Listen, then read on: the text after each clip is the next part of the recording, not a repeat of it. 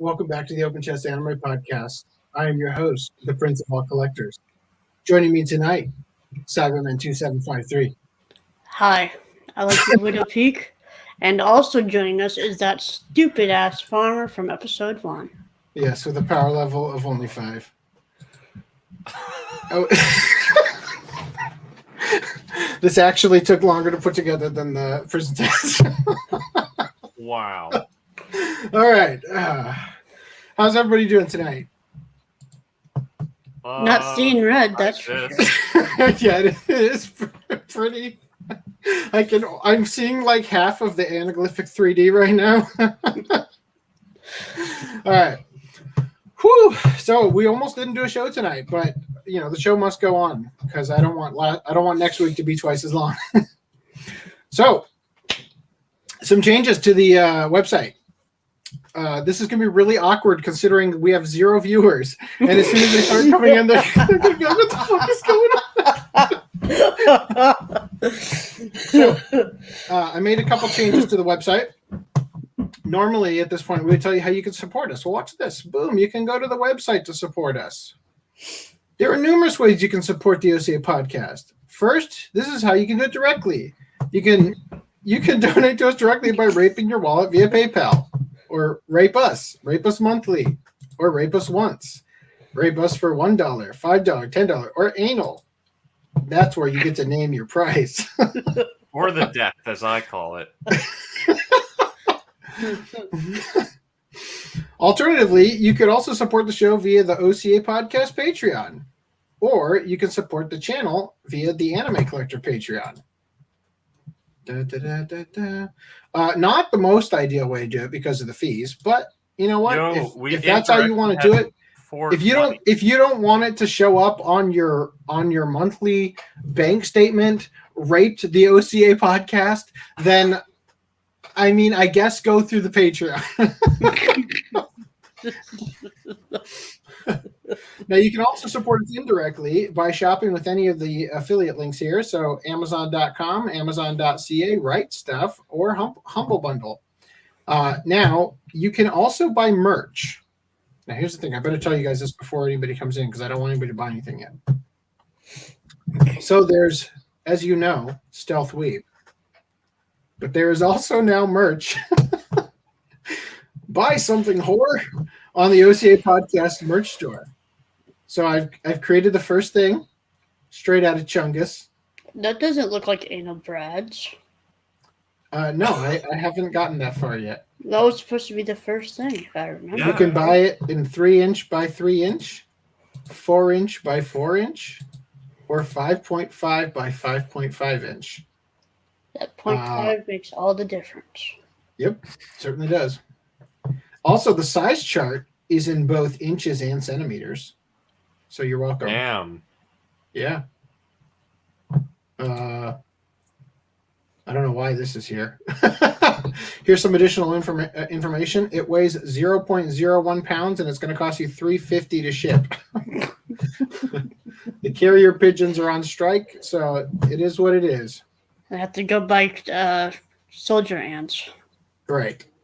And as I said, you can also support us via, you can support me via Stealth Weeb. Now, the reason I don't want you guys necessarily to buy the Straight Out of Chungus sticker yet is because I am waiting for my order to go through so that I can set up an automated Google Sheet that will catalog all of the purchases. So for the purpose of logging our income and all that. I know you're just dying to get that Straight Out of Chungus sticker that I threw together in 5 minutes, but you're just going to have to restrain yourself for my sake. So the thing is, I have to wait for it to be fulfilled so that I can set up the bot that'll automate the transfer to it. This is so great. Red was the right choice, right? What other color is available? I also have blue and green. I bought these years ago, and I never took them out of the box. And I was like, God, I don't care if I have to tear the entire storage unit apart. I'm going to find that fucker. And luckily I found it really quickly. And in fact, I also found several hats that I just happened to have, including, which I can't put it on due to Copyright. pastel charcoal that I used to do this because I lost the. It's also a permanent marker, so that's going to be fun. My Kisuke Uehara hat, which is the smallest hat ever made in the history of hats. I don't remember it being this hard to fit on my head, but apparently it's a thing. So I also have from Dino Cops days. There was a costume shop on 2nd Street when I was growing up, and when I started hanging out with my friend Andrew, who's a professional cosplayer, we just went there all the time. So I've got a police hat and also a sexy gimp hat. I don't know when I'll get any use out of this one on the podcast, but I found it, so it's going in the repertoire of things I can stick on my head to distract you from my depression. All right. So, jumping right in, let us remember. I got to go back to the. Damn! I'm an idiot because I didn't put the link to. Oh, I did. Go. It is here. Yeah, let's go, Brandon. I think that the podcast name could have almost been a reference to the Yu-Gi-Oh! Abridged All of the Homos. Oh, I was going for that, of course. Okay, so here we go. Oh, what the fuck? I removed the Vic thing. Did I lose a bunch? No. All right, whatever. Okay, beginning news. Do you guys want to do pickups? They're already done for me. Yeah. Okay, sounds great. If I was at home, I might have pickups, but I'm not at home.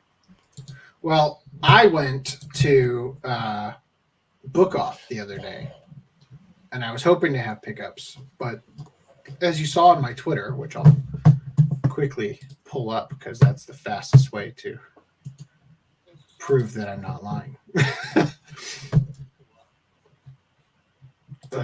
Oh yeah, got it. I went looking for the anime section, and I shit you not, there was a DVD there, one for Gregory Horror Show, and that was it. Then I realized I was in the Amine section. Amine? How's it going, Random 11? You need to change your name to get with the program here. Oh, I'll have to think of something. Raditz 11. I got you.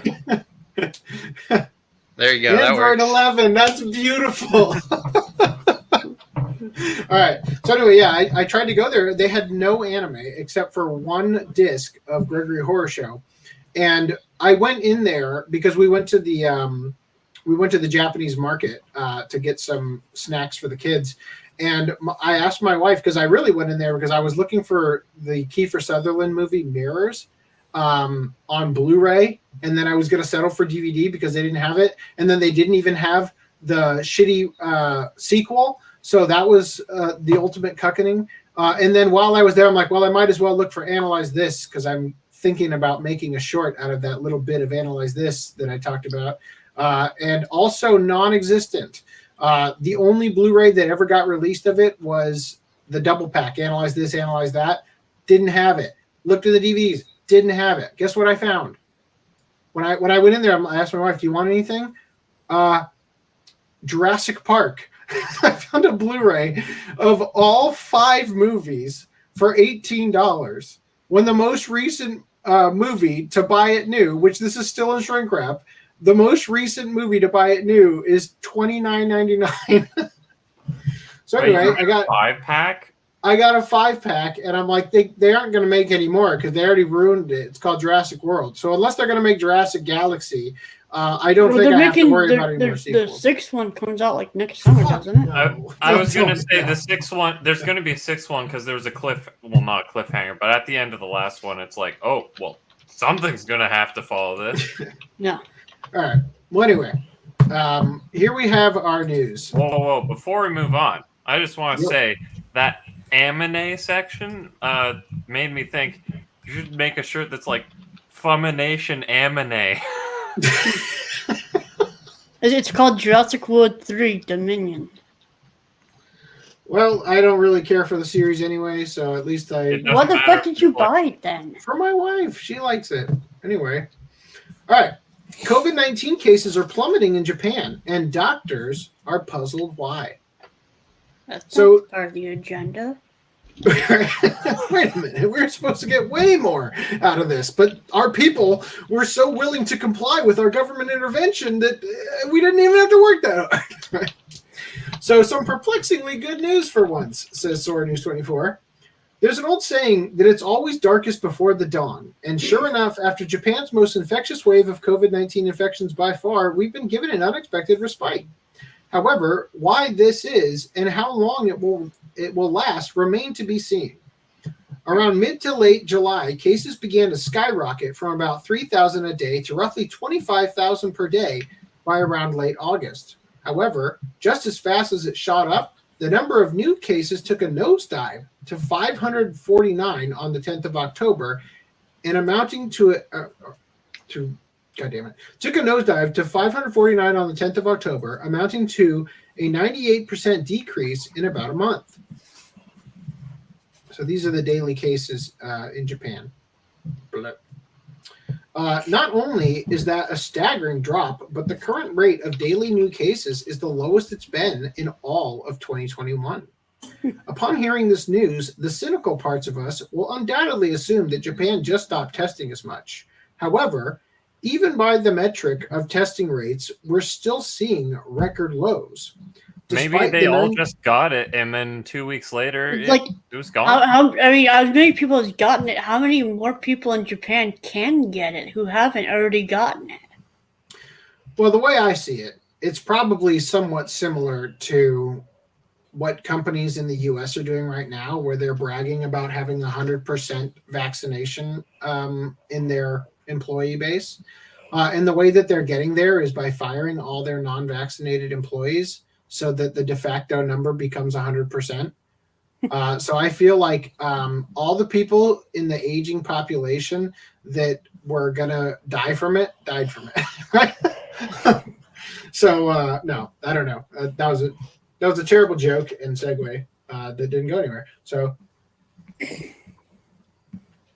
anyway, so despite the 98% drop in cases, there has only been a 45% decrease in PCR tests taken. Furthermore, among those tests, the rate of positive results slid from about 17% to 1.2%, which is a 93% decrease, and once again, a record low for 2021. The dark green line represents the number of PCR tests in Japan on a 7-day average.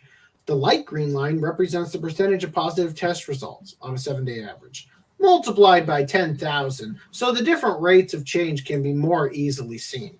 Either way, shout out to Green Line. Oh, for the green line? Got it. Speaking of Green Line, where are you? I was Right over yeah. there. How could you not be here when I gave you literally no moment's notice at all? Yeah. So now that COVID-19 certainly appears to be waning fast in Japan, the question is, what did we do to accomplish this? Well, we don't know.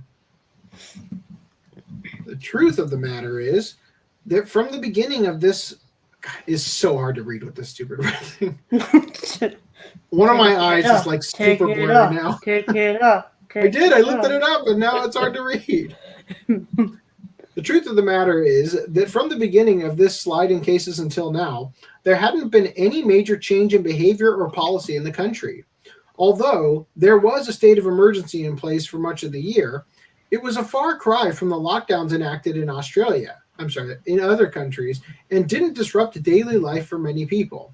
Given the timing, a case could be made that the Olympics led to the last explosive wave, but that still wouldn't explain how it evaporated so quickly.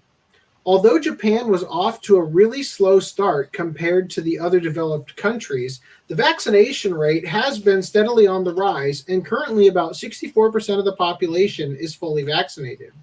However, the rate has been very steady, and no significant changes occurred during the period of the nosedive in cases. Unless crossing a threshold of 43% of the population becoming fully vaccinated is somehow especially effective at curbing COVID-19. or herd immunity is kicked in because enough people have got it and all that shit. I don't know. I'm not a doctor. Don't get your medical advice from me and all the other things that I have to legally say so that YouTube doesn't strike us. Am I the only one that finds it kind of weird that people are pushing for don't take medical advice from people? You should talk to your doctor. And I'm just sitting here like, isn't that medical advice? From a person? From a YouTuber? Oh, yeah, I see what you're saying. It's don't take the wrong medical advice. That's the legal jargon where they say this isn't legal advice, but you should sue that bitch, right? I have a better idea. Why don't you have enough common sense? You should Gallic gun that bitch. Have enough common sense to not just, I don't know, believe everyone who says anything on the internet? Hello, Sergeant Dan. We're going to need to come up with another name for you tonight. The Red Ribbon Army leader something guy? with the red ribbon is what I was going to say. General Blue. Red Ribbon Sergeant. All right. Pretend these are gloves. My white ass hands. Okay. So I lost track of what we were doing. How you doing, buddy? No, not bad. How are you guys? Sorry I'm late. It's okay, considering the fact that I gave you literally no moment's notice at all. All right. So we're discussing the fact that COVID cases have miraculously disappeared in Japan. So, yeah, it is quite something, right? Doctors are puzzled. Okay. So, doctor and medical journalist Yutaka Morita appeared on television to speak about the drop in cases and said that among the other medical professionals he spoke to, about half attributed it to vaccinations, and the other half simply had no idea. Morita concluded that we may ultimately never know why this happened. Readers of the news online also had a mixture of opinions on the matter, with some also concluding that we simply might not have the ability to understand why right now. Quote, no matter how much we think about it, it might simply be beyond modern science's understanding.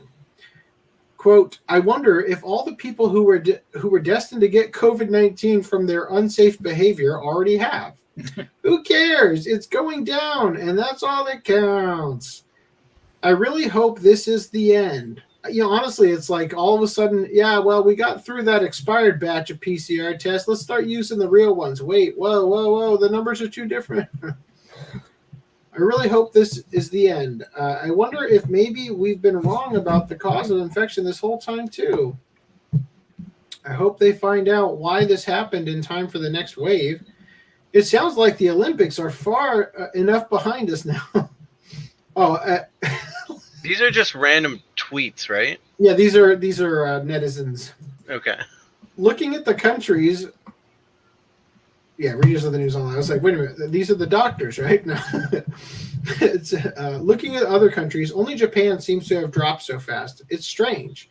It's probably because of the vaccines, but I wonder if it's also possible that the virus mutated into something that PCR tests can't detect. Either way, it's good news. I hope normal life will return soon, especially now that I understand how precious it is. Okay. So this is good news, which we should take a moment to savor, but it's been so long, I can't really remember how to react to that stuff. I guess we could smile, but with a mask on, that doesn't do much. High fives are still probably not a good idea either. Maybe a Bill and Ted air guitar would suffice. Wow, that was what you put that in there for. Okay. As for the reactions for this recent trend, the only thing we can be sure of is that Japan's COVID-19 contact tracing app was absolutely not responsible for slowing the infection rate at all.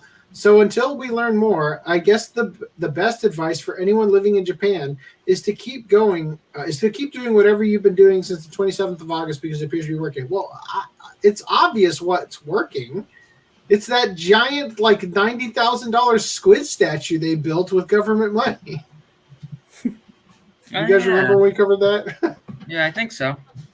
I vaguely recall.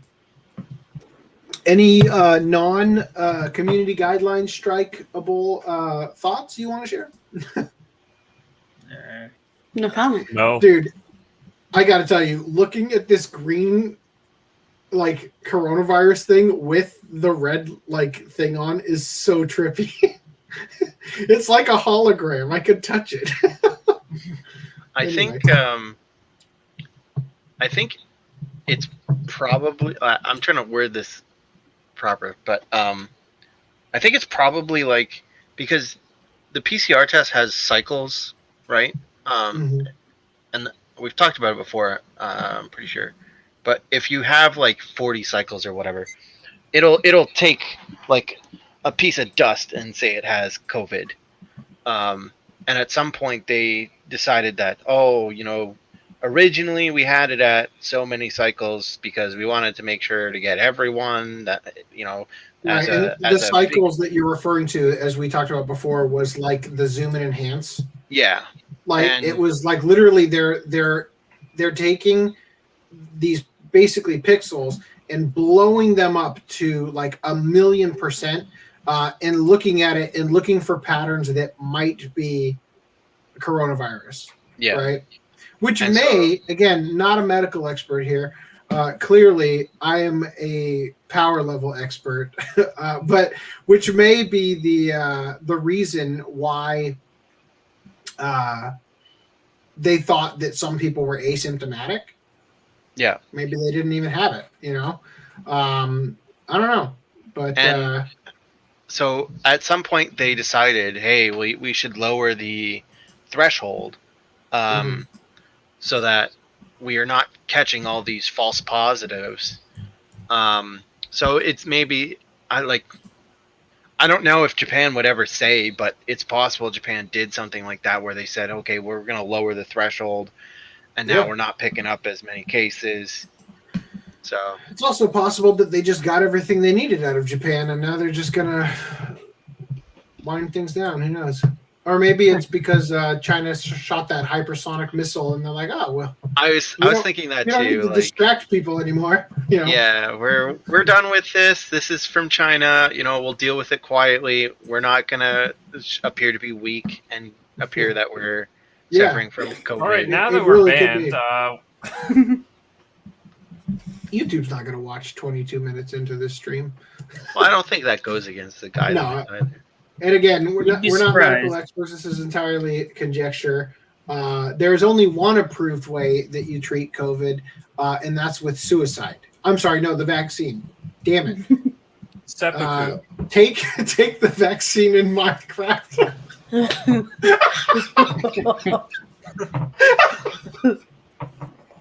Anyway.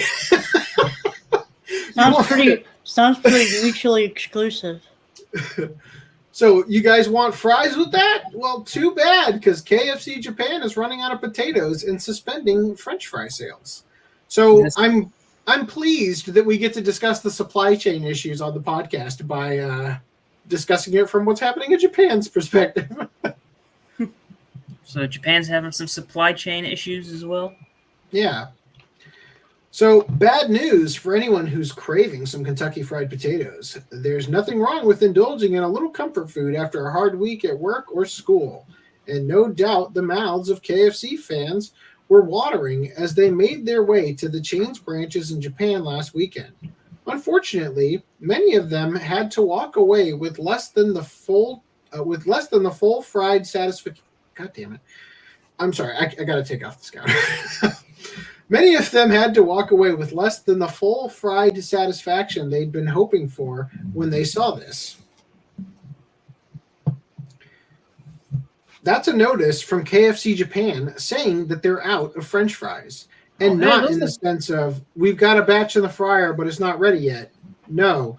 What the poster says is that the restaurant is entirely out of potatoes, and so it stopped selling French fries until it can get more, a process that's going to take weeks. What were you going to say, Dan? I was gonna say those look way better than the ones we have in America. Right? The KFC. Those potato wedges things. Those things are god awful here, but those look really good. Those fries. Yeah.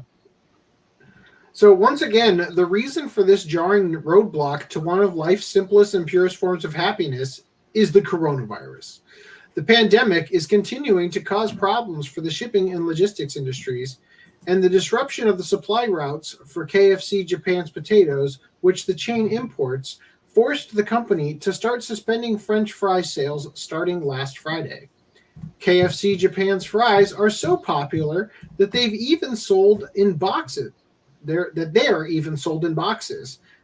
And we're glad we took this commemorative photo to remind us of happier times. The sudden disappearance of KFC's fries has left a hole in the hearts of fans who've taken to Twitter to grieve together with comments like, quote, "It's true. I went to KFC and they were all out. I'm in shock." Boku wa shaku. Right. Shook. Yeah, I just, it's funny. They're on an island, and this whole global supply chain crisis. It sucks to be on an island during one of them. Yeah, especially an island that doesn't naturally produce potatoes. Yeah, that's what I'm saying. Like, but you'd think doesn't Russia produce a lot of potatoes? Yes, Russia does produce a lot because of they make vodka out of it. Vodka. Yeah, so maybe that's where all their potato growth goes to, is their vodka production. They can't afford to make French fries with it. Yeah.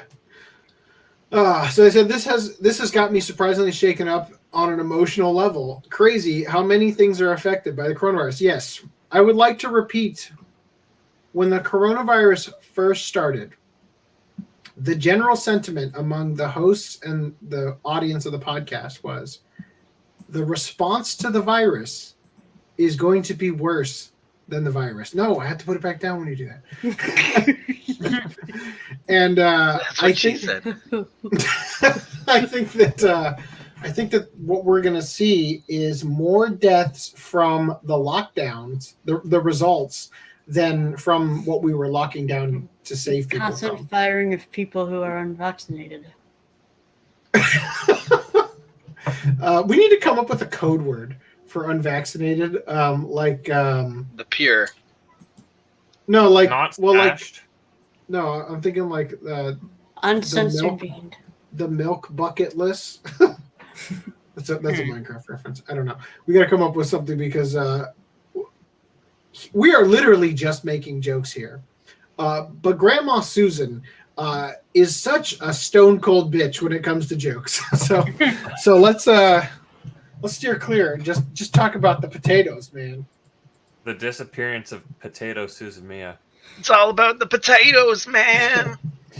So crazy how many things are affected by the coronavirus. So not every KFC branch has suspended French fry sales, but without new shipments of potatoes coming in, it's probably more accurate to think of them as simply not having suspended them yet. Yeah, probably. KFC currently expects to be able to start selling French fries again on October 21st, though even that golden light at the end of the tunnel is tentative and may vary by branch, the company says. Okay, so do you guys have any thoughts on this? No. I have noticed that I fucked up majorly because I did some Photoshop work and I failed to produce it into the stream. And then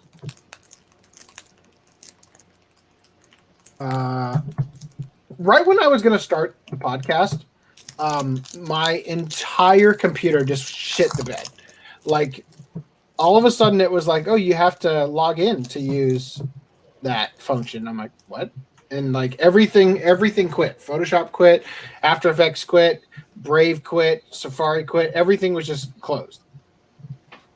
So you're going to have to forgive me while I stall for a minute. Anybody got pickups that's here now that wants to talk about things? What are you guys watching this week? Nothing. I've been watching My Hero Academia season 5. Is it good? I haven't seen any of it yet. How have you gotten You farther? haven't seen any of season 5 or any of it at all? Season 5, haven't seen any. Okay, I was gonna say. Okay, so I'll say this. I didn't think that they could literally take what they did with All Might and say, okay, but now he's Fire Guy. Which means like Endeavor is really pulling off the number one hero jam. Like what they start the season off with is really great. Then it goes into kind of an annoying session where you just have to watch them do like class training. And I just got into an episode where some series altering things occurred that I was like, oh, okay. I thought this was going to be boring, and instead it was kind of cringe. No. No, something happens in episode 10 that I'm not sure I'm on board with, because it seems to make a certain character even more overpowered. But the thing I'll is, allow it's it. pretty obvious from day one, if you really think about it. That he was the chosen one. No. So I liked my version of the story better, which is that a certain quirkless individual actually had a quirk. It just hadn't manifested yet. So I also thought that was going to happen. And then I seen a spoiler in a YouTube, like, you know how YouTube has like the sidebar? Yeah. Yeah. And I was just scrolling, and all of a sudden I see, like, you know, character gets new quirk. And I was like, what the fuck? Like, and it said the character's name, obviously. And I was like, shit, my theory that he had a quirk all the time was right. Fuck you. You know, fuck you. You spoiled that for me. Fuck you.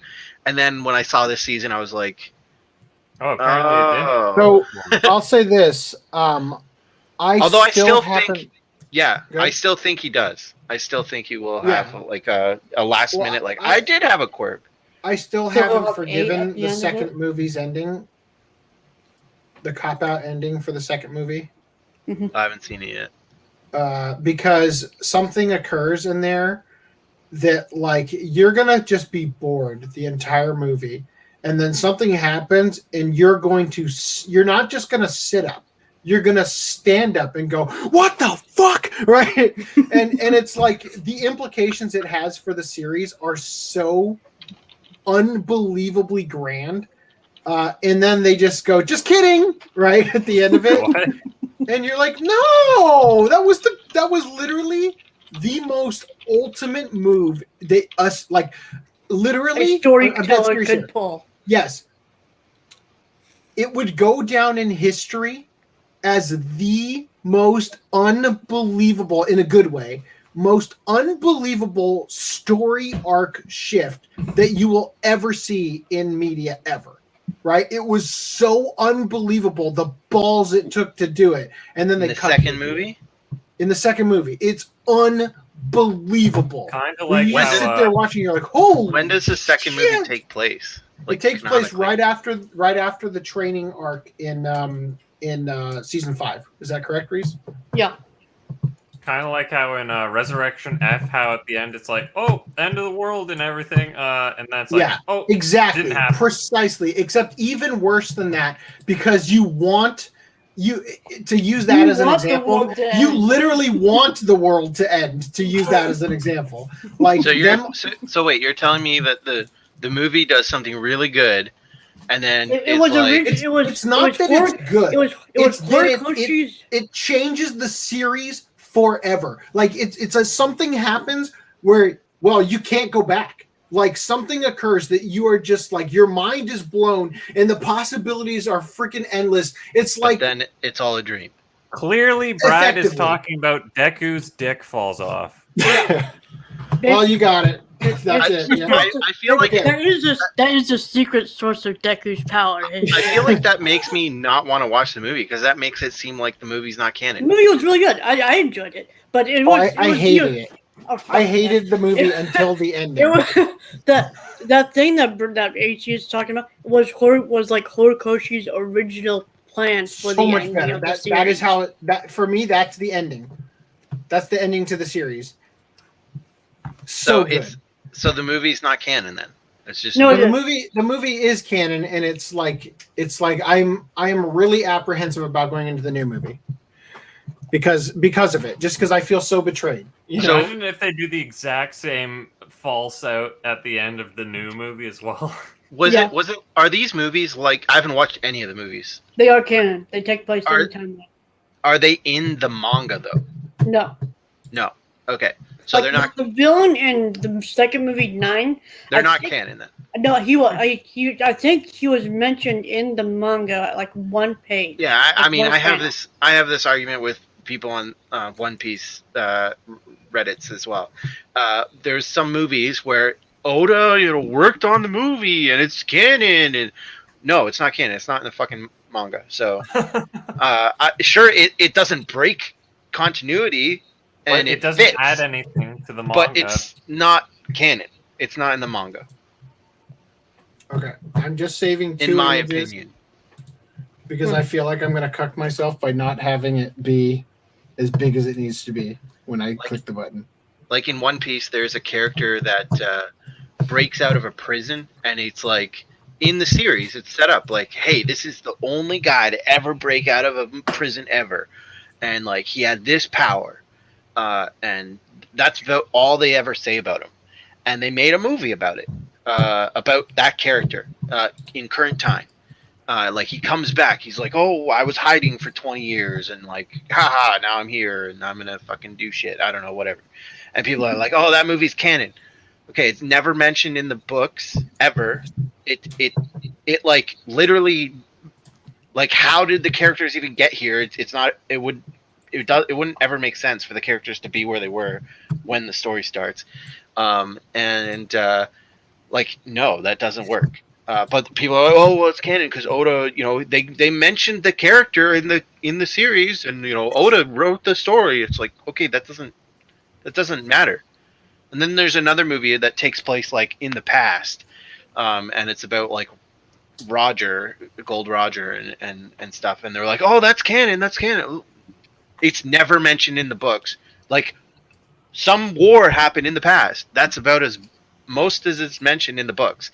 And then it's like, oh no, it's canon. It's like, okay, I'll grant you, it's canon until Oda says otherwise, I suppose. But in my mind, it's not canon because it's literally not in the manga. While I don't agree with that idea 100% of the time, but I think at least for things like One Piece and stuff, it's like because the movie has zero effect on the way the manga goes, it kind of makes sense that it would be non-canon because it's like you don't see Monkey D. Chungus ever again except for movie 14, right?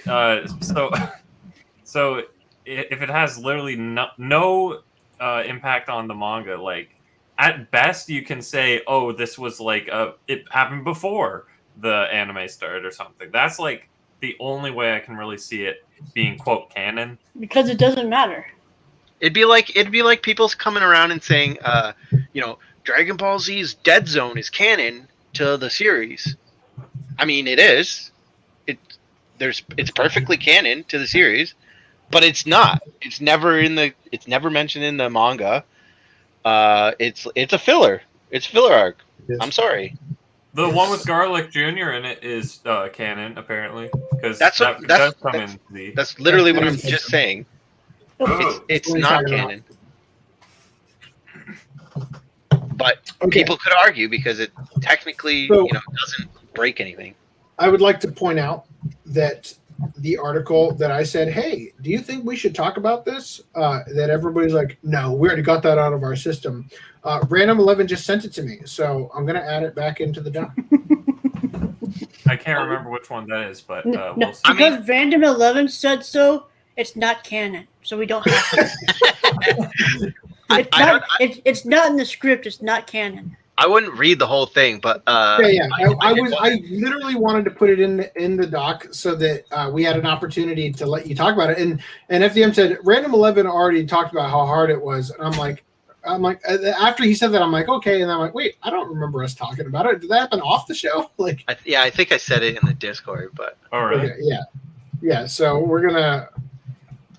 Okay, we'll do it live. Okay, so now that I we seen it. have- Sorry, I seen that article in the sideline of the KFC story, and I was Right. like, what is that? It's fine. Okay, so I would like to address a couple things. So, first of all, Reese, I changed your name. Jace2753 makes more sense. Right? Okay. So, correction time. What do you think about Dragon Maid game releasing next year of summer? Oh my god, you are dressing up Princess Say and Vegeta. Good. Yes, Halloween costume. Not something I threw together in 5 minutes. Halloween is still 2 weeks away. While we're bringing this I up, think my hair is going to be too long by then for me to have pulled this off. it looks fuzzy. Like What does? your head. It The is part fuzzy. the part where it's but like the part that's drawn on, is that just your hair behind it, I guess? That's my real hair. That's Yeah, why. okay. Yeah. This is only this, you think my hairline goes that far? The widow's peak. See, I can get away with this because of how shitty the camera is, right? Like, I had to, like, there's a lot of permanent marker on my head right now. And it's never coming off. So last podcast, we talked about how in Japan they got women to buy action video games by casting the lead Idols. male character as some idol or model, right? And I brought up how in Onimusha, good thing I cropped it, Samanosuke his model is based on Takeshi Kaneshiro, right? Unfortunately, though, in my rewatch, I noticed I didn't say Takeshi Kaneshiro. I said Takeshi Kitano. So, of course, I felt like it was important that we admire the real Samanosuke that I memed into existence. I'd play it. Yeah, he's in Yakuza 6, right? This is the guy who played Aramaki in the live action Ghost in the Shell. Yeah, Also beat the Takeshi. Homo teacher in Battle Royale. Yep, you are correct. Good job. All right, now that I wasted all of that time just to throw those images in there. Perfect. Can we also talk about how long it took you to get all that shit off your face? Let me put it this way. It's You great still have that I wear a hat for my job. I don't know that I could show you, but I still have bits of tattoo. Ugh.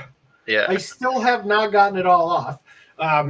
So yes, the hardest thing, like literally, I took a shower after the last podcast, and it just wasn't coming off. It just wasn't going to happen.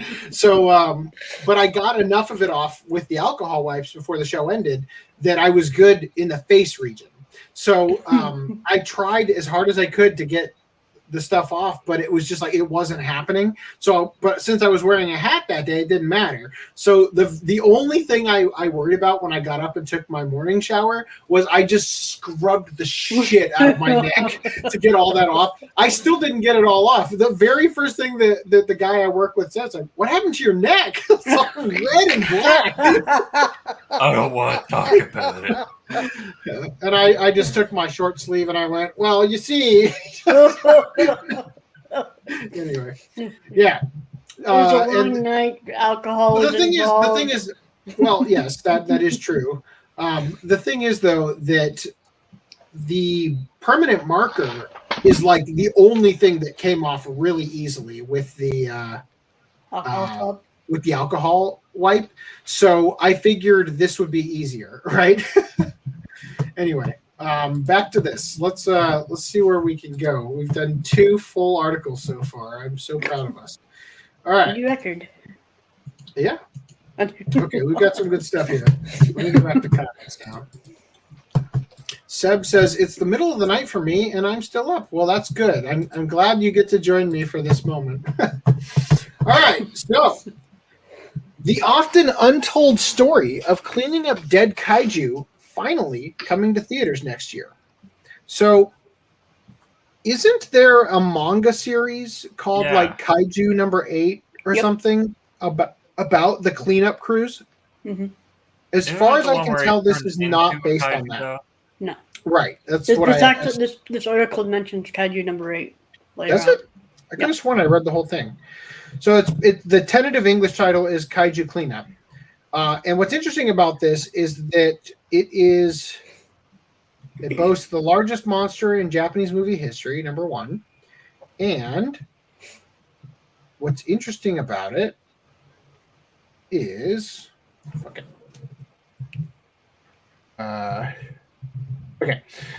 it marks the first time that veteran film studios Shochiku and Toei have teamed up on a single feature. So that's kind of interesting. I'm not going to read the article, although I will say that one of the girls in it is Misao Makimachi in the live-action Rurouni Kenshin. So if you were wondering if there'd be any lolly characters in it, there you go. I don't know. I haven't seen the live-action one, but she looked really short in the Google image search I did of her. Anyway, moving on from there, the thing you really want to see, Batman Ninja, the stage show, reveals heroes and villains who are ready for action. I wish Christopher Barker was here for this so he could give us his thoughts. I'll just say she's looking pretty good. She doesn't look half bad. There's a reason Batman's not Asian, because what are those lips even? Once again, not bad, not bad.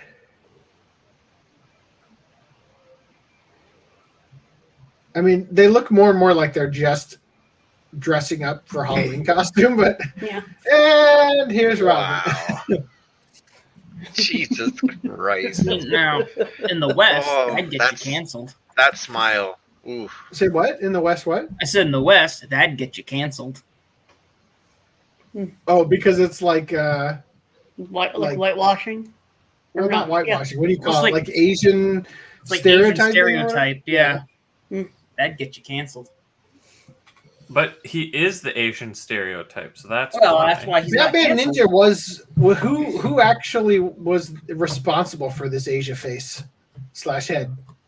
I feel culturally appropriated right now with my baldness. I like Anyway, the that Harley Quinn and Catwoman. That's fine with me. I don't understand why they literally. She looks like they drew her mask on with those purple glue sticks.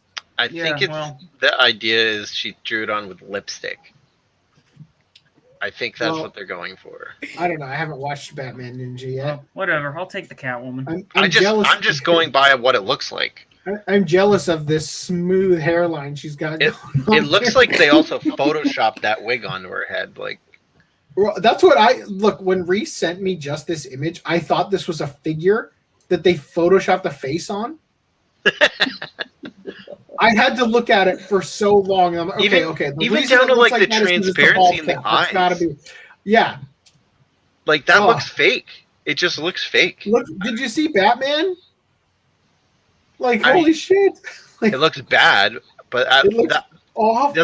it doesn't look fake to me. That picture looks better of Harley Quinn. Yeah. Yeah, it doesn't look Photoshop. Well, actually, it still does. Actually, look at her jawline. It's a wig. It is a wig. No, but just, oh, yeah, I see what know. you're saying.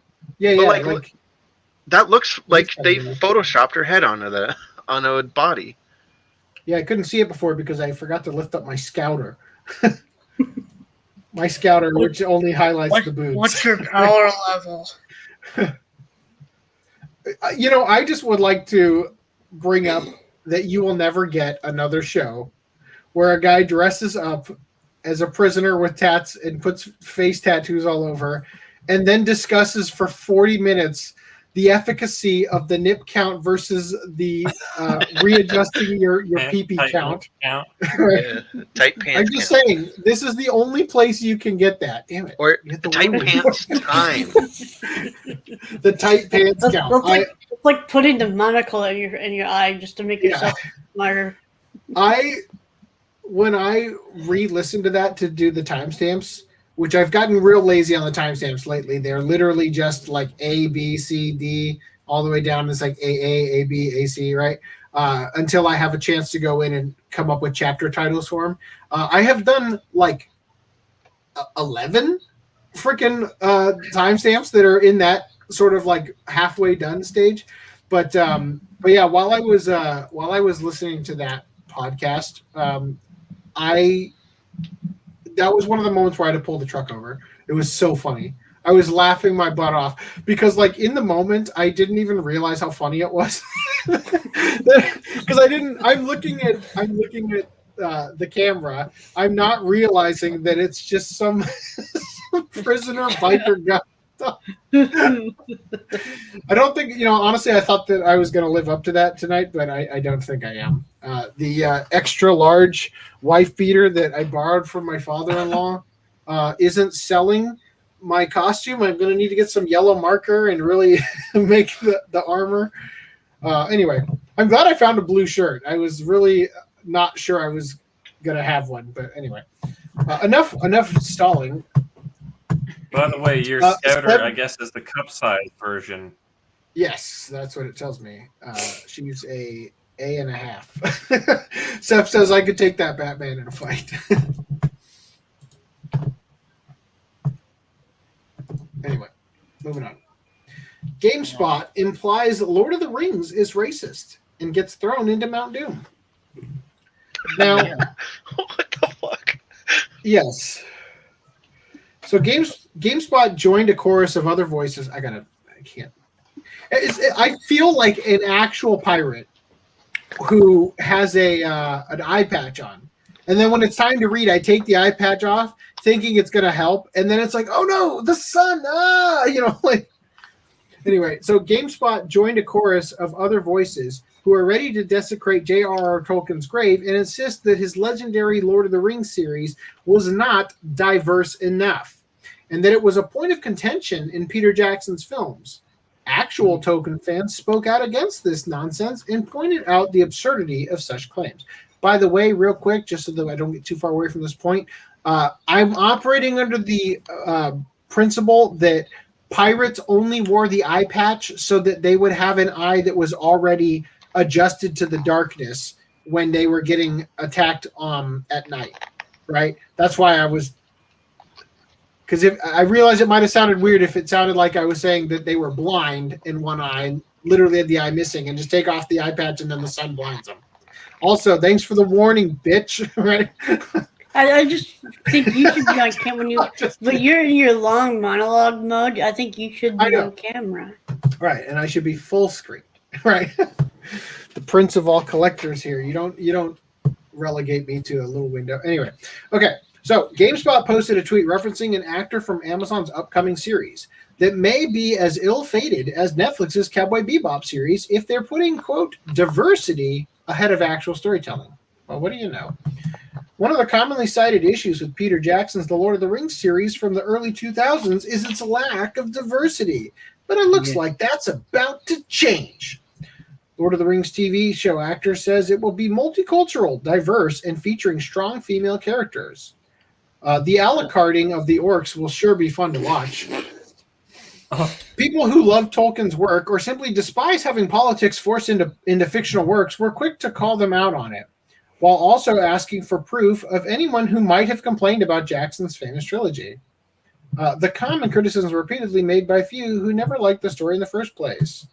When they put the message ahead of story, it rarely works out well. Apparently, the most expensive TV show ever made isn't talking about story, but is doing PR about politics of what was wrong with the classic, successful original. I've literally never heard anyone make this complaint.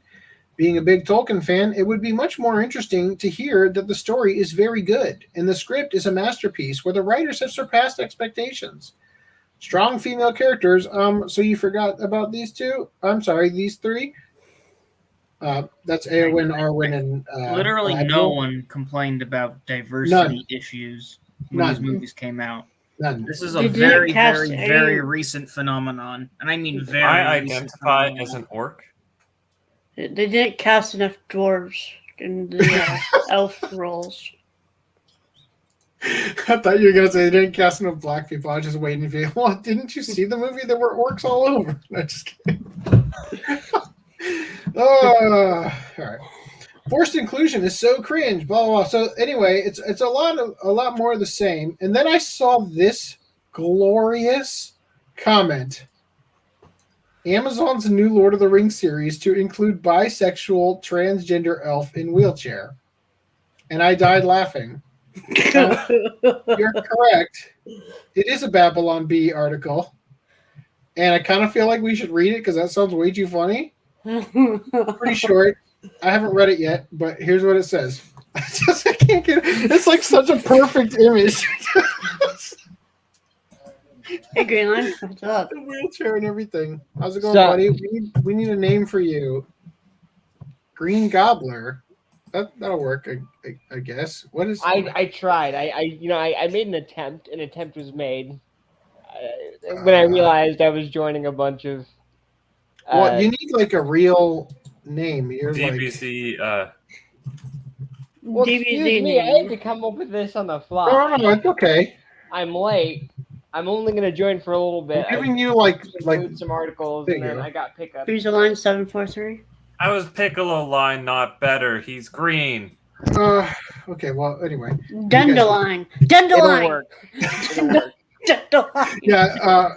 FDM's original name was Dende Null. No, Dendamus. FDN or something. I can't remember now. Right. This is a joke, right? By the way, this article. Please tell me this article. Yes, this is from the Babylon Bee. Oh, thank God. Yeah. Unfortunately, the Babylon Bee has had this weird habit of predicting the future lately. Oh no. So according to a new announcement from showrunners, Amazon's new Lord of the Rings television series will include its first disabled bisexual transgender elf character. Tolkien's story is a timeless and beloved epic, but let's face it, it was written by a white Catholic guy. Totally ew, says Phoenix Glittervaugh, a non-binary transgender writer for the show.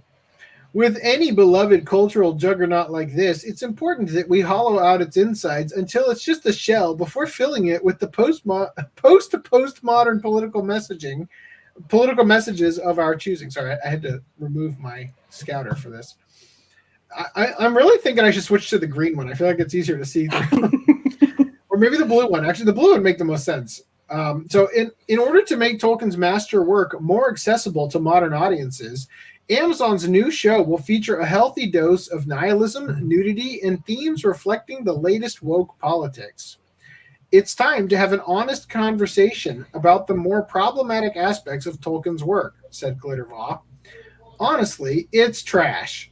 We only hitched our wagon to it because it's a lucrative intellectual property we can cram our political messages into. In service of these guiding principles, showrunners have proudly introduced Middle-earth's first disabled bisexual transgender elf known as Idrix. Idrix is a fascinating character. We will follow her. Wait, what? As she... Oh, right, transgender. We will follow her as she navigates the rigid political structures of Middle-earth while facing discrimination, racism, and ableism, said Glittervaugh. To our knowledge, there aren't any other shows out there that explore important themes like this. When asked for comment, Amazon CEO Jeff Bezos confirmed he doesn't care about what the showrunners do with the thing as long as it makes money. Also, make sure it has a lot of nudity and killing in it, like the Game of Thrones show, he said. Fans around the world are praying for Jesus to come back before the show's released. So can I just say, not only do I appreciate this article, but I couldn't help but laugh at the side articles, or the articles advertised on the side, like Bob the Tomato. Praised for being a fruit who identifies as... Yeah. Honestly, I'm very disappointed that the only thing that's good about these articles really is the headlines, but they're really good. Like,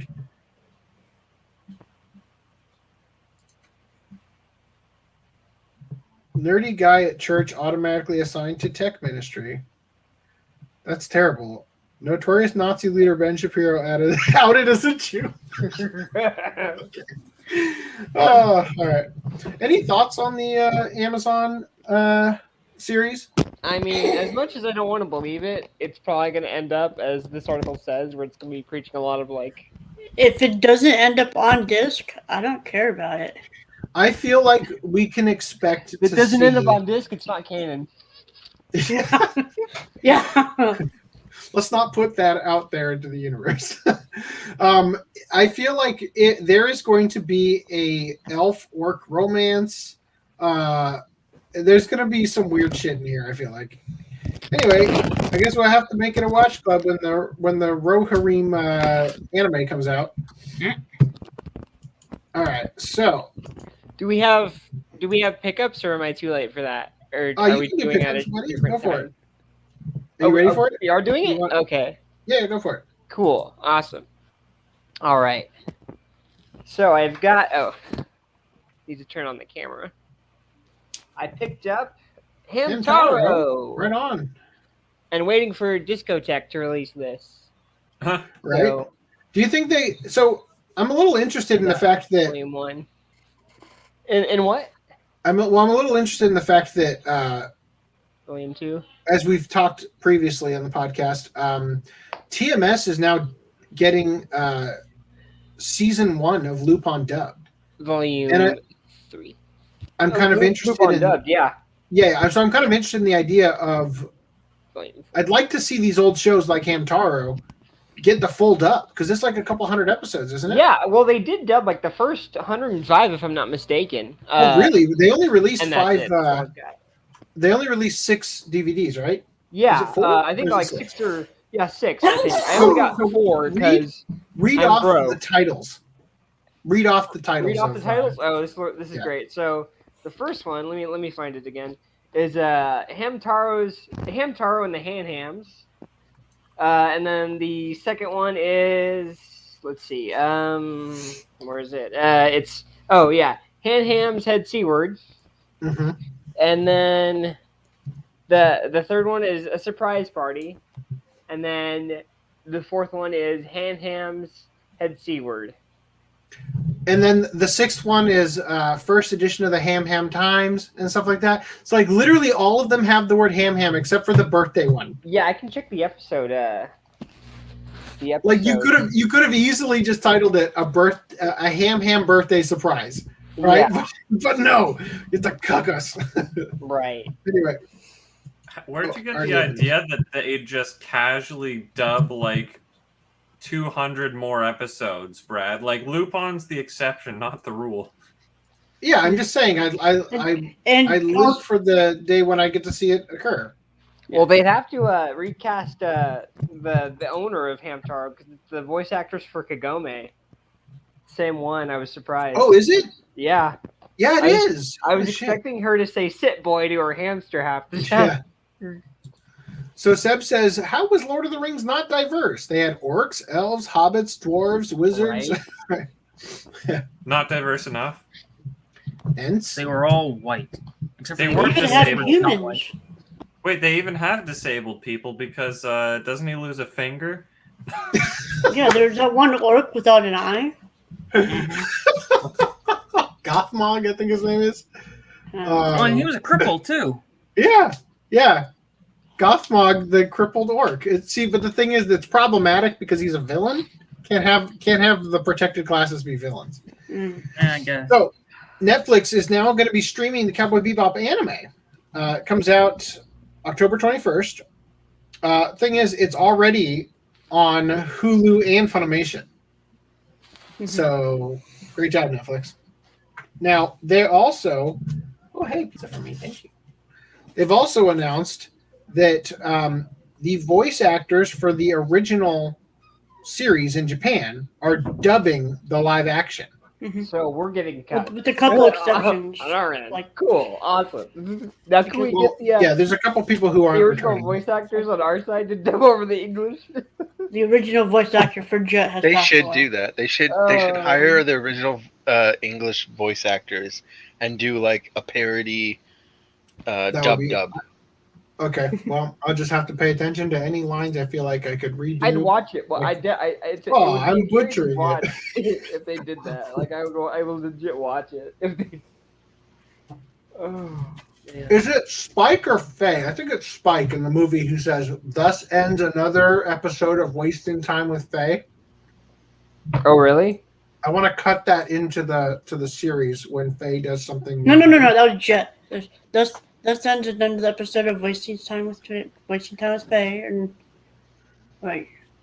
I think Spike says it. No, Right, it was Jet. Either way, says, yeah, it'll work. I'm looking forward to this watch club, by the way. So, anyway, any It'll thoughts? be I in actually 6 watched, like, hours 4 from now. episodes, but What? 6 hours from now. Random 11 said I kind of cut him off. Sorry about that. What's in 6 hours from now? The Watch Club. Oh, I meant the Cowboy Bebop watch club. Oh, Oh, Yeah, in like 200 the episodes. from now? Guyver Watch Club is next week. I thought we were doing 1 to 6 this week. you guys can talk about it, but Random I has watched been My Hero raid. Academia. I Someone actually didn't watch it. watched 4 episodes of Guyver that was on Funimation, the show, not the OVAs. So I my watched bad, I watched the 86 OVA. I haven't had time to watch the 89 OVAs yet. Is there something I'm gonna miss if I watch the show and not the OVAs? Probably not, honestly. No. It Okay. seems You'll like miss- they're each in their own. You'll miss continent. really bad English voice You'll miss acting. Agumon being the main character. Oddly enough, I'm not finding the Funimation dub all that great for whatever reason. Like, Chris Patton's good, Lucy Cushion's good, but everybody else is like, oh my gosh, you guys are I really think they throwing it actually in. got what's his name, Tetsuo or whatever. I think that's the returning voice actor, maybe. Yeah, at least sounds similar enough. But the thing you might be missing with the new adaptation is I don't think it's quite as violent and gory as the OVA. Yeah. But Well, yeah, I because it was aired on TV.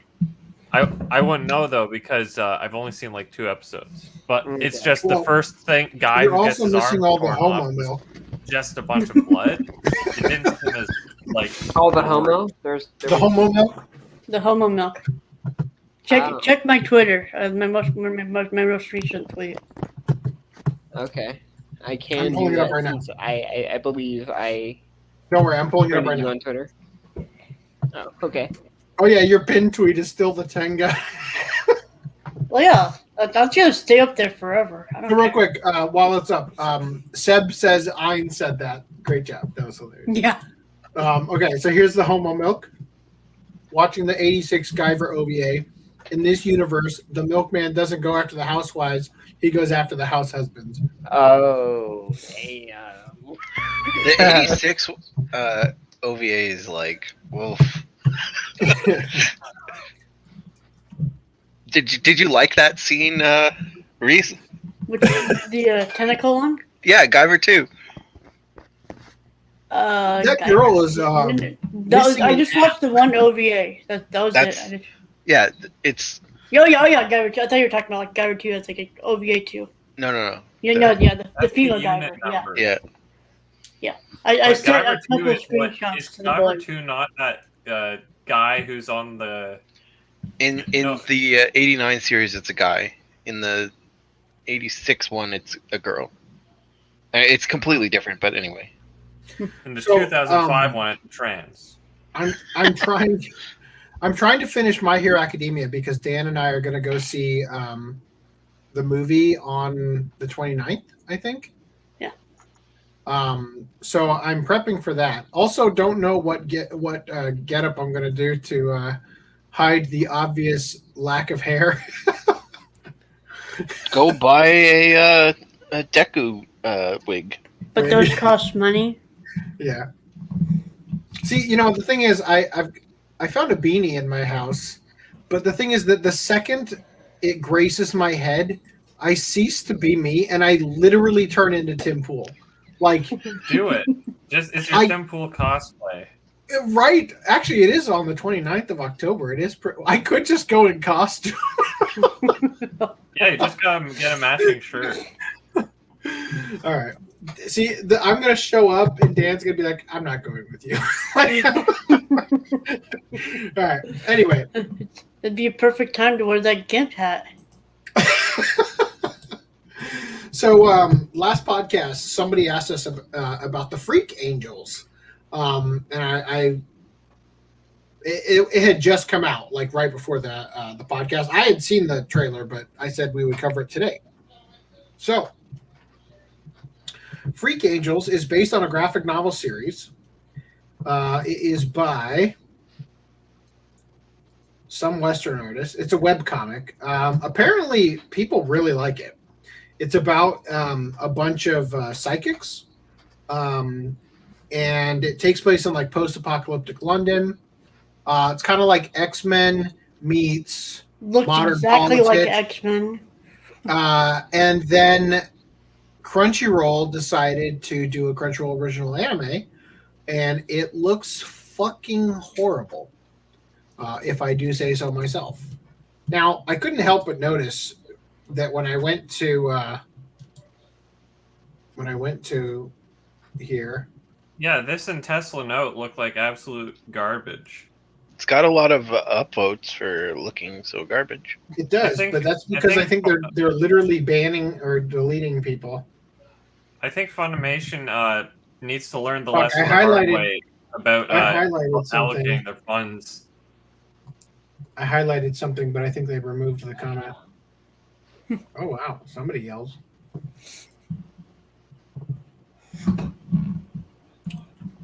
Fuck! Wait. Oh yeah! Glad to see Neo Yokio is getting a season 2 as well. Oh, It looks that bad.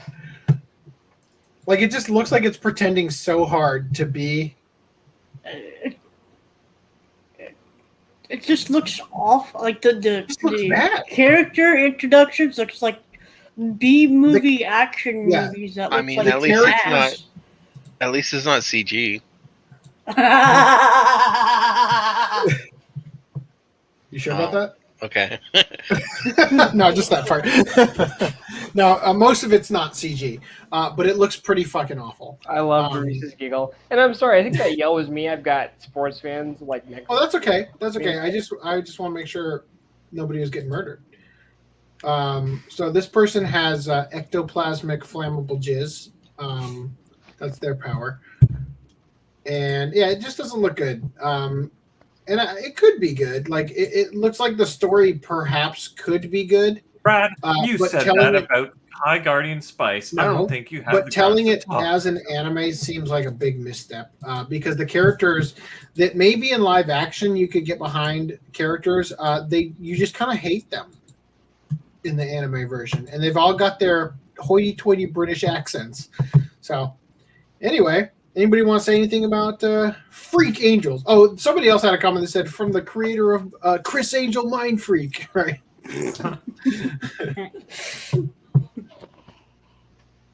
Has anybody actually read the FreakAngels webcomic? I have not, so I'm a bit like, eh.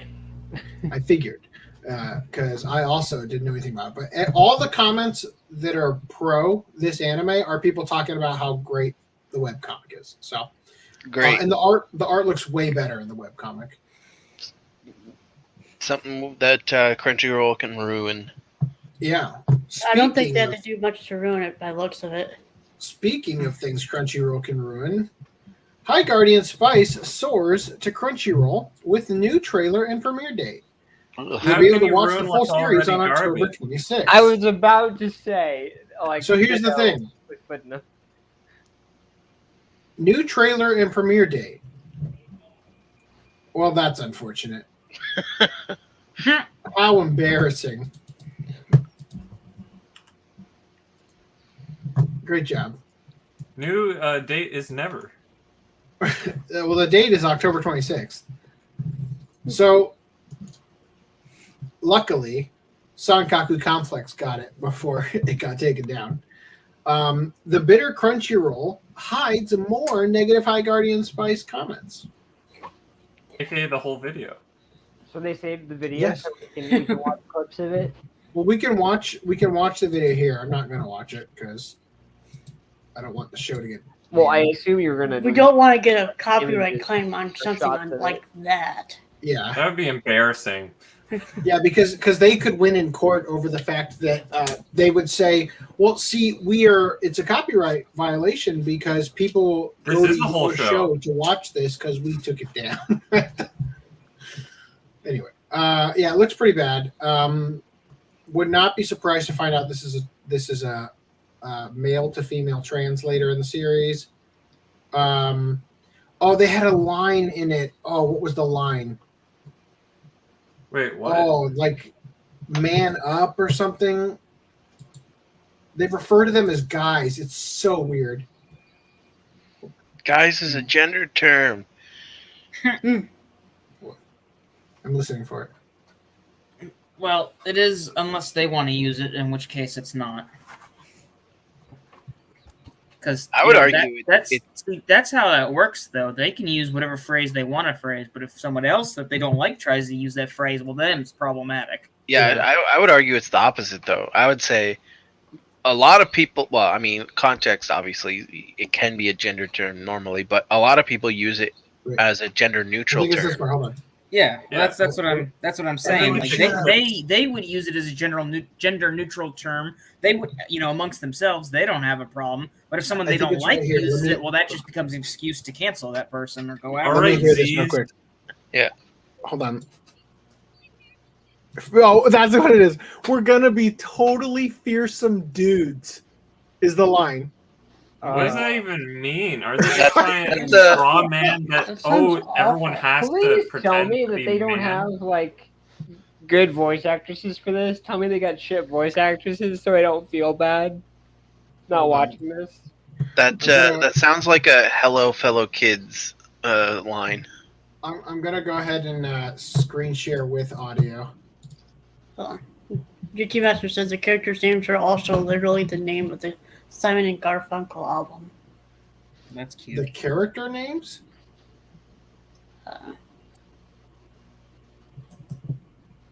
Are we talking about the character names are Rosemary, Thyme, Parsley, sage, rosemary. parsley? Yeah, like I mean it's not so much that it's a gender. No, you screwed me up. It's not so much that it's a Simon and Garfunkel album as that it's a spice rack. Anyway, It is a song, though. We'll scale mountains. No wonder and spelled fight Tiger. mermaids. We'll be totally fearsome dudes. did you guys hear that? Yeah. We'll be totally fearsome dudes. I don't think dude It is is gender necessarily. Isn't it dude a hair on your ass? Oh God. Yeah, that's. I was gonna say, gonna be the hair on my while ass. I can agree that I personally use the term dude very loosely, and I'm just like, dude. I don't care who I'm talking about. I'll call them dude, but Like saying specifically bro. saying fearsome dudes, like they're kind of going out of their way to make a point to say dude for some reason, almost as if it's gendered. But Yeah, I don't know the grammar, but like saying "Hey dudes" or like "What's up dudes," that's like the context of that could be gender neutral, but like "What's up bros," that could be gender neutral. but we are saying, going to be dudes. Yeah, saying we're gonna be the most bestest We're dudes. gonna be totally fearsome No. dudes after I'm this sorry. transition. I'm sorry, that's We're all gonna grow a bunch of dicks in the That's span not- of 3 seconds. that's not Remember gender that, neutral anymore. The creator of this is a female to male transgender, so I wouldn't be surprised if they've written it into the story that their entire like the All of them ultimate are- goal is to become totally fearsome dudes. That's the real story? Question mark. But yeah. I don't wonder know, if they'll get flack for that, because like a lot of trans people are uppity about all that language, right? So Well, that's the thing I was going to say is that someone like me will see dudes as like I can use it any way for anyone and think that's completely whatever. But Yeah. some people might be like really sensitive over the term dude and be like, that is It's like gender. me saying, "Hey unintentional." guys, welcome back to my channel." Yeah, so secretly, the reason that they didn't show you anything and they had to show you the all-female writer's room, that was actually to protect themselves from the fact that they've got all this problematic transgender Masculinity. harming language in their show. Like I'll put it this way: is JT Masters that if I called a transgender person dude, I would probably be fined in my country. I mean, probably now. You should make a vlog and test it out. It's not. Yeah, that's a very safe vlog to test. No, I think it was ruled that like it's human rights violation. What? Oh What did he God. say? So apparently they're either, God, it's so hard to read this with the thing on. Apparently they're either trying to trick 4chaners into watching it, or this is 4chan, like, I don't understand this. This is like I think 5D chess going on here. I think what they're saying is that this It's okay this to is be their, right. they're memeing that they are panicking over their backlash from people being like, this is woke as hell or whatever and stupid. And then they're trying to appeal to 4chan. So they're like, oh, please hang out with us, Anons. We're They fucked red-pilled up as so heck. hard. See, but It's the thing is that okay no to be Anon would fuck up and spell red-pilled without the D. The D. We're repilled as heck. Oh, that's funny. There's more from what I recall.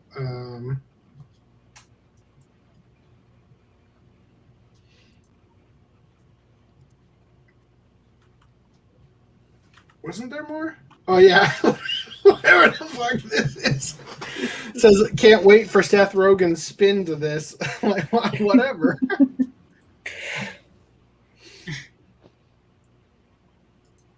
Oh, yeah. A mediocre product that claims to have diversity that juice comes off as SJW propaganda. Yeah, I'll say again that had you not put this individual front and center and promoted it as all-female writers' room and diverse cast of and that's the biggest just thing. women, this show being released could be just as harmless or harmful, depending on how you look at it, as Steven Universe. But the fact that it's going up on Crunchyroll, that's where the baggage, I feel like, is coming from. That, and then, of course, their ridiculous men are trash lady over here, hashtag kill all men. So, I don't know. I feel like we've already said everything that needs to be said about this series. It's just funny to see that it's finally coming out and they can't even keep the trailer up on their own channel.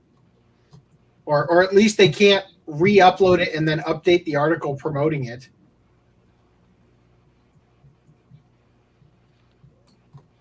If they had just like advertised it on its story, like it would have just been, oh, okay, whatever. But no, the fact that they had to just... It's, you know, I think we've beaten you'd this be horse hard off. pressed to find a person who didn't already know about how it was originally promoted.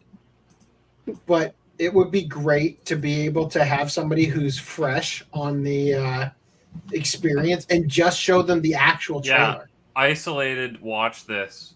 Yeah. You know? Like, are my blinders up? Is this hot garbage? Well, they're going to be totally fearsome dudes who fight mermaids as mermaids. It's crap. It looks very unappealing. It also kind of, now that they mentioned it on the other thing, reminds me a little bit of Neo Yokio. Anyway, so I thought this was kind of funny. Lydia, who is a streamer who goes by the name of Squid Game and Squid Gaming, has been banned from Instagram due to the Netflix series Squid Game. Temporarily. Yeah, so this is her Twitter account, Squid Gaming, right? She got reported. People tried to log into her account and reported her over and over again. So Instagram just up and banned her. She reached the front page of Reddit about it, right? And then... So what she did was she Squid do? Gaming before Squid Game came out, right? Like that was her name. That was like her username. Had the name. Yeah, well, that's some bullshit. Then it's like, hey, I've had this name long before. Yeah, that I show mean, came Netflix out. paid what, like 24-point-something million for Squid Game. They couldn't have given her, $1 million for the account. Also, is it me or are her eyes extremely far apart? They look like they might be high on her. She just looks like she has a long face. They look like they're like, I don't know if they're photoshopped or just like painted on into a socket like all for one has. It does look weird. Her left eye looks closer to her nose than her right eye is. They're not Dr. Stone eyes. Well, anyway, now that we're done mocking this poor individual who's suffered at the hands of social media, now let's talk about our woes. Disney Plus is licensing anime. And the world shivered. Good luck getting a physical release now. Bitch. So Disney Plus reveals Tatami Galaxy sequel, new Black Rock shooter, summertime rendering, all for streaming in 2022. Yeah. I just realized the further this means that more profit is going to be flowing from the West to Japan for anime, which means that they're going to start. And we've already seen it. They're going to start changing things around pretty soon. Disney's going to want to put their people on the production boards. We know it. We know it's going to happen. We know Funimation already has people on some production boards. I realized another implication that almost annoys me more than any other aspect is that we're going to have another company that's going to be in bidding wars, and there will be a third separate licensor for some ongoing series, which will give us yet another larger dub. wallet. Another dub, yeah. Did they make Black Rock Shooter a guy? No, this No, is Black Rock Shooters are different. Black Rock Shooters on this one with the twin tails. But This the is thing is, the the Tatami Galaxy is a series that Funimation has, and Black Rock Shooter is a series that Discotech has, and they dubbed that one. Okay, I just want to know, who is that guy? Summertime rendering. Okay. Yeah. So yeah, basically, this is the end, man. This is the beginning of the end. You guys, the reason Disney Plus or Disney in general is trying to license anime is because they're trying to compete with Netflix and Crunchyroll / Funimation. Okay, they are licensing it just for streaming content to try to get people to use their streaming platform over somebody else's. Spend time on Disney Plus, watch our anime instead of Funimation's. Now, what does this mean? It means that they're only going to get really wholesome stuff. I can't imagine Disney is going to actually license My Girlfriend is Show Bitch. Or Redo as the Healer. Or interspecies reviewers. They do have stars. Disney Plus I would buy a lifetime subscription to Disney Plus if they licensed for streaming interspecies reviewers and dubbed it. And dubbed it. They get desperate enough. Can you imagine like a bunch of Disney Channel stars like Miranda Cosgrove and Jake Paul dubbing those lines? Oh, that would be hilarious. They do have a bunch of stars and Fox content that, isn't necessarily family-friendly content, but they have it on Disney Plus. They do? Yeah. Yeah, but Disney Plus is Black also Rock that, Shooter I wouldn't expect to be. It's not that explicit. Although you have to, it's all filtered out. Apparently, I'm pretty sure if I remember correctly. Oh, that's right. Because remember they were like they were going and taking those old like movies from like the 80s and photoshopping shittily more hair on the girl's ass. Well, yeah, they're doing that, but that one Tom Hanks movie. When you create an account, you have to like literally say like, no, let me see all the content that you offer. Give me all the dirty bits. Dude, I totally misheard what you just said there. When you said hair on her ass, I thought you meant like ass hair, not hair down to her ass. The hair that covered her back in the thing, they photoshopped it over her ass cheeks. I know what you're talking about. I remember seeing it. It's just I completely had a very different picture in my head. Hair coming out of her ass, covering it. So I'll just say that. Wait, does this kind of work? Can I get away with this? No, it's clearly not on my eye. I was trying to like bifocal it. No, this is unbelievably difficult to read. Anyway, so the thing is, definitely the reason that they're doing this is because they're trying to license the content that people still actually want to see. Right. And Dan, you're right. There is going to be a push to create anime and all that stuff. Everybody's hungry for that market because it's where the money actually is. It's where people actually give a damn about entertainment. Right. Will it produce some good things? It could. Can you imagine like a Kingdom Hearts getting an anime series or something? You know, something like that. I mean, for example. Wouldn't you personally be uninterested because you thought it was confusing as balls and it made no sense and you don't like it or something? What? Kingdom Hearts? Yeah. What? But what I don't get is like what I mentioned earlier. Black Rock Shooter and that Tatami Time Machine or whatever are sequels to properties that Disney does not have. Yeah, so again, they are only licensing it for streaming, I'm sure. I'll tell you this, Tatami Galaxy might actually get partially dubbed. Including us. You might actually get a dub for the second season of Tatami Galaxy.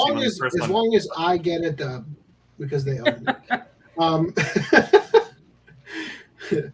So real quick, I feel like this is supposed to be read first. Disney and Aniplex to produce Twisted Wonderland anime for Disney+. The series is based on the mobile game featuring Disney's villain characters. So, the Disney Villains Academy adventure mobile game Twisted Wonderland is being adapted into an anime for Disney+.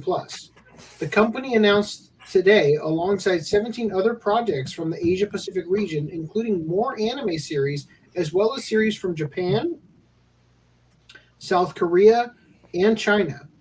Twisted Wonderland, which started off its life as a mobile game developed in partnership with Aniplex in 2020, is hugely popular in Japan, with promotions across the Tokyo region and even at Disneyland Tokyo. Yana Toboso, who is best known as the creator of the Black Butler manga series, is credited as the concept creator, the scenario writer, and the character designer for the game, as well as for illustrating each of the game's promotional art. The game follows a reimagining of Disney villains as they attend the Night Raven College. I'm gonna head out, guys. All right, see you, man. I'm sorry for the interruption. I'm gonna head out. Oh man, no worries. Take it easy. Thanks for stopping by. No problem.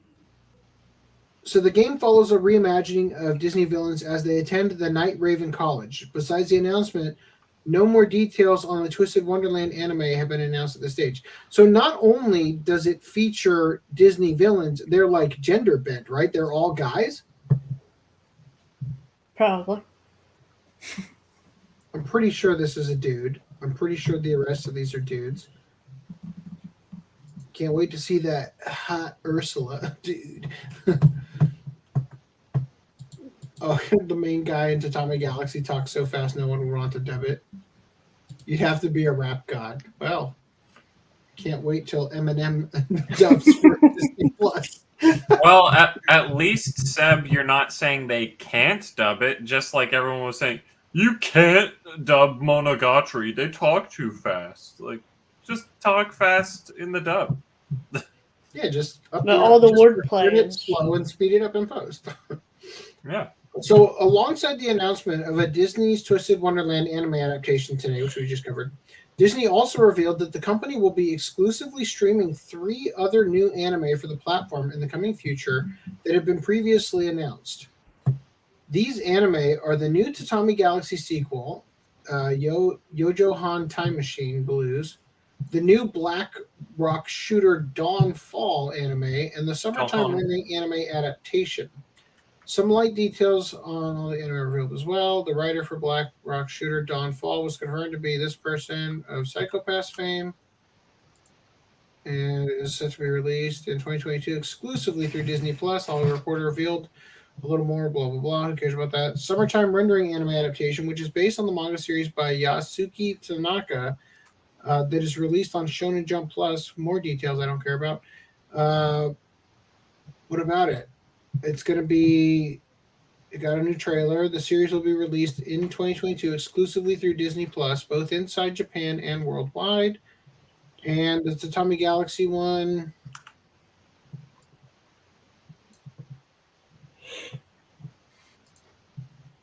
is also set to be released exclusively at Disney Plus in 2022. The compilation film to be released in Japanese theaters after an episode not seen in the film will exclusively stream on Disney Plus. Okay, well, that's... Can't wait till none of that ever gets disc, right? It's in the Disney Vault now, guys. I assume it'll be like Netflix's deal where they get the streaming rights for X number of years, and then the license holder can do whatever what they want with extra things, like episodes that are not in the original and all that, episode not seen in the film, will be streamed on Disney Plus. I feel like a lot of that stuff is going to get lost in the Disney Vault, but we'll see. Very likely that it could just be like, oh yeah, 6 years go by and then you get a disc. Who knows? Maybe. The question is, how are they going to handle the dubbing? They're probably going to get Sean Bean and people that are celebrities to voice act. I bet you they're going to use union actors from Los Angeles. Is that what Discotech used? That's what Netflix, I think, used. Oh, sorry, Los Angeles. So Bang Zoom. So yeah, Bang that Zoom should be fine because I think that's what. No, Discotech gets sound cadence or sound cadence. That's New York, isn't it? I don't know. It's just an orgy of Funimation actors, LA actors, and everywhere. It doesn't really have a specific place, it feels. So... Oh, it's in Texas. Okay. In addition, the French documentary on Satoshi Kon, it's titled Satoshi Kon, the Illusionist. It's being premiered at an international animation festival, blah, blah, blah, whatever. I just want to bring it up because I hope it gets a disc. I'd like to see it. I believe they worked on it for like 10 years, like from the moment he died, and it's just now coming out. Right? I think he died in 2010, so it's like 11 years now. I kind of want to see it, so bringing it up. Will it be in English? It's in a lot of different languages, mostly Japanese. It has subtitles, and then in the video that they had, when people are speaking English, they didn't have subtitles. I don't know if that's because they're intending it for an English audience or what. But in other news, Belle is heading to theaters in the United States on January 14th. Random 11, I don't think you won't want to see this because she is CG. Yeah, it does not look very... she's 2D as a person, but CG is her avatar VTuber self. I think the idea is in the digital world, they're digital and CG. Right. And then later on, she is in the digital world as herself, and she's still CG, and I was disappointed. Yeah. Howl's Moving Castle returns to U.S. theaters October 2021, so you guys can go see it dubbed at 3 p.m. local time on October 24th, which is a Sunday. On October 25th at 7 p.m. local time, you can see it subbed and then dubbed again on the 28th at 7 p.m. Is that at a specific theater?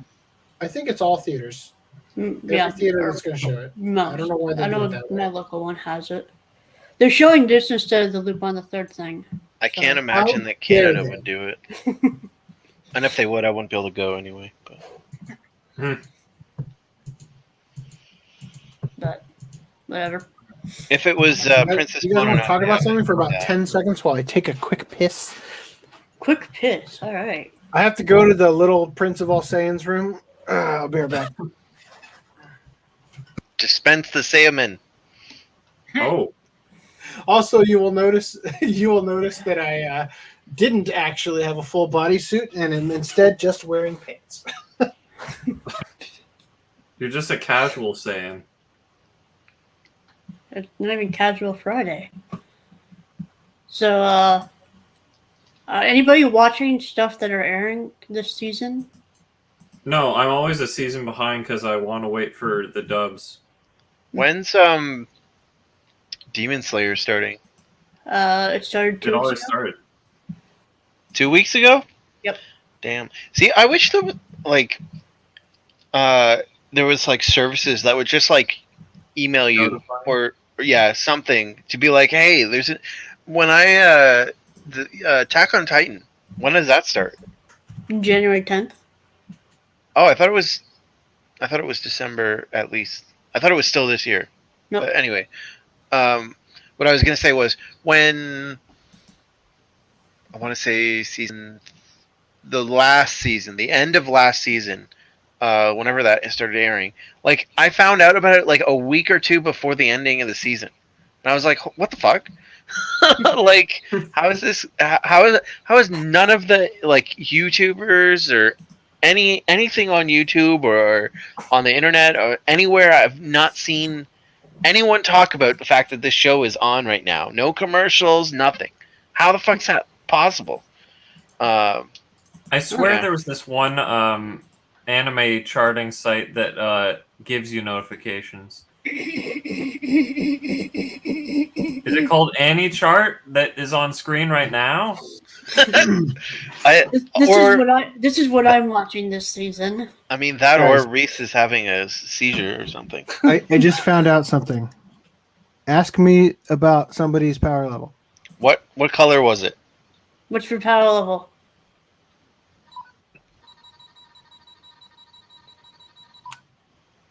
Zero. I don't know if you guys could hear that. I did. I could pulled hear the, yeah, I pulled out the tab. the tab, and I thought it still didn't work because it's been so many years. I'm just gonna hold it up whenever we go to this mode. Yeah, so here's how it sounds. Where's the freaking The speaker? speaker. So it does that for as long as you hold it, and then as soon as you let go, it does the. Anyway, it's a nifty little toy that is made for a child and doesn't fit my head at all. And this thing has been a huge pain in the ass. Get some Anyway. super glue.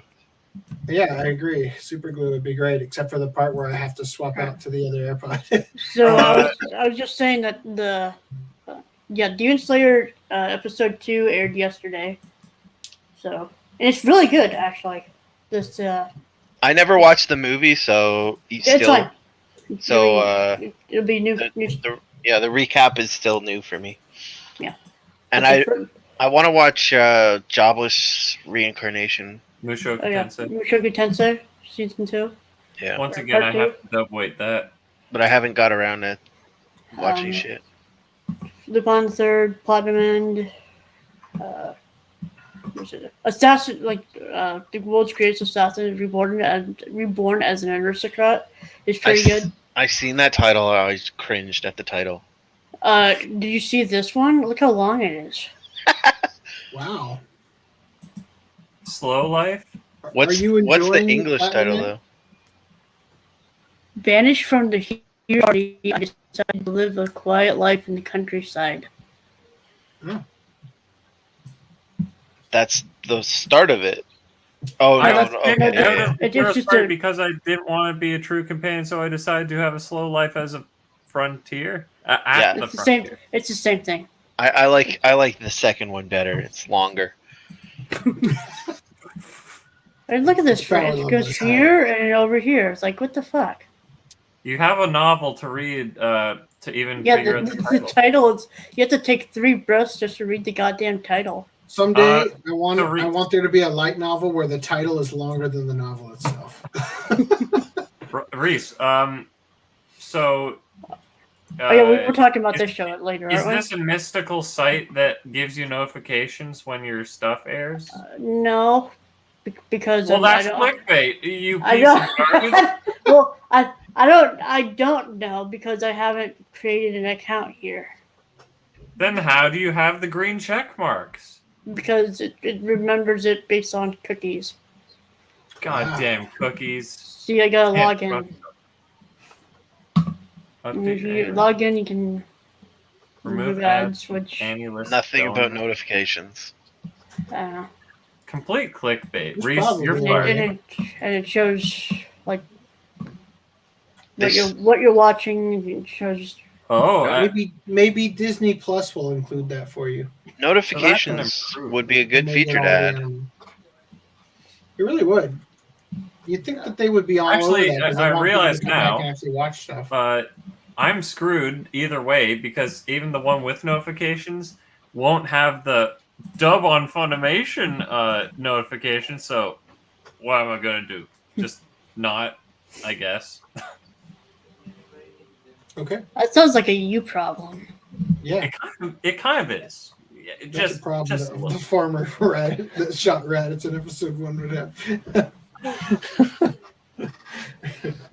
Okay. So, you guys ready to get into this anime news? Go for it. Good. Okay. Straight So all Toei over. Animation. Toei Animation is teaming up with the Korean production house CJ ENM. Sounds like FDD&M's kind of production house for collaborative works. So Toei is going to produce anime based on CJ ENM's work, and CJ ENM will produce live action adaptations.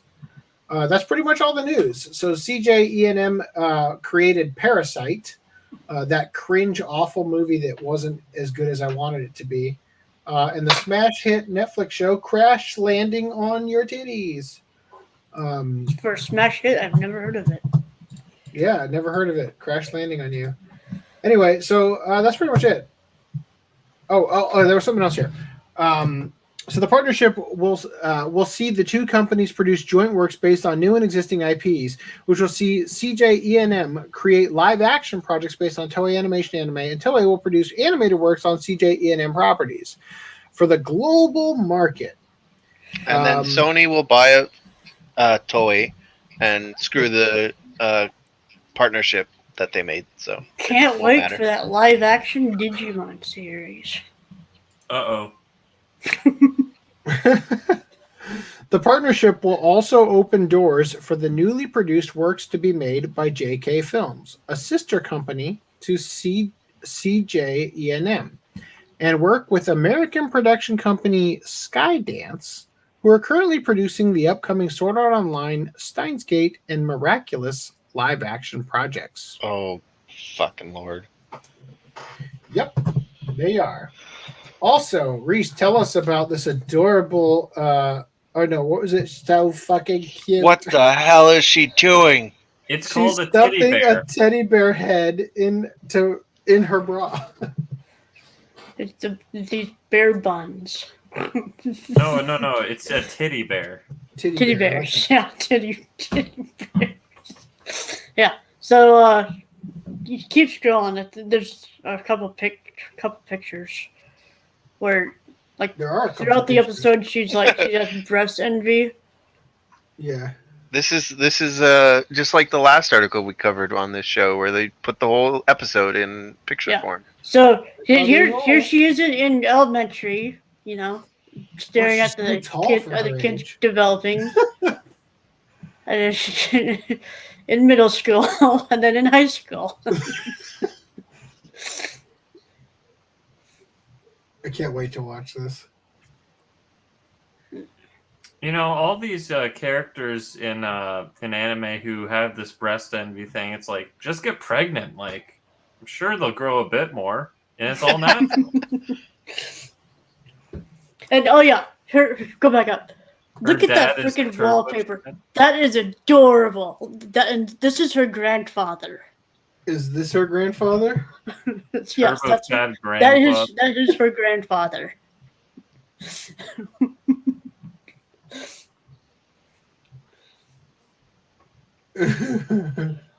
I can't wait to watch this. God, it just goes on forever. Okay, well, here's the whole. It's literally the whole episode. You don't have to watch it anymore. Yeah, now even copyright claimed. It even has the ending bit. It even has GIF, apparently. Skipping past all these. Whoa! Okay. Whoa! Don't go that far. You didn't see anything. So, Prince of Tennis 2. Just when it was getting interesting. Prince of Tennis 2 gets first new TV anime in 10 years.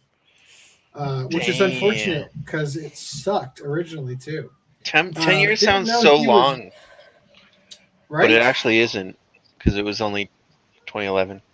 So, hold up. Freaking, I was on Funimation, and if you go to their new anime or whatever, it will show Prince of Tennis 2, and it says episode 250, and I'm like, well, at least they're being accurate with the episode count. It probably picks up at episode 250. Oh yeah, that's what I'm saying. But Yeah. I like that feature, I guess. Is this a real brand, or can I make this hat? Put that on our donation page for rape. Rape us now. Okay. All right, moving on. That killed it. Gridman teases. Thank you, FTDO. No problem. Gridman teases the next anime project. More info to come in the winter. So they're just teasing it. Oh, next Gridman universe revealed this winter. So this is just letting you know there's more coming. An announcement of an announcement. Dynazemon Yeah. 2.0. So they've got Gridman, the Hyper Agent's foot, and then the Dynazenon's foot. Enough of these anime, okay? I want another live action show, like with American teenagers in the basement. Okay, here's what I want. On Here's the what computer. I want the American kids from the original in a Cobra Kai style continuation. What? Of John Dope. Long- Greenlight it. Greenlight it. Yes. Get Netflix on the phone. Yes. By the way, have you guys watched Cobra Kai? Yeah. No. What'd you think of it, Random 11? I thought it was pretty good. I mean, some of it's a little How many cringe, seasons but have you watched? all of it. Because I watched season 1. The last this season is is a fucking little, great. yeah. And season 1's writing is so good. Like they set up the dog shooting. the dog murder. They set up the Oh, it's a spin-off from John Wick. Okay. they set up the conflict, like, and how everything kind of falls into place remarkably well in the first season. Until like the last like 2 episodes, it just kind of like they start shoveling a little bit too much in there, but it's like you'll forgive it because it's been really good so far. Then season 2 is such trash writing. Oh my god, is it bad? Like compared to season 1? I don't remember specifically season 2. Season 2 is where the girl and the guy are training together on like the circle thing. Okay, yeah. Cringe bad. So I think they're on. There's 3 seasons, right? There's 3 seasons. Yeah, I haven't finished season 2, but yeah, I just want to say, if you guys haven't checked it out, I don't even like the original Karate Kid movie. It's not like we watch it every summer or whatever kind of thing. It's like I don't even like it. I saw it in theaters, and that's it. Okay, but this I don't think I've even series seen is them all. really good. Like you don't have to see all. Literally, only the first movie is the one that matters in the. Well, the second movie gets brought up in does? season 3. Yeah. Okay. But you don't have to see it. It's just they remind you enough about it that you don't need to see it. Yeah. Well, yeah, exactly. The thing that like basically, if you have the passing knowledge that Darth Vader is Luke's dad, you can get on with the series, kind of thing, right? You know, it's like it's that kind of stuff, like where you don't even have to actually have seen it because they're going to show you enough of it that if you just kind of pay attention, you'll get through it. Yeah, But- they literally have flashbacks. Yeah, the thing that is so remarkable about it is that they have the original actors, right? Mm-hmm. And the original actors are surprisingly good at acting, having never seen them in anything else up until this moment, you know? Yeah. Like the main guy, Johnny, that's his name, right? Really good actor and like really enjoyable because the thing that's so great about it is it's completely anti-woke from his perspective.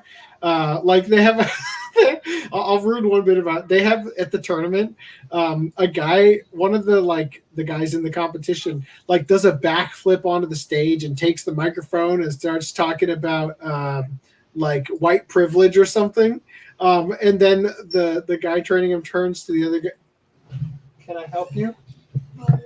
No. Come on.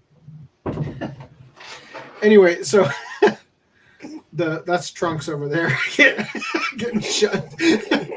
Anyway, so but the guy does like the backflip and starts talking about white privilege and stuff. And so the guy who's training the guy you're following the series, he goes to him and goes, please kick that guy in the face for me, right? Like it's pretty good.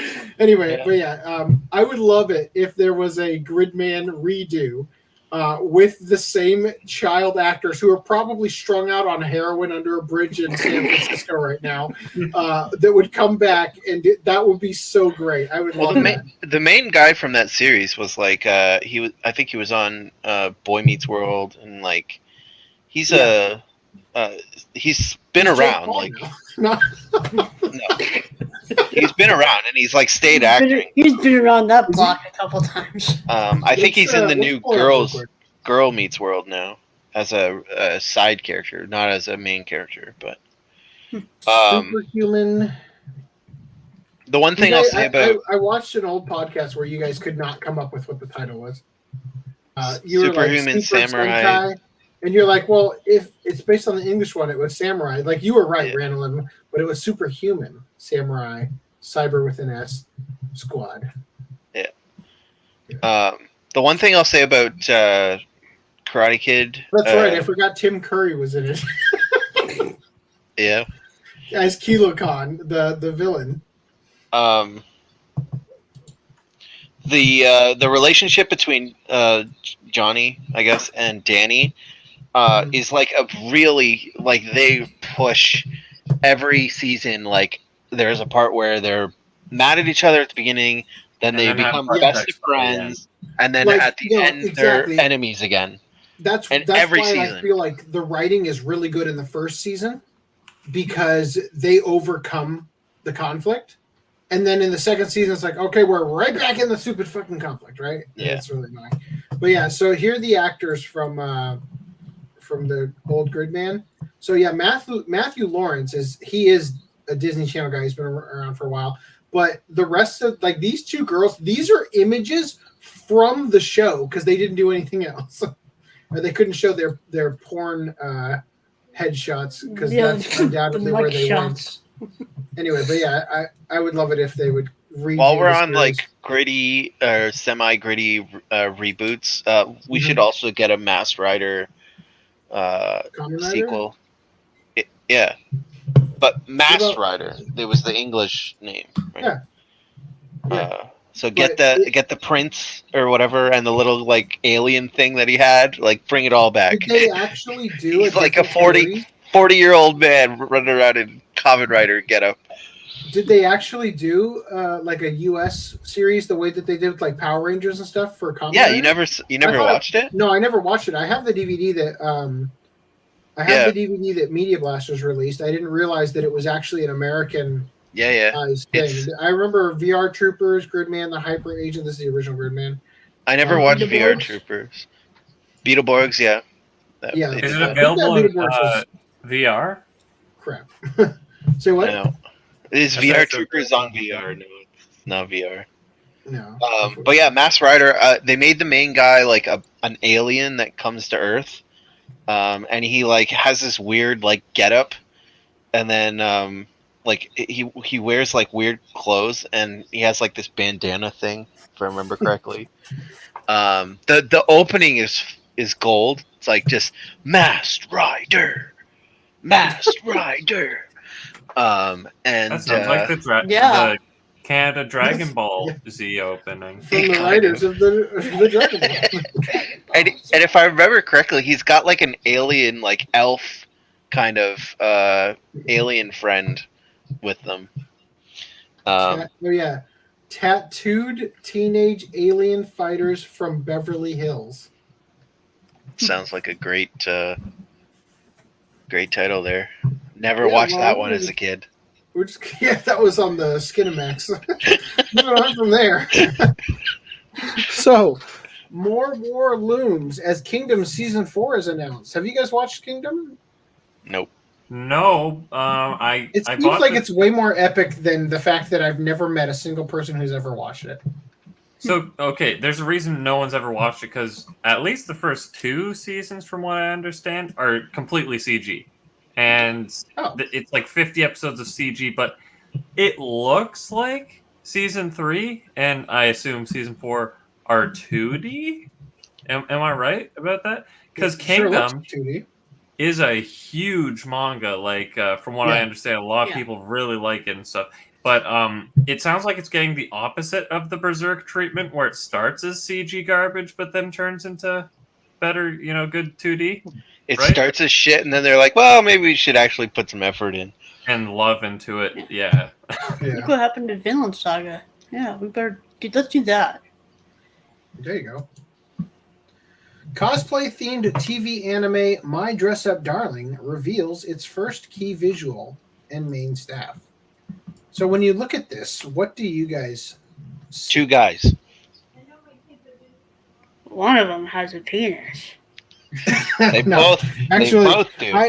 I looked at it for a long time, and I was like, "That's a guy, isn't it?" And then I noticed the boobles right here. What the hell am I looking at? It's still a guy. No, Look so how down that is on the chest, though. the story is about a guy who makes Hina dolls, and he's like a total like otaku or whatever you want to call it. Like he's obsessed with making these traditional Japanese Hina dolls. And he's incredibly unpopular because nobody gives a shit about traditional Japanese Hina dolls, except for this girl who doesn't give a shit about Japanese traditional Hina dolls, but wants to cosplay. So she basically ropes this guy who simps for her into it, and he makes costumes for her. And apparently, magically, her boobs get bigger because that's way bigger than they are here.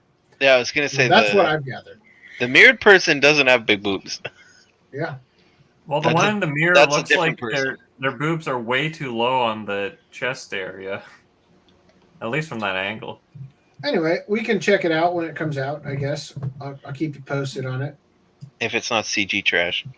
Also, do you guys remember we covered a series called So I Became a Black Girl and Naturally I Fucked My Best Friend? Or whatever it was.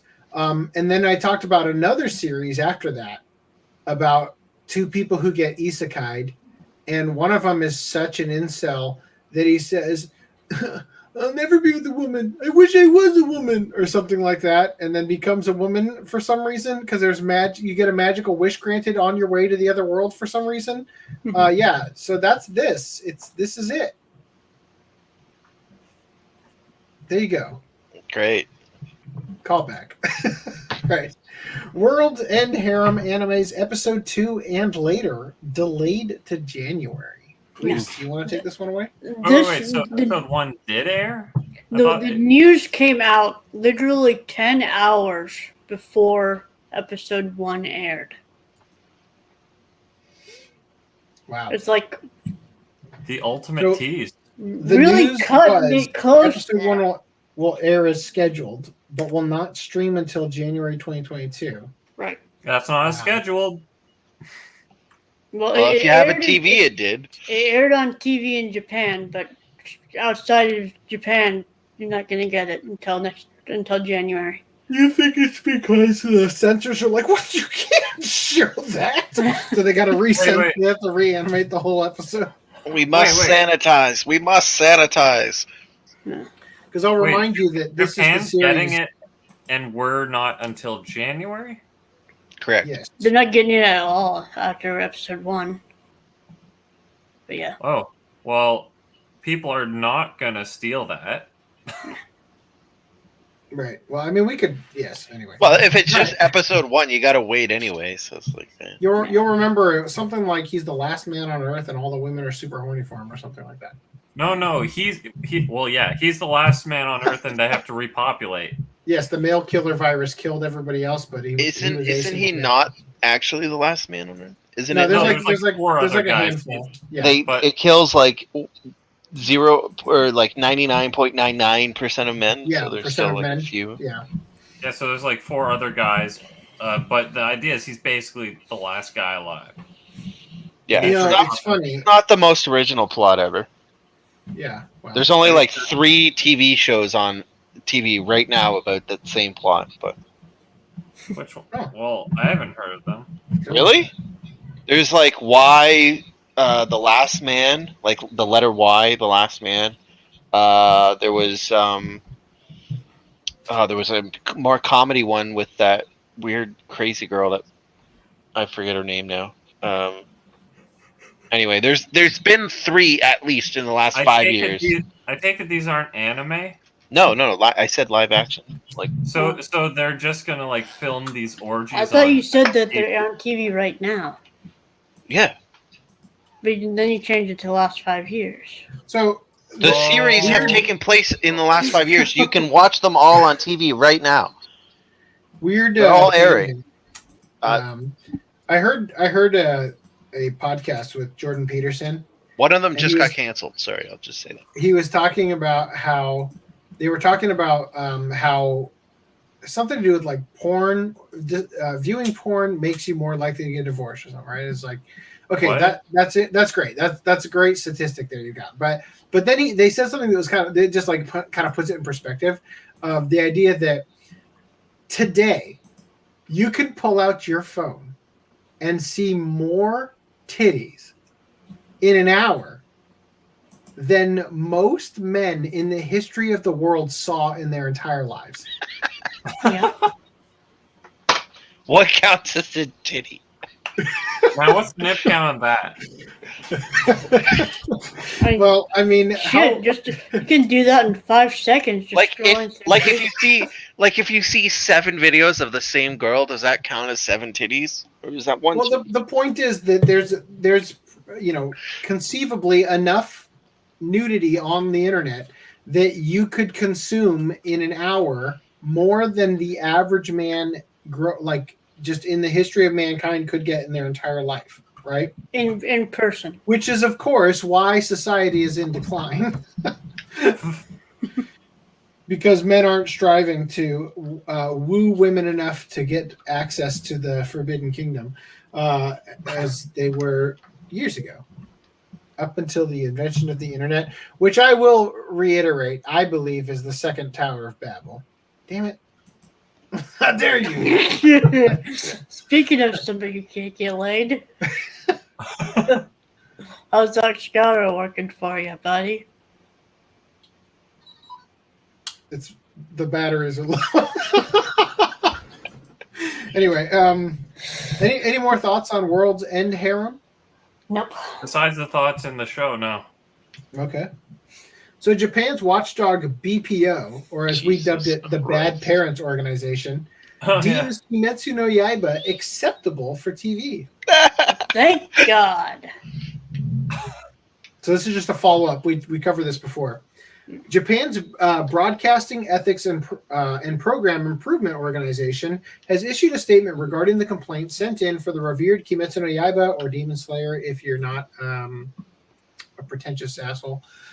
The organization once again siding with the show and claiming its content is acceptable, a moment of clarity that many likely wish the censorship-loving companies in the West would receive. Following the airing of the Demon Slayer Mugen Train movie on Japanese TV last month, along with 2 recap specials, the BPO had been receiving various complaints from the usual concerned individuals about the questionable content contained within the anime. The complaints, which called out the above movie and recaps as the primetime broadcast of an anime work with a famous movie, criticized that there were, quote, too many scenes of bloodshed and cruelty, and one even stated, quote, I was incredibly uncomfortable at the grotesque depictions of people being eaten, an arm being torn off, and other terrible acts of violence. The BPO's youth committee members, however, addressed these concerns with the following statements, quote, the popularity of the series and movie suggests that its content has been deemed acceptable. In addition, the concept of voluntary viewer discretion while watching is widely understood and accepted. I love that. That's fucking awesome. Karen. If it was so bad, why is it so popular, bitch? Yeah. It's even better than that. I'll get to it in a minute. So the BPO similarly labeled the Rape Happy Goblin Slayer anime as acceptable, explaining there were clear efforts in how certain scenes were presented and that the late night time slot made such content permissible.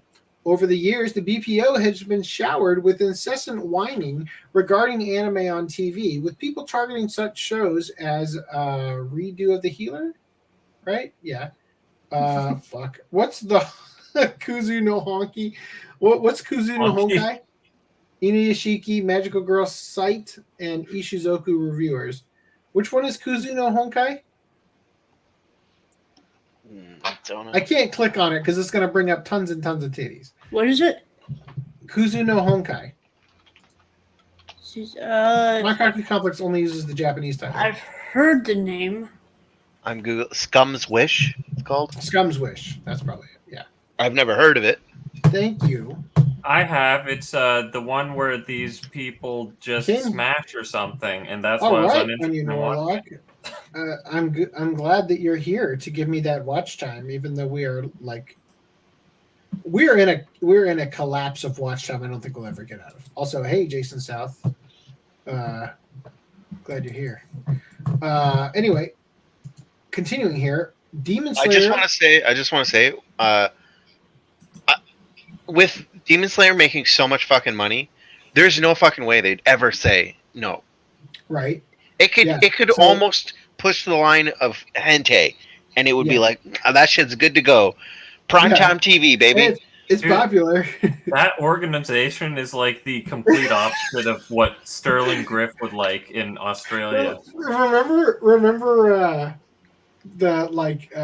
when the teacher would wheel in the TV to put on Bill Nye the Science Guy, and the class is like, Bill, right? But instead, it's like Demon Slayer is practically porn in the entertainment arc or the red light district arc, and the teacher's wheeling it in, and the kids are having the same sort of response. Well, it's popular. We got to show it. Anyway, Toyo Keizai says that Demon Slayer's 2020 economic impact was 1 trillion yen. Well, it's only yen, but still. That's $100 or $10 billion. $10 billion, I think. Sep says Random 11 is Canadian. Is that why he says hentai? Yeah. Also, Jason South says his pickups were a KNK. What is KNK? Kyokai no Kanata? Kyokai no Kyokai? And Monogatari Season 2 Blu-ray boxes. Hentai. All right, so guess how much this actually is. Like, this is pretty amazing. So it's 1 trillion yen, US $8.75 billion, right? To put that number into some sort of perspective, Fortnite's 2018 revenue, which is money brought in before costs, was only $2.4 billion. That's revenue, meaning money brought in before factoring in the costs and then considering it profit. 2.4 billion for Fortnite in 2018. Versus 8.75 billion. Oh, Jason Sal says he's stuck in another Lupin binge. I envy you. Wish I had time for those. So Toyo Keizai goes into a detailed breakdown of where the money is coming from. An estimated 900 billion yen, or 7.88 billion US dollars, of the total coming from just the merchandising area, including all food tie-ins, Mugen Train tie-ins, coffee tie-ins, and sale of goods through most, if not all, stores in Japan up to and including 2020. The original Demon Slayer manga itself reached 125 million copies sold and printed in 2020, bringing roughly 44 billion yen, or 385 million US dollars, while sales from the Unwavering Resolve arc TV anime discs coming in at roughly 500 million yen, or 4.37 million US dollars, from 87,000 copies sold over DVD and Blu-ray. The single for the opening theme, blah de blah de blah. Though this figure likely includes download royalties, subscription royalties, and karaoke royalties regarding the single. For the record-breaking Mugen Train film, Toyo Keizai says the film earned 51.5 billion yen, 451 million US dollars around the world. But according to reported worldwide box office numbers, the film has earned 495 million US dollars, which converts to roughly 55.5 billion yen. The Blu-ray and DVD for the film were released earlier this year, selling 1.5 million copies and adding an extra 10 billion yen, $87.56 million to the film's total, though it isn't included in the franchise's 2020 economic impact. How are you? So, I mean, my quick math here, we're nowhere close to 8 billion yen. Or $8 billion, yeah. $8 billion? Like, the manga and the movie, that's roughly $1 billion. And then the rest of it doesn't come close. It's the merchandise. Oh, fair enough. Yeah, it was action the figures. merchandise that was the.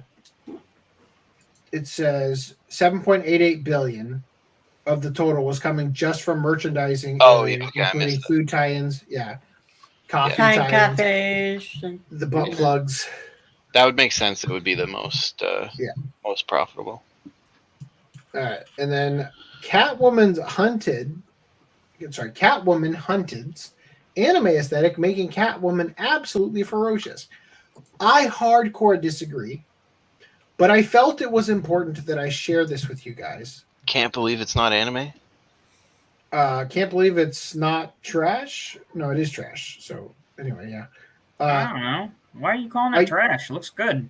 Oh, dude, have you watched the trailer for it? Yeah. Yeah. I don't know. The art design is a little wonky. Still, I rest my case. All the eyeballs are like awkwardly big. It's kind like anime. No, not like anime. No, it doesn't understand why the eyeballs are big in anime, and it's just trying to copy it. Yeah, if you pull up any frame of like a standard scene of them, like that one there. Look at those freaking eyes. What the fuck's going on? It's just awkwardly weird. The shading under the chin too, like you guys are nitpicking. It's like Uncanny Valley, right? Like when you see something that's in the Uncanny Valley, it's not a nippy thing. It's like you're just looking at it and it looks off to you. So when I'm looking at this, it looks off to me. Character from High Guardian Spice coming back. You mean they use the big eyes, even though it's usually used on the more moe or whatever design, but they're going for more realistic aesthetics, so it clashes? I would say it clashes. That's a fair thing. The art style clashes with itself. Every time I look at it. Oh no, it has Batwoman in it from the failure of a TV show. Well, I would say it's from the comic book Batwoman, not the TV show. But the design looks like it's trying really hard to be the TV show with, what was her name, Ruby Rose? I would. It's close enough to the comic thing. I would say it's just trying to be like the comic. Does Catwoman usually have those weirdo goggles? There's multiple adaptations. Those ones just look kind of weird. I don't know about those specifically, but she does have weird goggles in some of them. How big the lips are on Batwoman compared to Catwoman? Well, she's got to put them. But Catwoman's got better lipstick, so there you go. Yeah. Anyway. But yeah, it looks weird. I don't think this is like officially an anime, right? This is like Castlevania. I don't think so. Where it's. But I just have to bring out the fact that. Yeah, the Castlevania anime in quotes that was on Netflix. That wasn't an anime because it was made completely in Texas. This looks especially weird through. She's in a seal position. Roleplay. Oh, yeah. The lighting is wrong. I mean, her hands. She's not even like sitting in. Is she doing a flip? Yeah, her hands are like touching something, but not touching anything.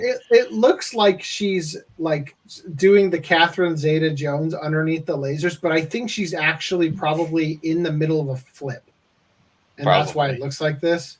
It just looks so funny. I had to show it. If it's like a mid-action scene, I'll give it a pass. Because, yeah, but why would they actually choose to put this of all things here? Also, there's Fat Batman. It's for both diversity and to trash the legacy of the original Chad, right? Enables. I think it's a costume. Is that Static Shock? Is it? That's what I'm asking. I think it is. I think that's Static Shock. That's funny. That looks. This is a convention of crap. This is like And a rich Rothschild party. Fat Supergirl butt back there too. Yeah. Oh yeah, she is pretty fat. Anyway, all right. Sunrise to move their entire company into one building, naming it White Base. Are they gonna rename Sunrise too? All your bases belong to us. So the anime studio Sunrise is moving, and not just one studio or the business center. The entire company is consolidating under one roof for the first time ever, bringing the company that is currently spread over 20 locations to just the one near Ogikubo Station in the city of the same name. So now, Sunrise, when one building gets set on fire, all of The them. entire company gets. Right? Sunrise has dubbed the new office White Base, referencing the Pegasus class ship from the original Mobile Suit Gundam TV anime series. Referencing how based they'd want to be by pretending to be white. Based like a Referencing the turkey. white privilege. Only white people allowed inside? Wow. Yeah, Charles White. As seen in the images above, the office's decor is inspired by Gundam, with decals of some of Sunrise's biggest properties scattered around the white space. I mean, it looks like some guy just took a chisel and scratched up a glass, frosted glass thing, but yes. On the GYAAR one, more like scribbles, but yes. Yeah. Like, I don't really want to draw anymore. Just scratch. That's And the shading, details right? matter in the head. Yeah, right. So the first Sunrise department to be the first Sunrise department will be moving in on October 25th with different departments, animation studios, including the different Sunrise ones, Namco Bandai Pictures, and Sunrise Beyond. What about And production what's the one houses- that Nebek was turned into again? I That is Beyond, isn't it? think it is Sunrise Beyond, yeah. And production houses trickling into the building between them and in the building between them, as in between all these other ones, I guess. And June, I think it should say, between then. Yeah, between then as in October 25th. God damn it. I'm really damaging my eyes with the scouter, so I will not be the prince of all collectors again. What do you mean damaging? That's That's like a blue blocks type glass, right? It gets rid of the blue light when it filters through the orange. Yeah, right? but it's only going through one eye. So my eye is, every time I remove it, my eye is having to refocus. It's like it's literally wearing a monocle without closing the eye that you're not looking through the monocle with. I don't think Anyway. you're supposed to close the eye. Aren't you? When you actually use the monocle as like a magnifying glass kind of. Oh, okay, yeah, thing maybe to when read? you're magnifying stuff. Anyway, so between then and June, so Sunrise Beyond is set to be the last anime studio moving into White Base in January, while Sunrise Music is scheduled to move in sometime in June 2022. White Base is situated only a short walk from Ogikubo Station, making it easier for all the Sunrise employees who will now be communicating to the. That's just communicating. I should say commuting to the building every day. I mean, are they working from home? Calling White Base headquarters, or what is it? Calling the mothership. You know, like this is home base. We're actually my home. Anyway, any thoughts? Mm-mm. Good, because I don't want to talk about it anymore. All right. So German fans are disappointed that Tokyo Pop's new light novels are translated from English and not Japanese. So someone on Twitter was saying like, surprise, Tokyo Pop does scummy thing again. And I was sitting there and thinking like, I mean, I don't think this isn't a deal or anything, but I do think that German, German translates to English, right? 1-to-1. Whereas Not really. No. Sorry, Yeah. like 90-to-1. Whereas Japanese is like 0-to-1 or whatever, right? So any what you're trying to say is that it's easier to translate from English to German than it is and from more Japanese to accurate, I guess I should say. Possibly. So when they made Sherlock Hound, they animated it to the English track, even though it was a joint venture between Italy and Japan. They animated it to English because it was easier to dub and match the lip flaps if you went from English to Japanese and English to Italian than it was to go from Japanese to English and Italian, or Italian to English and Japanese. Well, Japanese don't even care about the lip flaps anyway. Yeah. But I think that there's something to be said for that. But the issue I think that the German fans are having is the vocalization that occurs in the English translations. Oh, really? I don't think it is, because Anime News Network's writing the thing. But also, I saw... Anime News Network's they're not gonna let slip. The thing is, it's like playing an extended game of telephone. Things get lost in between. Yeah. Yeah, that's why I say I don't think it's not a thing. It's like making a copy of a copy of a copy of a copy of a copy of a copy of a copy. And if you have a translation error... How many copies was that? Like 28,000. If you have... Oh, by the way, I just realized we didn't cover any of the Kickstarter shit. I didn't copy it over from the last one. I'm a goddamn. It got lost in translation from copy to copy. I was gonna bring that up. Isn't that today the end of the fucking Kickstarter? No, I didn't get a notification. I didn't either, but I swear it was. Maybe I didn't get a notification because I backed $1, so I can later. For the dirty pair. No, he never replied to me. 12 days. Okay, he never replied to me. That we'll come back to that. I tweeted. He'll do it once like mine. We'll come back to that. Let's get through this article so the timestamps aren't so fucked up.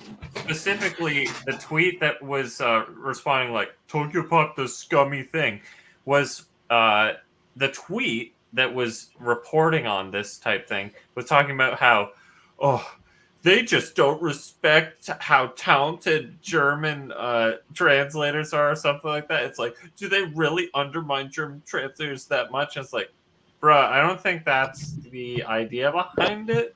I think they're just doing the easier route, right? Yeah. And they're like, it says here, the move represents a departure from Tokyo Pop's previous strategy in the German translation sphere. The publisher's manga releases are advertised as, quote, translated from Japanese. Uh-oh. So that's for the manga. This is for the light novels they're talking about here. Mm-hmm. Now, according to Hellweg, which is the German, Susan Hellweg, the German Tokyo Pop general manager, the decision was made to, quote, provide the fans with the best quality translation. She claimed that if the novel was already successfully translated into English, Great job, Kim Morrison. They didn't translate that very well. Yeah, right. Then creating a German translation from the English version may be a better choice than translating from Japanese because translators may not be comfortable with Japanese. Then why are they translators in the first place? I mean, right. What? Maybe you didn't hire the correct translator. You see on the maybe when you the hire a resume translator, was too you're supposed to true. Speaks every language known to man, including Klingon. German fans have reacted to the news with disappointment.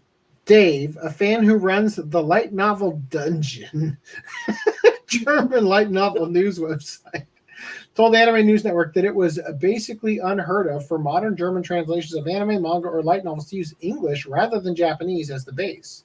He said he was not necessarily surprised to hear that Tokyo Pop had adopted the strategy due to the company's lack of transparency. It was already speculated before that the translations may have been from English, as the lack of language in the translation credit was noticed fairly quickly. The use of a pivot language, that is, being a translation on an intermediary translation instead of the original language, is controversial in the German literary scene. A common complaint for pivot language translations is that they can tend to lose more in translation because any misinterpretations or ambiguities introduced in the intermediary translation will be passed on to the next translator in line like a game of telephone. Japanese-German translator Berlitz von Mandelbrot. That's a German name if I've ever heard it. Cited the early translations of Haruki Murakami's novels, which were based on the heavily abridged English versions, as a prominent scandal in the early 2000s. He also noted that although there are still examples of German translations of Japanese fiction and nonfiction that use a pivot language, Japanese is currently the third most popular source language for translations in Germany after English and French. It's not some obscure exotic language, and you can find works of Japanese authors in most bookstores, he said. The issue is also one of the marketing and transparency of the audience. The issue is also one of marketing and transparency to the audience. For German fans who can also read English, a pivot language translation is a betrayal because they could have simply read the English version instead. Fans of anime, manga, and light novels are particularly sensitive about authenticity in translation. For them, these stories are gateways into Japanese culture, and so a translation that has already been through the filler of an often America-centric English localization rings false. That right there, that thing, this in the original German must have said progressive or localization. Like that's Anime News Network trying not to admit, right? So why resort to a pivot language translation then? According to von Mandelbrot, it's a matter of time and money. Light novel translators are paid far worse than manga translators if you consider the work that goes into it. But translations from English can be done quicker, which is why some translators might accept those offers more readily, he said. You're telling me that Bearholtz is a man's name? Or Bearlitz, whoever it was. What scares me is how a publisher didn't hesitate to throw their own translator under the bus to avoid direct criticism, making them responsible for the decision for not feeling comfortable with translating light novels. Even if that was the case, even if there was no capable translator in the whole German-speaking world, or rather, no translator who would work for the pay, it does explain neither Tokyo Pop's lack of transparency nor the wording of the statement. Okay. So ANN reached out to Tokyo Pop for comment, but did not receive a response after the seconds we posted the email and then hit publish article. So that part where, hold on, they're talking about the integrity of like the Japanese translation being authentic and blah blah, right? Yeah. So where's their article on 4 Kids is canceled retroactively because they changed things, and B, I guess they're not complaining about all those Funimation dub changes, non-binary hoes. I guess that's fine. I haven't been looking, but I assume that's not an article on Anime News Network. Dude, Pokemon in Europe was translated from the 4 Kids version. I'm so sorry for you, Seb. All those donuts. The jelly so sorry. donut. I'm so sorry you didn't get the opening that says under the skirt of a girl. What is the line? Like, you and me will go everywhere together, even under the skirt of a girl. Then Pikachu runs under the girl's skirt. Yes. You don't know about this? No. Pulling it up. I've never looked up to the original opening, Japanese, let alone the lyrics of it. Lyrics.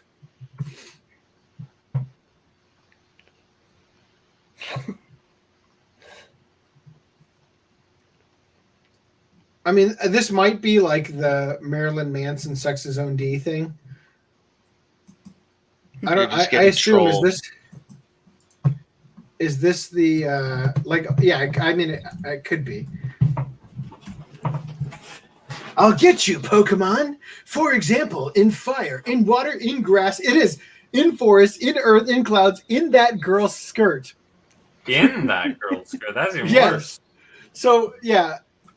That's what it was. I'll get you, in all these different places, even in that girl's skirt. Pikachu runs underneath the girl. And she goes, eek! Anyway, I'm glad it was that easy to find because I didn't want to read the entire thing. Now, hold on. That's the translation of the Japanese, or was there a hidden English opening that had that? The English one is gotta catch them all. Gotta catch them all. I know what the English. I want to be the very I'm best. saying, is there a secret English one that was axed, and that's the original script? I Just don't clarify.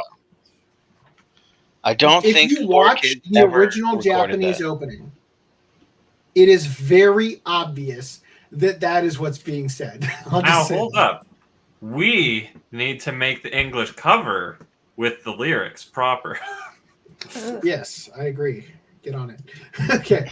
So here is the Dirty Pair Kickstarter. Reese took a screenshot today when it was at 420.69. 420,000.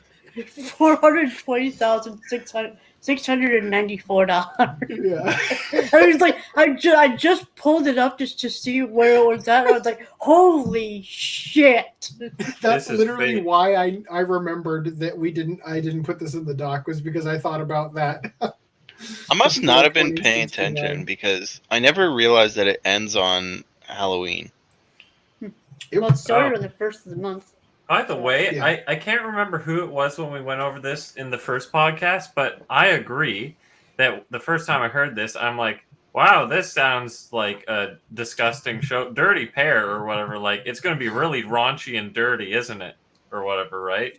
So that's why I haven't really looked into it. I'm still kind of salty that Sean Klenkner didn't have the gall to have a Kickstarter to dub interspecies reviewers.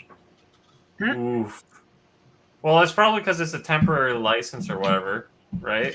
It's possible that there was a localization license regarding like dubbing. I don't know that Funimation still holds contract for. Like, you know how sometimes a movie gets made that's fucking awful and they put it in one theater and they rent out the entire theater so nobody sees it, so that they can hold on to a contract that says we have the rights to make a Spider-Man movie or a Fantastic Four movie or whatever, right? They're called ashcan movies. Yeah. That might be what something like that occurred here. But why would they retain that if they're not going to release it? They paid for it. But it's not like they got a refund. And they don't want somebody else like let me put it this way. So you bought 100,000 Dogecoin, and then the Dogecoin went to half value. Somebody offers to buy your Dogecoin off of you at 60% of loss instead of like you get 60% instead of 50%, right? Basically of your value. Then you sell it, and you get some back, but that other guy is still, walking away with I don't know how I even managed to fuck up this analogy so badly. Basically at the end of the day, it's like you still paid for it originally. You can keep it out of spite for as long as you can. No, it's not about keeping it. I was trying to go in this scenario. It's like you still lost all that money. Like you're still bitter about it. You know what I mean? But like, so you don't want somebody else to be able to turn it around and get.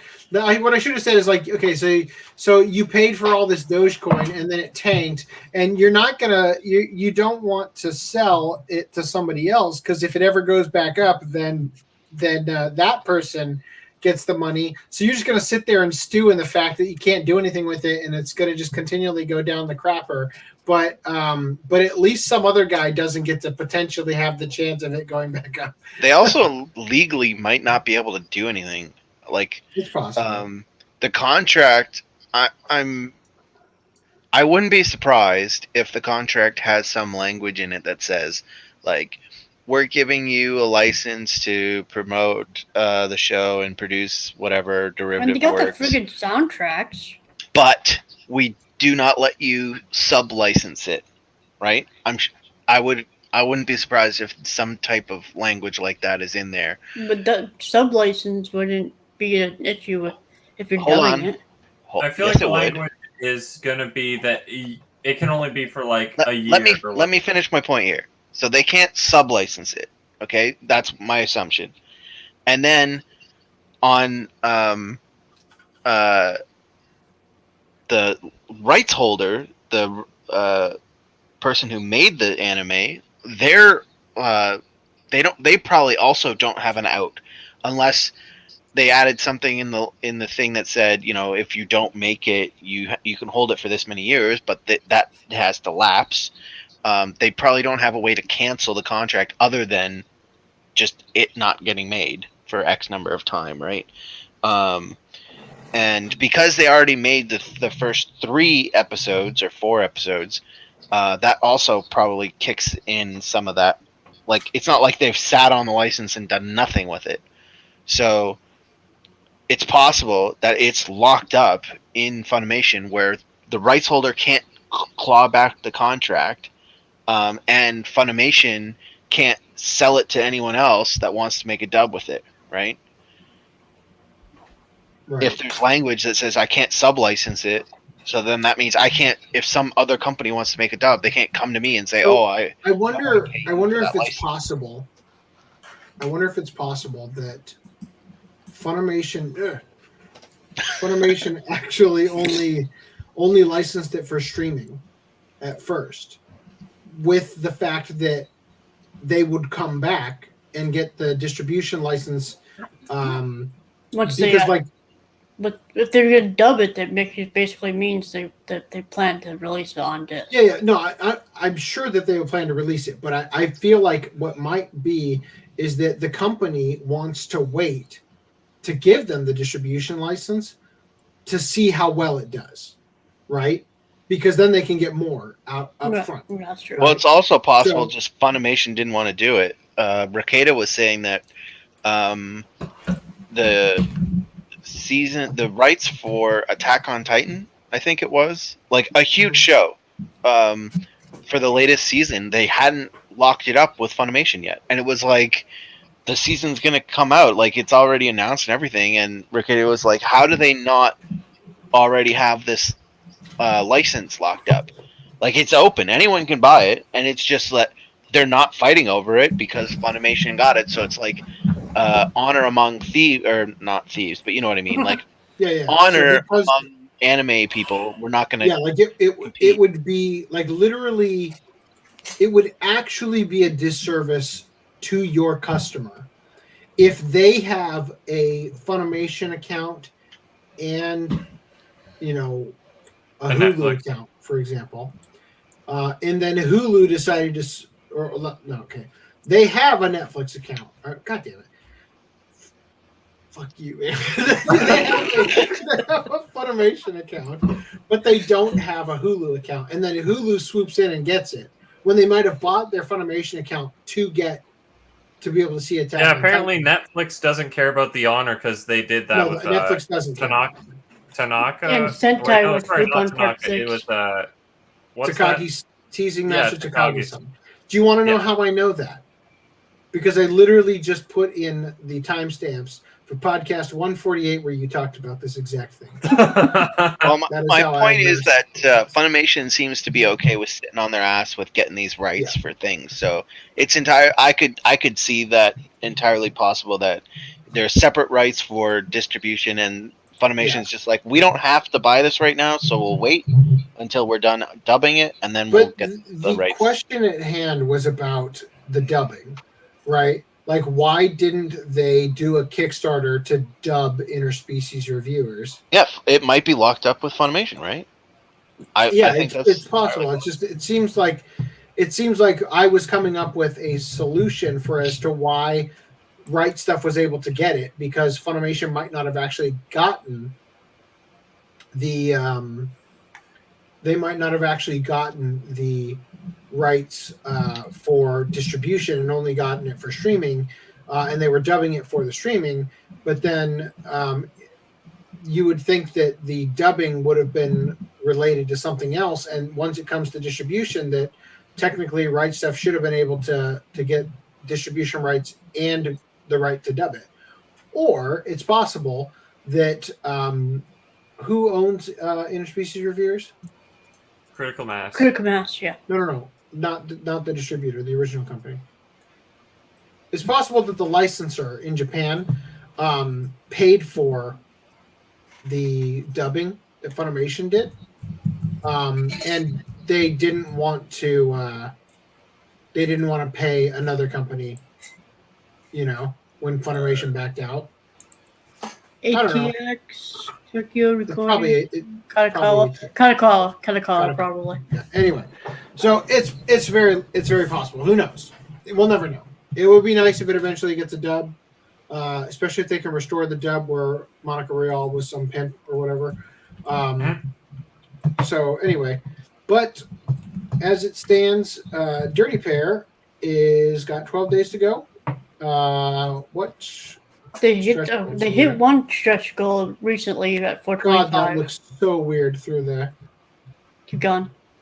They still haven't fixed that image to add in the full series as a. Oh, we unlocked their crotches. Yay, their crotches. So what do I can't wait till we get to the ankles. 5.1 audio track. You can't wait till we get to the series. feet. No, we got to stop at the ankles. 5.1 audio track for the features, like the movies. The movies. OVA episode commentary with. I think that's extra Michael features. Toole. No. It's not. The features are the 3 movie box. That's what they call it. Features. Why wouldn't they just say OVA? That's what the DVD box is called. It's called Dirty Pair of the Features. Oh, okay. People think Michael Toole is an anime historian. Ew. This whole chart is stupid. Like, they have so much money, they can't. Okay, look, art book on the first one. Art book is 1 word, right? Then we go down. Art book's 2 words on that third last one. Are you sure it's not art box? No, art book. Oh, okay. So also, they're like, okay, well, for every $10,000 we get, we're gonna pay Mike Toole for another commentary. Then they're like, art book includes OVAs, features material, and then later on they're just talking about features. What happened to OVAs? Why are there OVAs and features? Movies, I assume, are the ones that are the features, not the OVAs, because I think they have theatrically released ones that are different from the straight to video ones. Okay. So I think that if I recall, I think that some of them are widescreen and some of them are 4:3. Oh, actually, yeah. Now that I missed the 5.1 for OVAs, and then down there's 5.1 for features. For TV. Yes, and then there's we've got TV one. TV episode commentary with anime historian Michael Toole, and then OVA episode commentary with anime historian Mike Toole. No, we don't want this. It would be annoying that if like 2 of the 3 things had 5.1, like if we never get to 455, it's just like the features. Oh yeah, exactly. The features are in 2. Although 2.0. we know right stuff. Remember Irresponsible Captain's House? Well, it turns out I just wanted it too bad, so I funded the rest myself, guys. Right? Didn't that happen? Yeah, that was the Tyler shot. Right. Yeah, that was not through Kickstarter though. I tweeted the same person that I think it was Reese tweeted, or either Reese or FDM tweeted some person that was working on it. And I tweeted them, and I was like, "Hey, can we get bare bones level like with the art box?" No reply. I don't get a reply. I didn't get a So reply. rude. Even now I think of it. Of course not. It must have been. They can't have people. Yeah, they can't replied. dignify that Didn't with they a reply? response. Yeah, they replied to FGDM. He said no, right, with a period. Oh wait, No, you no. can't. I asked about the size of the art box. He never responded to the accessory list bundle. Oh, okay. And I asked about the OVAs and features getting redubbed for consistency, and he said no. But Wait, the feature? Yeah, that was the one. Because they got the one. They found the one voice actor. That was the one that I was thinking, where he They replied pulled out no of with the retirement. period. So it will be at least consistent with the OVAs or something. I'm scrolling to find the tweet, and our live stream on Twitter says -1 viewer. So what does that mean? That's a record. Yeah. Yeah, a record. Screenshot of that shit. Oh, Yeah. no, 5 on damn it. YouTube, 1 on Twitch. Take a screenshot of that and then tweet it out from the Oh OCA no, podcast it's Twitter. just Yeah. one now. Oh, it's because you're watching it. Damn it. How dare you? Oh, It doesn't say any on the live viewers counter. We got 1 on Twitch. Howdy, Twitcher. Yeah, I hope they release a level that does just the bare bones with the art box. Agreed. And the point was, in fact, I should check it again. That was something I wanted to make sure we did. Is I wanted to check. See if they did add in a tier just for that. Or yeah, let me not You know, Doxer's dox Visa my card. card. Great job, me. I'm blinded. I'm not looking. I know the last 4 digits and the expiry date. I can ruin your life Damn. now. Let's see. I just have to So get right to the now other 6 we've got- digits. Okay, so I guess I select this pledge and then I go forward to see what the Kickstarter T-shirt. Okay, this is what we're looking to see. These are all T-shirts. Lighted standee, lithograph of newly commissioned artwork. Who cares? All the stuff I said last time. Nothing's new. Bitches. Anyway, Fire Force manga blazes into its final phase. Yay! CJ ENM adaptation streams here on Crunchyroll. Things that end. Yes, things that end. Anyway, I hope there's more titties. I hope we get more of the anime. That'd be cool. I could do with less fan service from that one character that falls and Tamaki? gets naked every fucking episode. Tamaki? Maybe the show isn't for you. Yeah. I'm sure that's her name. Sure. I just like wanna the show. see- It's just I think that gag gets old real quick. I just want to see the part where she takes off her tights and drops them like Piccolo's weighted clothing and it creates a crater. Can't wait to see that in the anime. Also, Yu-Gi-Oh! Creator Kazuki Takahashi working on a Marvel manga. Oh no! Legendary mangaka Kazuki Takahashi, known for creating the Yu-Gi-Oh! Franchise, is set to release a Marvel manga featuring Spider-Man and Iron Man in summer 2022. I feel like this already Viz. happened. Right? Viz sent out an announcement tweet that gave details about the story Takahashi had in mind for his run at Marvel's Mangaverse. Yeah, no, for sure. Maybe it wasn't a full comic or manga, but he definitely did some art for them before because I remember it looked jank as shit. So, Spider-Man and Iron Man travel to Japan to battle an evil gaming magnate and his deadly new technology in Secret Reverse, a new addition to the Marvel Universe from Yu-Gi-Oh! Creative, blah, blah, blah, blah. Spider-Man and Iron Man traveling to Japan to stop an evil gaming magnate fits Takahashi's style, a man with a known love of games, and built an empire on stories about fantastical games. A previous Spider-Man manga provided interesting girls to admire. Oh. And considering Takahashi's own record of drawing voluptuous women, cultured fans might be interested in this release. I'm just going to click on that for a minute and see what... Nope, the site can't be reached. My Incredible Hulk card uses Thunder Attack. Yeah, so according to Google, there's some news about it back in 2019 Yeah. of him doing something before with Marvel. So Kaiju number 8 mural rises over Paris. I thought this was kind of cool. It's fucking enormous. When I first saw this, I thought this was somebody holding a gun, like in an FPS. Did they like paint the windows? I don't know. It's possible. Looks neat. That's how they do it at LA for Anime Expo stuff. Yeah. All right. Now we're into game news. Oh dear, we're just getting to the parts I'm going to start reading. Okay. So GameCenter CX adds PlayStation 2, Nintendo GameCube, and Game Boy Advance games to retro game lineup. We've talked about this before. GameCenter CX is a game. It's a gaming show in Japan where it's basically kind of like Angry Video Game Nerd, but without the character. Right? It's just like they're playing old games. So they have a level to which a game has to be such and such years old before they can play it on the show. So these are now being lifted in the ban and put into. They can now play them. Anyway, Riot is going to disable League of Legends all chat to combat toxic behavior. They're like 10 years too late on that. Wow, look at that picture. Yes.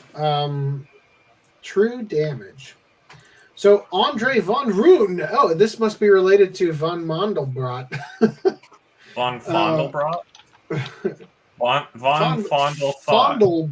Fondelthot. Bitches von Fondelthots. I guess Reese got yeeted. Oh, that's unfortunate.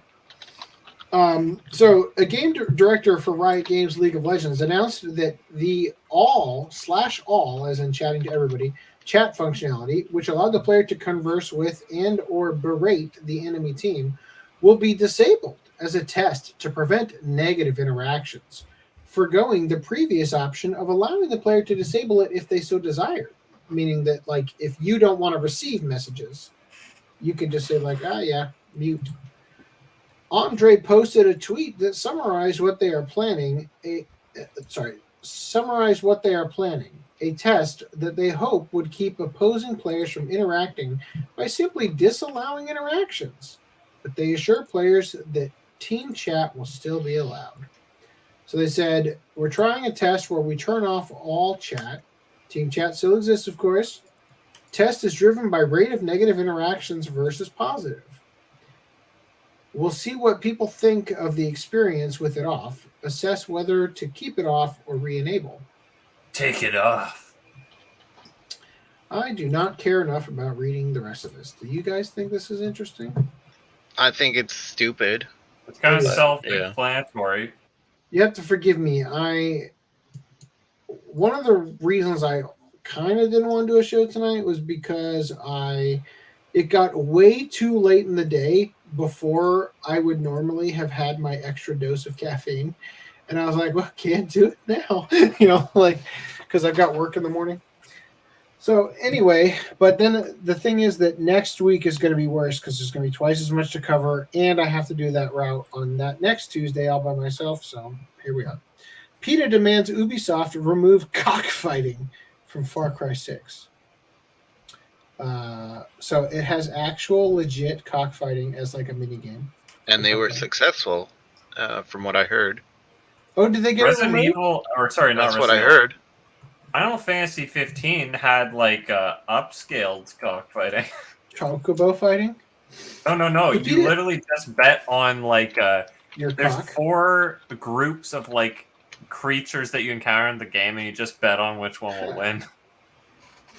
So PETA has taken aim at Far Cry 6 and its cockfighting minigame, accusing Ubisoft of glorifying animal cruelty, and that the developers are somehow racist and speciesist. The next in a long line of pitiful accusations that will surely only further sink PETA's reputation. This isn't the first time PETA has tried to influence video games, such as with their condemnation of Pokemon. PETA Latino released a statement and a couple of tweets, and the official PETA Twitter account chimed in as well. Below, please find a statement from PETA Latino Senior Manager Alicia Aguayo, in response to the cockfighting minigame that reportedly appears in Far Cry 6.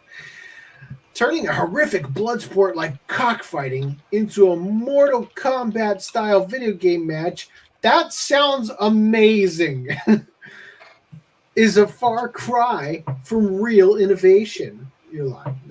I don't know, man. Mortal Kombat cockfighting? That sounds pretty innovative to me. Yeah. As today's society is strongly opposed to forcing animals to fight to the death. Right. That's why it's happening digitally. it gets those. It's like your lolly thing that you were talking about. Is that if you give them cockfighting, they won't want to do it in real life because they can vent their frustrations on Far Cry. I'm just gonna. So there was a tweet. I put it in private chat if you care, but it's not really important. Okay. But there was a tweet that went out and said, "Oh, did they remove the cockfights?" And then someone commented like in German, I don't know. And then Ubisoft Germany said, "No, it's still in there. If it's missing for you, DM us." So I don't know. I guess they didn't remove it. DM us. I don't know why it would be missing for people. It seems like an odd bug to have after PETA says remove it. But it's like ethical hackers got in there and got rid of it. Apparently, they're saying it's not removed. So yeah. So apparently, cockfighting happens in real life. It takes literally 10 seconds and it's over. It's legal in some countries. I can't remember what ones, but. It may not be speciesist, but it's certainly specious. In Animal Mortal Kombat, I pick Croc. I read that as I pick cock for the cockfight. Okay. So Ubisoft says racist and speciesist, blah blah blah blah, whatever else stuff. Lord Flying Bloodsport is all that shit I already read. God, freaking done. I'm done. Stole all my thunder. Anyway, yeah, so I guess it's still in there. Moving on. This has been a great podcast. Here's the thing you were just showing me. The art from... This is the jankest shit. Look at that fucking arm. I think we covered it on the podcast. I don't think we did cover it, but maybe I don't know where else I would have seen it. But anyway, that's a jank as fuck arm. Spider-Man definitely looks a little wonk. It kind of works for his... sort of style of maneuvering. There's double footing him, but Iron Man looks pretty good. Iron Man looks good. Yeah, and then who else we got? Oh no. Tony doesn't look so good, but Iron Man looks good. Tony got lost in translation. Abdul Stark over here. Oh my gosh.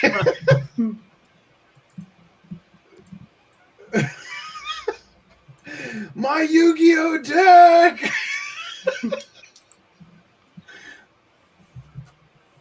Holy shit. There's actual card game. I think this is the actual thing we were just talking about, but all the way back in 2019. Death Metal Eyes. No, I'm sorry. Deathel Metal Eyes. Deathel Metal Eyes. Seriously, look at it. He's using the card. It's a Blue Eyes White Dragon that he activated. That's crazy. This is cringe. Can't wait till it gets an anime. So, light novel illustrator Mel Kishida. Maybe May Kishida? Maybe that's what it's supposed to be. Anyway, discusses reducing fanser. No! I mean, I did just argue to reduce it in that one show, but... And I said no. How dare you? Look at what you've done, Random. Oh, no. Don't take it all the way. Don't take it all the way. Just get off this channel. You're banned. Outlawing cockfighting. What's next? Cock magic? I work my cock magic every night. I want to bring that up. I was gonna say they should just make the cock magic mini game instead from South Park. Is that a thing? That's where it comes from. I've never watched an episode of South Park. It's funny. I never watched South Park, right? Then I went to Germany with my friend, and he was telling me about an episode where they got the rights to say shit. So they said it as many times as they could, because normally you couldn't say shit on TV. And then I get into the German hotel, and I turn on the TV, and it's that episode in German. That is my entire experience having watched South Park was in German that episode. But yeah, like in the episode, they have what is it, roosters or whatever, just playing Magic against each other in underground. So it is like Magic the Gathering. Yes, that is exactly what it is. And the funnier part is how Randy misunderstands that hearing cock magic and does magic tricks with his penis in front of kids. Hold on. Oh. See. So, during an interview with The Gamer, renowned illustrator Mel Kishida, who served as character designer on some Atelier titles in anime, went over his work process. Great name, Mel. Mel like Mel Brooks. Gibson. And touched upon a topic that hits close to home to cultured individuals who despise censorship, fan service, and either removing it or toning it down in various Japanese works. The interview discussed Kishida's work in the upcoming game Blue Reflection Second Light and how the female characters are portrayed. Ugly. Outside of Japan, especially in North America and Europe, the way younger females are portrayed is starting to change. They're not younger or older because they're pixels. Attitudes are starting to change. With the first Blue Reflection, we weren't trying to be blatantly sexy. We just exuded it. We just wanted the girls to show a little more character. Like you take a second glance and your heart would flutter when you saw them. He definitely touched the topic. Just a question of where on the doll. I think focusing on fan service and making it the main aspect of games and anime is really starting to change. No duh. Not just myself, but the dev team are really feeling that. Compared to the first game, we're taking a different approach in terms of showing how appealing these characters are without having to rely on fan service. For Blue Reflection and other titles I've worked on, I'm seeing a change in how things are being perceived and the attitudes towards them. If you ask me, well, you've drawn a lot of sexy illustrations. I would have to say that it isn't because I like or dislike them. It's that I'm creating things that fans and consumers enjoy looking at. Well, then maybe keep doing that. This may be the sort of attitude that legendary mangaka Ken Akamatsu warned Japanese creators about a year ago, where Western regulations and puritanical sensibilities controlled what Japanese people can and can't make, to the point where they will self-censor at the cost of their own projects. If creators are only talking to people like the interviewer here, people who openly claim that fan service is disgusting, with remarks such as, games and anime from Japan could be some of the finest pieces of art in the modern world, yet they're also dragged down by weird, gratuitous experiences that can often feel juvenile. That's a lovely voice. Wait, how dare you? I was waiting. I paused halfway through because I thought, damn it, Reese is going to cut to me while I'm talking like this. Luckily, you failed. You had that your Karen voice with that on. I have rubbed so much of this. Okay, what have I done? Get back in there. Anyway, all right, back to the full. Thank you. Then it's little wonder that people like Kishida believe everyone in the West feels the same way. We don't. That's just the vocal minority, the loud ass minority. So the disabled minority. Before you move on, AC, check out the private chat. There's some gold. So before we move on, maybe that's it. Go ahead. Go ahead. I don't know. I was gonna say, I did some research,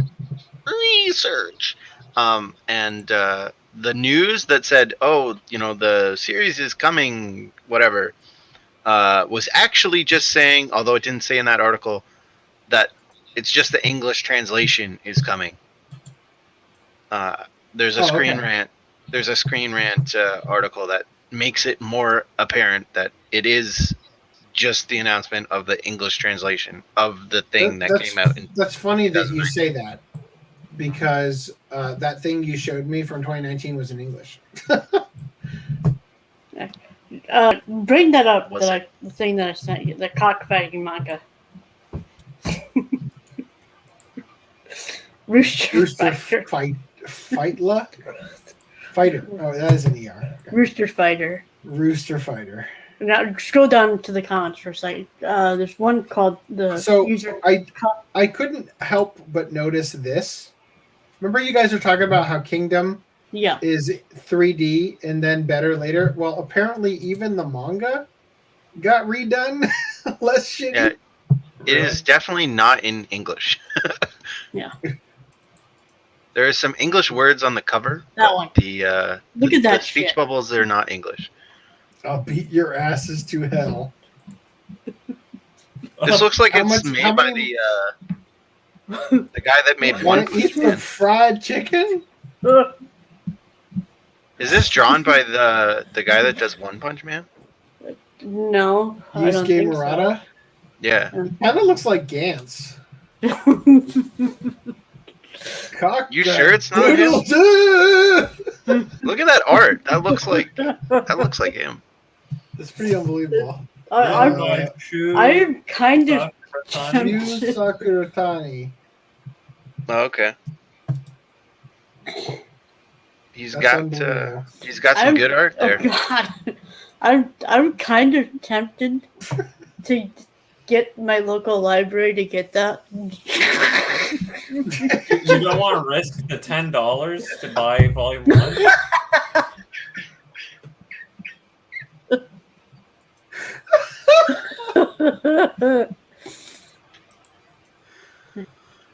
Or no, I'll buy one copy and mail it to PETA.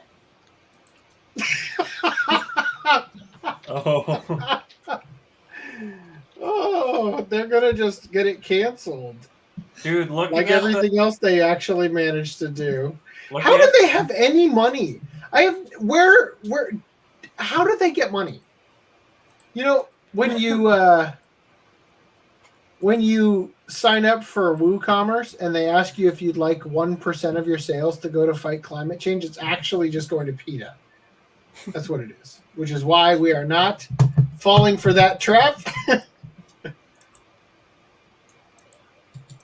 I think PETA approves of this. Yeah, I think that this is Incognito Banditos knows what's up. Yeah. So the Kingdom comparison. The views expressed in the comments do reflect the opinions of the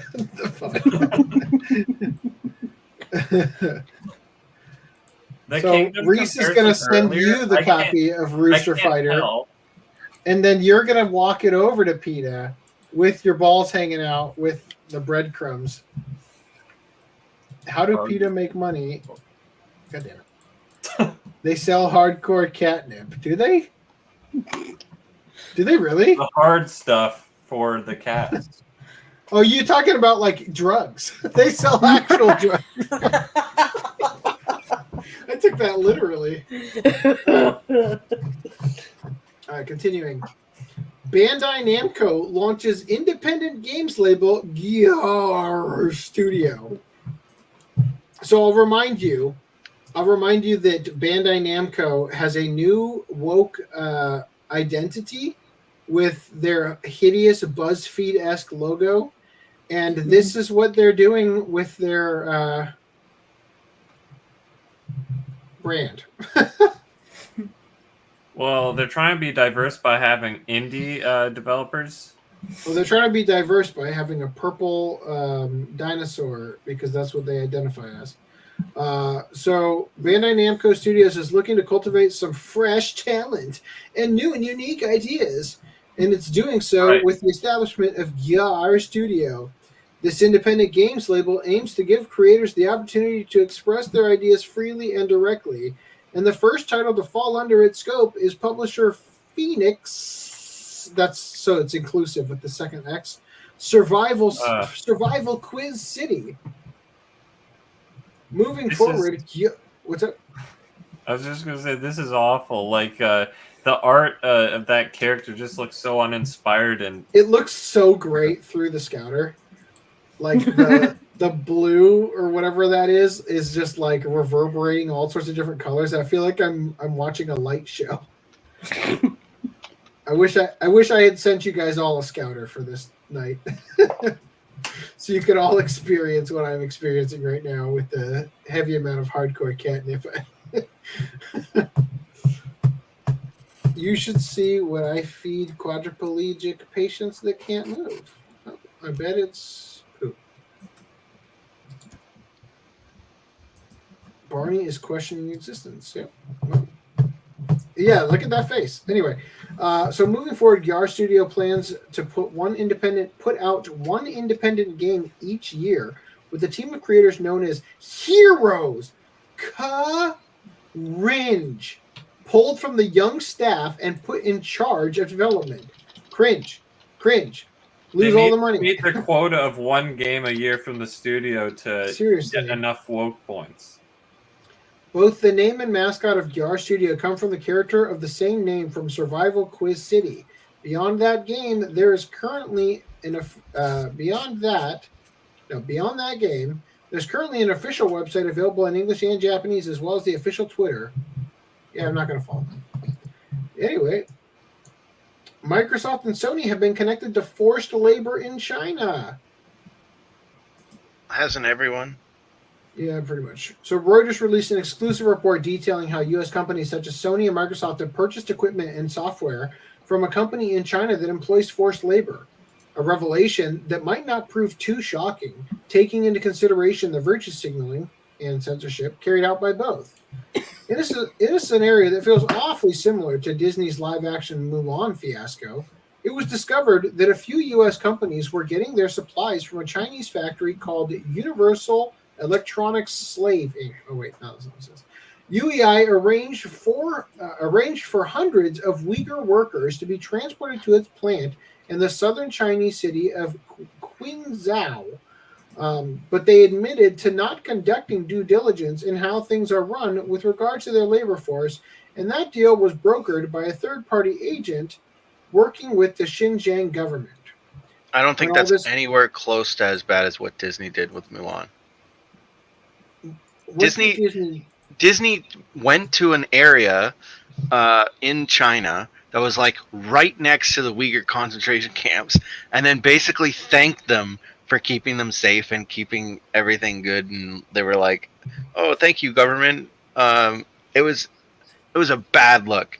This is like, oh, we bought something where we didn't quite look into every factory that they have, and we didn't realize there was some poor labor standards. I wish we had. I mean, I was really busy working at the warehouse during the time when this was going on, but I really wish we had covered the Mulan thing, because I really feel like it got blown up as like hyperbolic language. It was right next door. They filmed it right next door. You can see it in the movie. I don't know.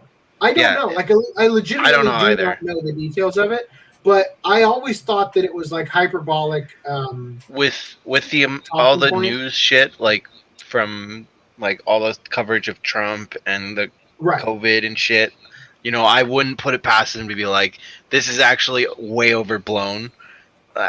If that story comes out like next week and Disney actually wasn't that bad, I wouldn't be surprised. Yeah. So I just feel like because. I heard, I saw all the conservative media outlets talking about it, and I felt like they were overreaching because of the Trump derangement syndrome they were battling in the media, and I was like, Is this the news website known for using anime material? This is Sankaku Complex. So yes, I suppose. Anyway, so when all this came to light, Sony and Microsoft were very quick to explain their side of things to Reuters. Sony declined to comment. They were so quick. They declined to comment. No, they declined to comment on specific suppliers. In a statement to Reuters, it said, if any supplier is confirmed to have committed a major violation of its code of conduct, if it doesn't live up to their standards, which prohibits the use of forced labor, then Sony will take appropriate countermeasures, including requests for implementing corrective actions and termination of business with such supplier. Microsoft said the company takes action against any supplier that violates its code of conduct, up to termination of its business relationship, but that UEI was no longer an active supplier. Quote, "We have not used hardware from the supplier since 2016 and have had no association with the factory in question," the spokesperson said.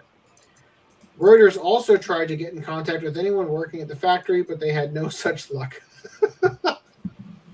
Sorry, the slaves are busy. They can't talk right now. This kind of sounds overblown too, by the sounds of it. It does. Yeah, Reuters was unable to interview. This was a Reuters thing. Just keep that in mind. Reuters is looking for news. So Reuters was unable to interview plant workers and therefore was not able to determine whether they are being compelled to work. Blink, plant worker, are you being compelled to work here? Yeah. Is that not just... Sorry, go ahead. I was gonna say, this article is... this is stupid. They knew. It is. They obviously, completely knew. See, anyone who thinks that, they didn't know. See, this article, the report says that they didn't know. That's bullshit. They knew. No, but hold on. Reuters is even saying here that,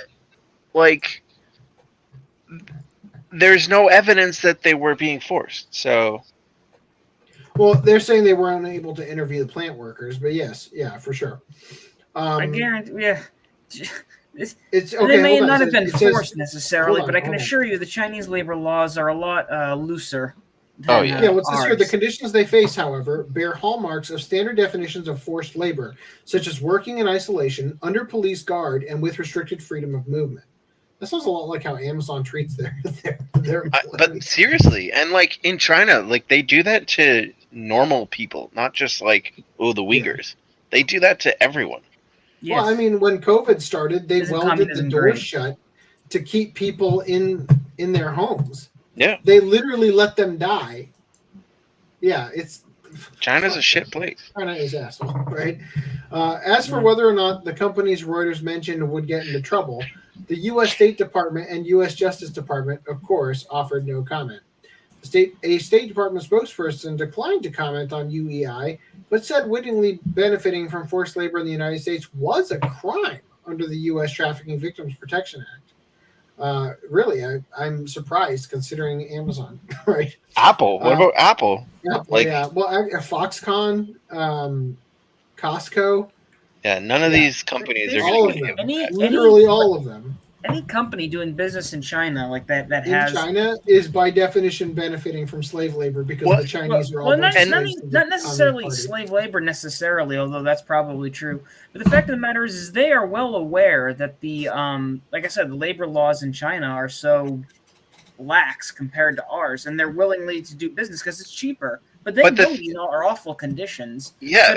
So to be all they didn't know. That's bullshit. They knew. No, they for sure knew that it was shit conditions. Forced labor, that maybe not. But anyway, But my point, I want to bring up a point.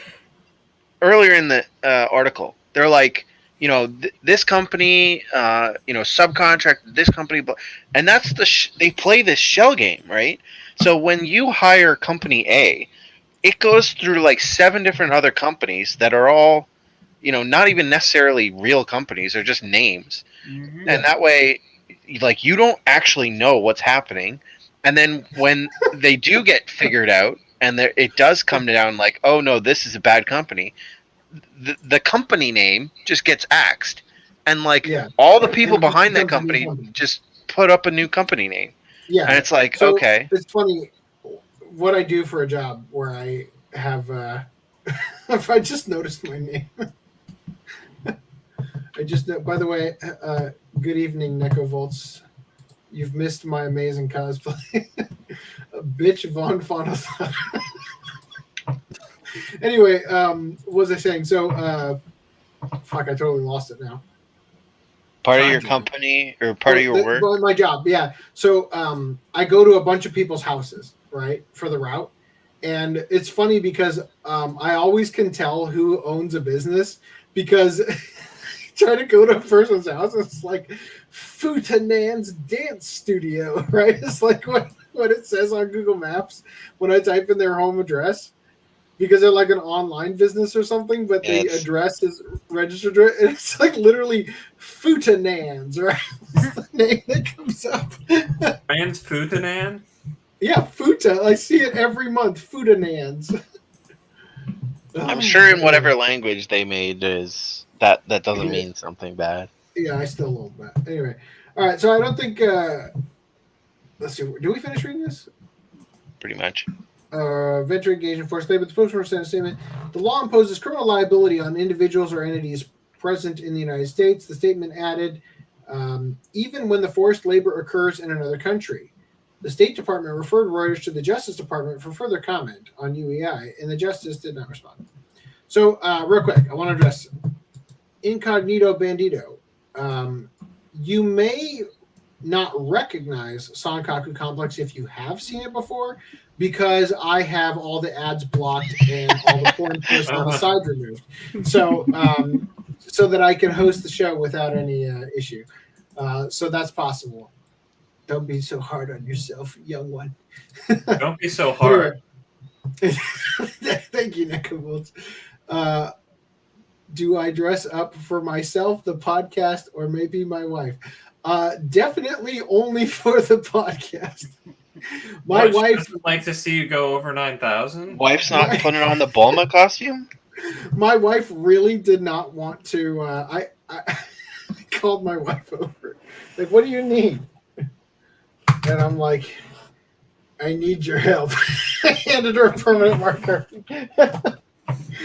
She was really not thrilled at the idea of doing it at first until we got started, and then she started to crack a smile. Don't worry, honey. I've tested this. It will definitely come out the first shower this time. Trust me. No, actually, that is the exact conversation I had, because the permanent marker is the only thing that came off with the alcohol wipes. For anybody who wasn't here last podcast, I had about 1 billion face tattoos. But in the meantime, you'll be absorbing the nice ink into your brain directly. Yeah. Yes. I'm sure that it's going to do wonders for my hair growth after shaving my head for the last podcast. Have you ever watched Cabin in the Woods? No. I know of it. Yeah, it's so small spoiler, but it's a movie about a bunch of teens that go to this cabin in the woods, and the whole gimmick is that the part of the gimmick that's kind of revealed early on is that it's like almost like a TV show. There's a bunch of people like behind the scenes like fucking with them, and one of the things they do to fuck with them is they give the one of the girls in the group hair dye that has this like chemical in it to make her stupid. It seeps into her head and makes her stupid over time. It basically explains every horror movie ever made. That's hilarious. Yeah, and I hear in it there's a scene where you see a bunch of monsters from other horror movies. Yeah. Yeah, like in a bunch of cubes or whatever. Yeah. And they completely wipe out the facility. So should we cover this now or random merch news? Oh, that's your call, I guess. I thought it was gaming news, but it could be merch news. That's what I was thinking too. We could talk about it now. So D Brand reveals a new PS5 dark plates days after pulling the originals. So for full context, the PlayStation 5 has these plates on them inherently that you can take off. And day one, D Brand was like, "Yeah, we want to make some plates for it and stuff." And I think PlayStation and Sony was like, "Yo, y'all guys can't make stuff for our system because we want to make our own or something like that." And Steve Brand is sitting here like, "Screw you guys! Like you're taking forever, and who cares? It's third party. You haven't patented it, and it's free real estate." Yeah, and D Brand said literally challenged Sony to sue them over their the plates, their quote dark plates to have a full dark PlayStation 5. And apparently, I guess yesterday or whatever, they pulled the plates that they challenged to sue Sony with or get sued by, and because Sony threatened to sue them. And I guess this is them saying, "Oh, bitch, we doing it again." Just I assume So- this is such a different design that it's like it falls out of the thing that was Because now it's submitted black to instead them. of white. Yeah. No. No. It was always black, but this one Dark you'll plates notice how 2.0 in white. you'll Yeah. notice how short it is and how because you see the black strip in the middle. The plates extend past that, especially on the top. If you look at a picture of the actual PS5, from the sides, the side panel, if you look at it side on, looks like a rectangle, like a perfect rectangle. And Sony patented the design of the side plates. And originally they didn't have the patent, but it was just awarded to them. And so Should I read Dbrand, it? you can read it. Go ahead. I mean, I don't mind. Well, I mean, it's not much more than what we said. Sony patented the thing, and then Dbrand came out and said, we originally they didn't have the patent, so we made our thing and we sold it, and now they do have the patent, and we can either fight them in court over the patent, which is going to cost us a bunch of money, or we can just change the fucking design. So they cucked and they changed the design. And now they made the one end rounded, the front end. It's now rounded, and they added the fans. Yeah, which looks terrible. Okay, so that's what you're talking about. That sticks out more on their version. The original PS5 had was almost flush. I think it's also taller. Like it goes up a little bit higher too. Yeah. Just Google a PS5. Like, why are we doing this guessing game? I'm amazed at this because, like, it seems so stupid because people are having such a hard time getting a PlayStation 5 in the first place. That's true. If you go on Amazon.ca, it's like $1,300 for the listings that they have available. If anybody wants to get that, please use our affiliate link.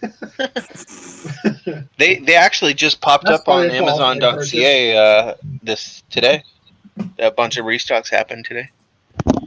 There you go. Cool. Well, that's official, funny. sold by Amazon. I barely understand any of this other than like the lulls of go ahead and sue us. I can't wait to see where that goes. Yeah. They got sued and then they cucked. That's basically the story to it. So Japanese game store Nojima Denki is fighting console scalpers. Now I want to know, what do you think about this strategy? This is what they're doing. They are signing your name on the box of the PlayStation 5 you're buying in ballpoint pen and felt tip pen. So even if you can wipe off the felt tip pen, there's the grooves left behind by the ballpoint pen. It's a good strategy. So basically, the only people who are going to get the games are going to be the people who are just going to take it home and open it and throw away the box. Yeah. And in fact, it also says that they're throwing away the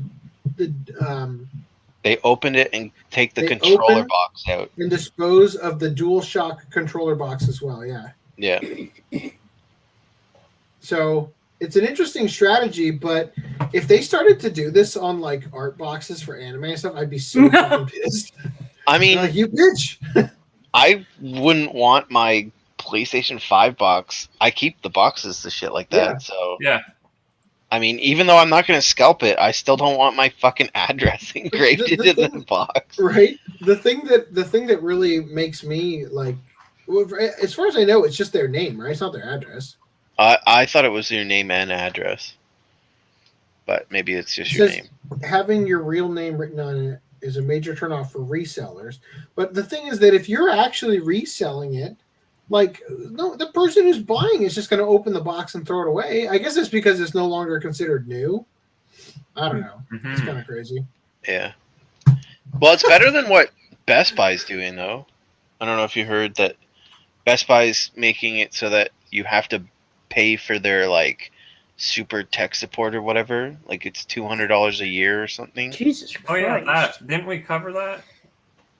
I don't remember if we covered it, but they're definitely they will only sell you a PlayStation 5 if you have the $200 membership. Yeah. So it's like indirect scalping because you have to pay the $200 to even get the membership to be able to have the privilege to buy when it's available. So Necrovolt says, fuck China, make stuff in America. We need the jobs. Honestly, we don't actually need the jobs. There are more jobs open right now than there are unemployed people, but we're incentivizing people to remain unemployed. Fuda Dance Studio, yep. Looking good. Well, still fuck China. Yeah, still fuck China, of course. Dracula hairline. Taiwan number one. Funny. China number two. It's funny that you say that because when my wife was like, what do you want me to do? I said, you remember the kid from the Munsters? That's what I told her. I'm glad it came through. Necrovolt says, AC, look, babe, you married me for my personality, not my appearance. So don't worry about all the tattoos. AC's wife. Shit, I'm in too deep now to back out. Two kids, too deep PS5 already. looks like it popped its collar. I totally see the collar. I have a PS5, just walked into a store and ordered one, and 2 days later had one. Necrovolt says, I got a PS5 day one. Jason's house says, the PS5s are in, so we'll put them on a third-party sellers who will sell They're all stuff for just rubbing it in, aren't they? I had it pre-ordered and then canceled it because I didn't give a shit. All right. So, yeah, Same with the Xbox Series X. Sending my stuff. You have both pre-ordered? Yeah. Well, no wonder you canceled them. There's no good games coming out for them that was exclusive, so I was like, fuck it. I don't need this PC shit. Master Race. Question: did Netflix already air this Kakegurui XX? Yes. No, Netflix did. Oh wait, god damn it! And I said Sentai for some reason. Okay, yeah. So Sentai is just further licensing more stuff. And Didn't they already further release changing the dub. The first season isn't out yet. They haven't announced the dub yet. The dub So is cast. XX season 2? Yes. Okay, I was gonna say XXX. Now that's gonna be. So Netflix had season 2. Yeah. Can't wait for Kakegurui season 3. Kakegurui XXX. Hold on, Netflix had season 2.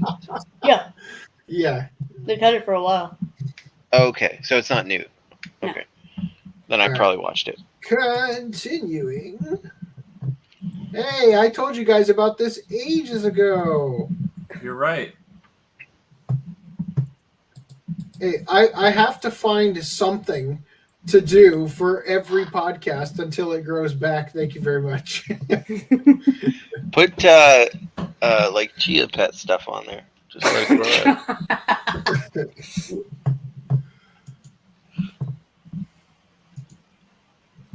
That is Rent a Girlfriend, Seb.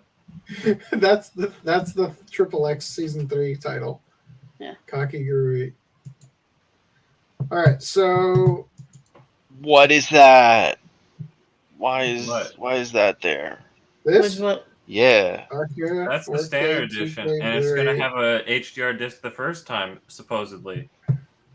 What do I have? The Steelbook Did edition? you guys cover? No, you have the do we limited cover these? edition. No, we It comes with a stopped at small one art box, thing. doesn't it? Oh, okay, maybe. I don't know. Okie dokie. That's the only edition that Sorry, was released. AC, I interrupted you. Oh, Go no, that's all right. Sorry. No, please interrupt him again. Sailor Suit and Machine Gun. You guys remember I brought this up? Well, there I it do is. not remember. So I do, but I I don't brought it know up why you because brought I it up. saw I follow boutique Blu-ray subreddits, and there was like an insert ad for this in something else somebody else bought. They posted it on Reddit and said, "Hey, they got Sailor Suit and Machine Gun." Is it? Yeah. It's an anime?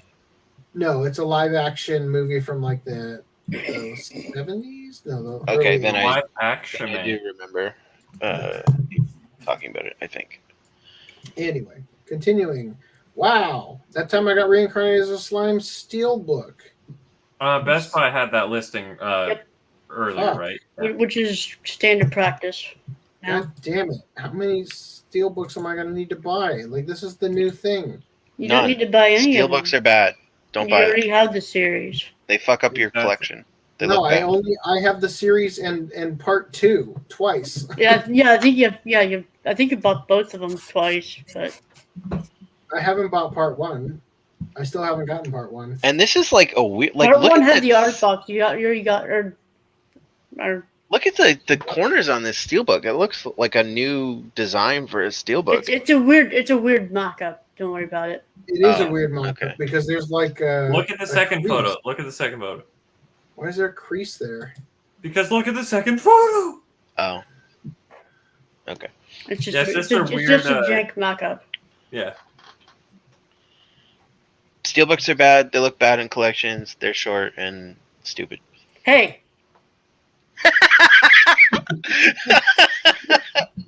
How dare you? If people ever have people collections, then I wouldn't suggest people collect Reese either. Ouch. Bleach season. I'm gonna back out. It's late. It is late.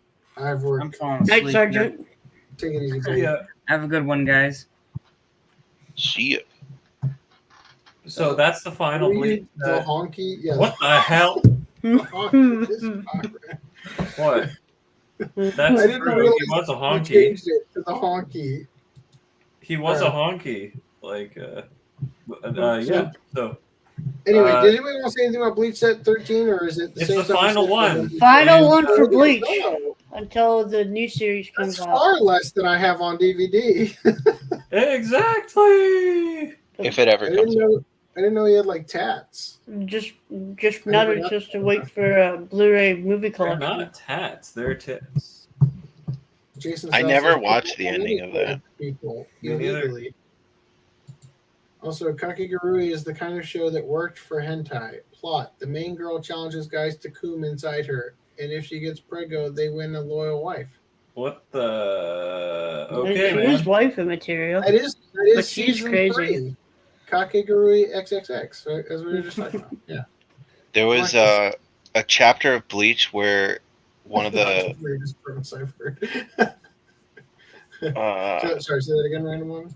there was a chapter of Bleach where one of the hollows, I think, I don't remember, one of the bad guys is like a girl but a guy, and then Kenpachi, I think, comes over and is like, you smell like you masturbate too much. And I was like, did he really just say? Now, to be fair, this was not the official translation, but the official translation basically says that in the terms of like, you smell like a guy would smell like, or something like that. But like, that's what it meant. And you smell like someone who smacked You off. smell, too you much. when smell I read too that- much like post-nut clarity. when I read that, I think I went like 3 or 4 more chapters in, and then I dropped it. I was like, I'm done with this. I'm sorry. I'm done with Bleach now. Okay, bye. All right, Heaven's Lost Property Final the Movie, Eternally My Master, Blu-ray DVD. That was a mouthful.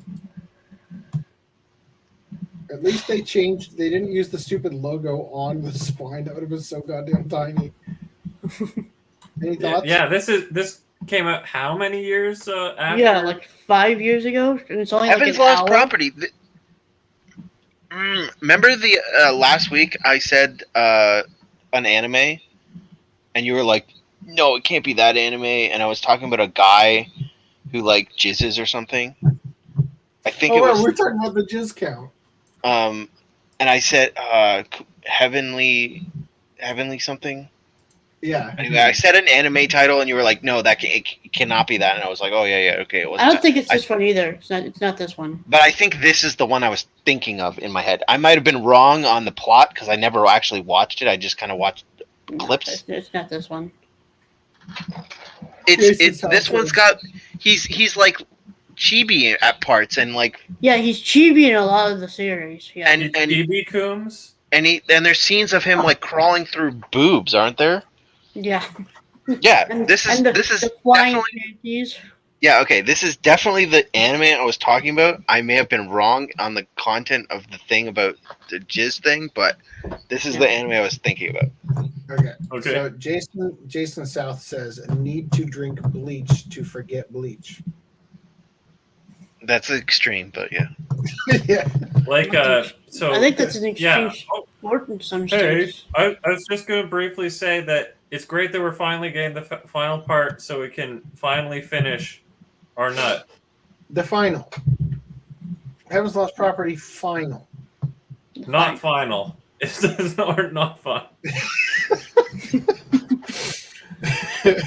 My Setsu opening act Blu-ray. Never heard of it. Look at that fist. Oh, it's in a glove. It's in like a mitten, right? I hope, because otherwise it's terrifying. Anyway, moving on. A3. Moving on. We just had One it. Piece season 11, part 6. Yeah. Blu-ray DVD combo. No one should buy these. Exactly. Thank you. Is this Don Flamingo? Is that his name? Yes. Dopey? Doflamingo. Do Flamingo? Yeah. Alright. Although it God, might be spelled Dawn. But it's Standard edition 4K release. God, And as I said, it's gonna probably have the right disc the first time. It's funny. I was looking on YouTube for 8K videos for some reason, and someone did an Akira, like a trailer for Akira or something, upscale to 8K, and I'm like, what? Question mark. And Oh, I don't know. It looked really good, but this yeets I the like special how- features disc. my favorite thing about this is how for the 4K upscale anime, the artwork they use is just manga art. Yeah. On the back, what does it say? For the 4K. Bad for health, good for health, bad for education. No, on the specs to the left. You whore. Ultra HD Blu-ray. What does it say for the Comes in resolution? ultra high 2160p. definition, 16:9, 2160p. Comes in at 5.1. No. What does it say after the 2160p? In the brackets. That's all that matters. 2160p. Ultra high definition. It 16 doesn't say by 9. native. It doesn't say upscale. It doesn't. They're cheating us. It says HD It has native. HD native in the Blu-ray one for 1080p. But the 4K, that's where it matters. Because apparently what we know is that it is upscaled, but they're being bitches about being transparent about that. So it's not Dolby True, it's Dolby false. fake. All right. Any more thoughts? No. Okay. Devil's a Part-Timer, classics. Moving on. Aesthetica of a Rogue Hero, also classic, or essentials, or whatever. Moving on. Strike Witch's Road to Berlin, Season 3 Blu-ray. But there's no special edition LE. We can make one and put the movie in I have the it. LE already of the other ones. Anyway, also, something interesting happened to Schmullis. He says, so how's everybody's Monday going? This happened today, by the way. Good, great. Glad to hear it. Me? Well, there's a standoff at the head shop next to my office with armed police surrounding the building. What is a head shop? shop? A shop where you get head? Like a hair cutting place? The head shop. I think they mean like the major shop next to his office building. Like in the office building, there's a shop like on the ground floor, like maybe like a coffee shop or something. So anyway, guys just destroyed all the bongs and pipes on their back wall. Maybe he means a vape shop? Oh, they can't wait. No, there's like so much in between this. How? They captured him already. Anyway, they shot a warning shot and hit this car. Oof. This is too much excitement for a Monday. Not the best pick, but lots of busted glass. Yeah, I don't see any. I guess maybe like this was like a bull in a china shop kind of scenario. All this glass stuff fell. The thrift store next to my shop was also struck by one of the shots. So now it's his shop. Got it. Now I have to wait around so they can get a statement. Aside from the suspect, who appears to be on large amounts of drugs and fell to the ground when he was trying to run, no one was hurt that I'm aware of, thankfully. Anyway, that's. Can I just make mention of everyone who put spooky and all that crap during the season? Like, literally everyone's doing it. It feels like there's literally, like, what value is there of being like spoopy footnum or something like that? It just feels like an obligation at that point. Like, oh, I better do it. Spoopy footnote. Join the Borg. Chief Okay. John Klockner Guru. Join the Borg. Yeah, don't reply to my fucking tweet, you asshole. All right. So, random merch news. Oh, you updated the doc, eh? What? You updated the doc with the puzzle link. I did. Of course I did. Because I We made sure to look at that. The To make sure Millennium you Puzzle weren't covering it. from Yu-Gi-Oh! Ourselves. Gain new respect for Yu-Gi. So, Reese, you read this? Or did you just skim it? I did not read it. This was I written in skimmed 11. it. I'm going to just... You want to tell us about your experience with it? Yeah, so I bought this. This was my pickup the other day that we didn't end up showing a picture of. Yeah, I'm sorry about that. I realized that after the show. I was like, fuck. Yeah, no problem. But, yeah, so basically it comes in like the model kit things, racks, whatever you Style, call them. the sprues. Runners? Yeah, Runners, and you yeah. take each part off that thing, and then basically each puzzle piece is 2 pieces of model kit pieces. I'm glad that's the case because I want the pieces to be able to look authentic, I guess you could say, like the actual pieces. Instead of, it's hollow on the inside. Yeah, so it's all the pieces are like solid, they look nice. The one downside is like the sprue marks for the model kits. I noticed that on your picture. Yeah, there are like some pieces. They didn't put them all on the inside, unfortunately. Like these? Yeah. But and like not even like I thought, well, like once you solve the puzzle, the outside will be clean. No, there's still marks on the outside. That's one downside. Maybe you didn't of this. solve it right.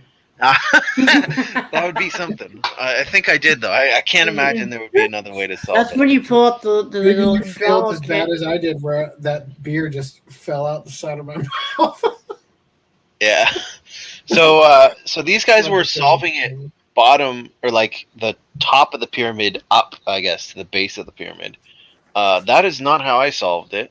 Although that second picture there looks more like, so it looks like they tried to solve it and they took it apart, and that picture looks more like what I did, where I the bottom of the pyramid and then built up. So the eye goes in last, like in the series. I mean, you can put it in last. It does. Looks like the eye's already in right here. They put it in. It is the last piece that you need to put in. Have you not seen the anime? That's how they complete it in episode 1. So, Yeah. I would like to say, I love Yu-Gi-Oh! I have never watched the whole series though. Watch season 0, the first. I hear that one is great. I can't 5 or believe 6 it hasn't gotten episodes. released over here. Yeah, at least the first 5 or 6 episodes. Like that's a must watch. I But also on- have the 3 uncut volumes Oh yeah, of the dub that Footnum talked about recently. the uncut one has the official like the actual Webcast. card art, which is Oh, really? like the guess it card art would, looks right? like the cards from Japan, but It when would they make No. sense. So what you're saying is, in the English, they basically just have the card art, and then it's dumbed down to be minimalist. But in the Yeah, Japanese, just they have the the attack, full defense, text. and the stars, and that's it. Yeah, but this one it has like the full text. It looks like the authentic cards. yeah, it looks like the card from the because actual. they're using the Japanese masters. Yeah, but so I don't know if you know why they did that, but it wasn't just to simplify it. And I don't think it. I also don't think it was necessarily to remove the Japanese text, because I can't remember if there is Japanese text on it or not. But I heard, this may be wrong, but I heard the reason they did that was because they can't, if they had it as the actual card, then the US would classify it as like a commercial, because it's promoting like a toy. So that's why they changed it. That way it's enough different that they're like, this isn't the toy that we're advertising. And so it That's didn't funny. get classified as a commercial. Because That's what I heard anyway. I don't know if that's that's exactly true. what it is, first of all. But It it's is funny 100% a because, commercial. I read that book, the That sounds weird. Japanification. Influence on American television or something. Yeah, the Japanese influence on American children's television, and they talked about how in the Reagan administration, Reagan basically killed Transformers, the cartoon, because of changing how you could market to children. And they talked about one thing they did where they, in order to get around the fact that they weren't allowed to air commercials for G.I. Joe while you were watching G.I. Joe, what they did was they took all the commercials they would have normally put, because what actually happened is that back in that time slot, back in that era of TV, what they would do is normally a studio would have to license out the show they were going to put on the network, right? They'd have to pay to get a show on the network to show something to get people to want to watch it, and then they'd make their money back with the ads. But what was great about G.I. Joe and Transformers and stuff is that Hasbro was actually giving them the show and then buying the ad block too, right? Because they were selling so many toys with the ads and the cartoons combined. So what they ended up doing is when they were told that they changed the law so that they could no longer have the G.I. Joe commercials on during G.I. Joe, they just swapped them. So when you'd watch G.I. Joe, you saw the commercials for Transformers, and when you watch Transformers, you saw the commercials for G.I. Joe as a way to get around it. And yeah, the book's really interesting for the history side of it. And then it gets all preachy and weird and woke about how problematic Pepe Le Pew is. And it's like, thanks for that. Nice. Anyway, but yeah, that's interesting about that does seem plausible what you suggested. So the only reason why I'm not positive if that's the case is because at the same time Beyblades was running, and that's literally a commercial for Beyblades. If it was a commercial though, like what? Are they only allowed to air parts of Same the with like episode Metabots during the commercial slot? Zoids. Is that what they're saying? But see, the difference is that they're actually in Yu-Gi-Oh! They're actually playing the card game. Mm-hmm. I think that's the difference. Yeah. A toy of the Metabots or the Beyblade thing, like they're not actually playing a game when they're doing Beyblade. In Beyblades, they are starting the Red Sea and shit, right? In Beyblades, I mean, it's a little fantastic, but they are going to a store buying Beyblade parts, like playing Beyblades. Metabots is a little different. I would say Metabots and Zoids, those are different. Like they don't have little Zoid model kits in Zoids, right? Right, exactly. So are you sure? I'm pretty sure. I only watched it once when I was a kid, but I'm pretty sure. Anyway. So hold on, just go back to that article for a sec. So basically, what they tried to build it. What they go on to say is that it took them a bunch of tries. They couldn't figure it out. It ended up taking them a few hours. They were like, apparently Yugi canonically he took 8 years to solve the puzzle. And they say that they think they could solve it in 8 hours. It took me an hour to build the pieces from the model kit. And then it took me another 3 hours to solve the puzzle once I had all the pieces built. Because there was no instruction. But you knew the shape that you were going for.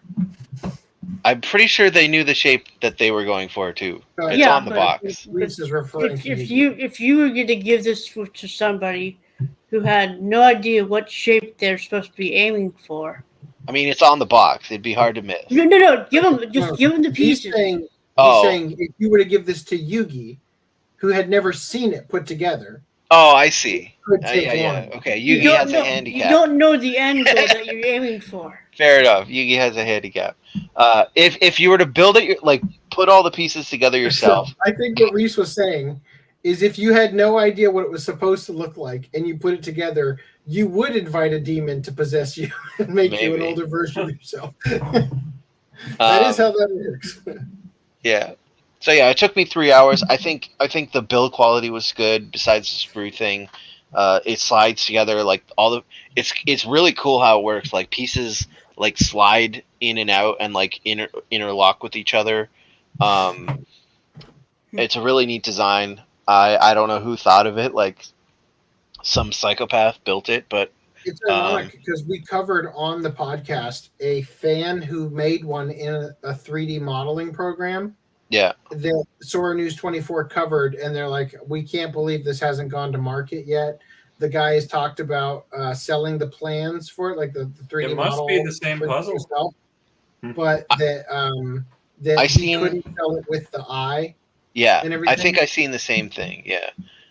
And he was giving. I think it was a girl actually, but anyway, they were giving out the design, like the CAD file, but it was like this. They didn't have the Millennium Eye.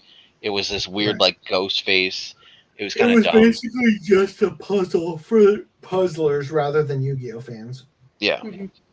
But yeah, this is good. I can't wait for the Millennium Penis puzzle.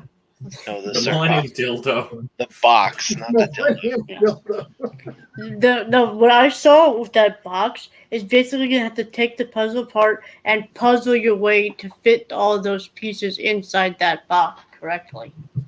Maybe. I don't know. That'd be kind of cool, but I don't think so. It looked like it. Oh, you mean the container box? Yeah, that's right. The container box. That's not in the.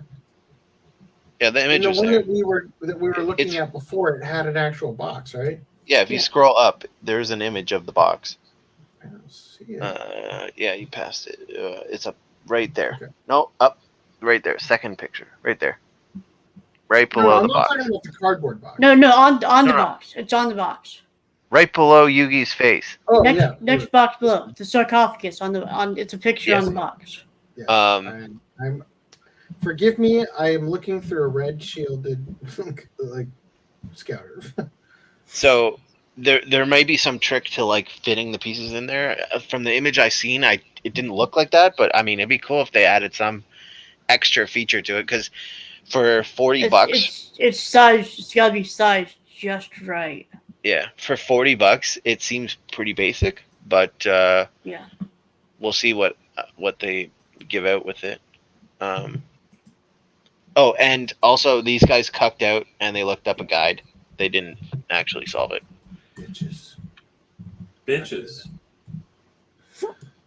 And I went to the dollar store. Sorry, just one last thing. I went to the dollar store and they had hands and feet, like chopped off hands and feet for Halloween with with chains on them.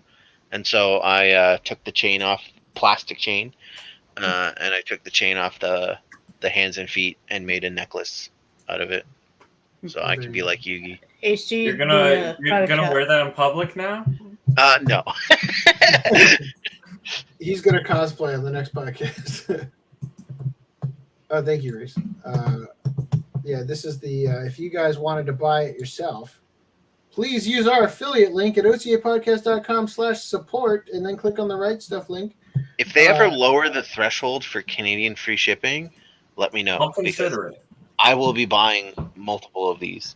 I just haven't figured out what's the cheapest place to buy it at yet.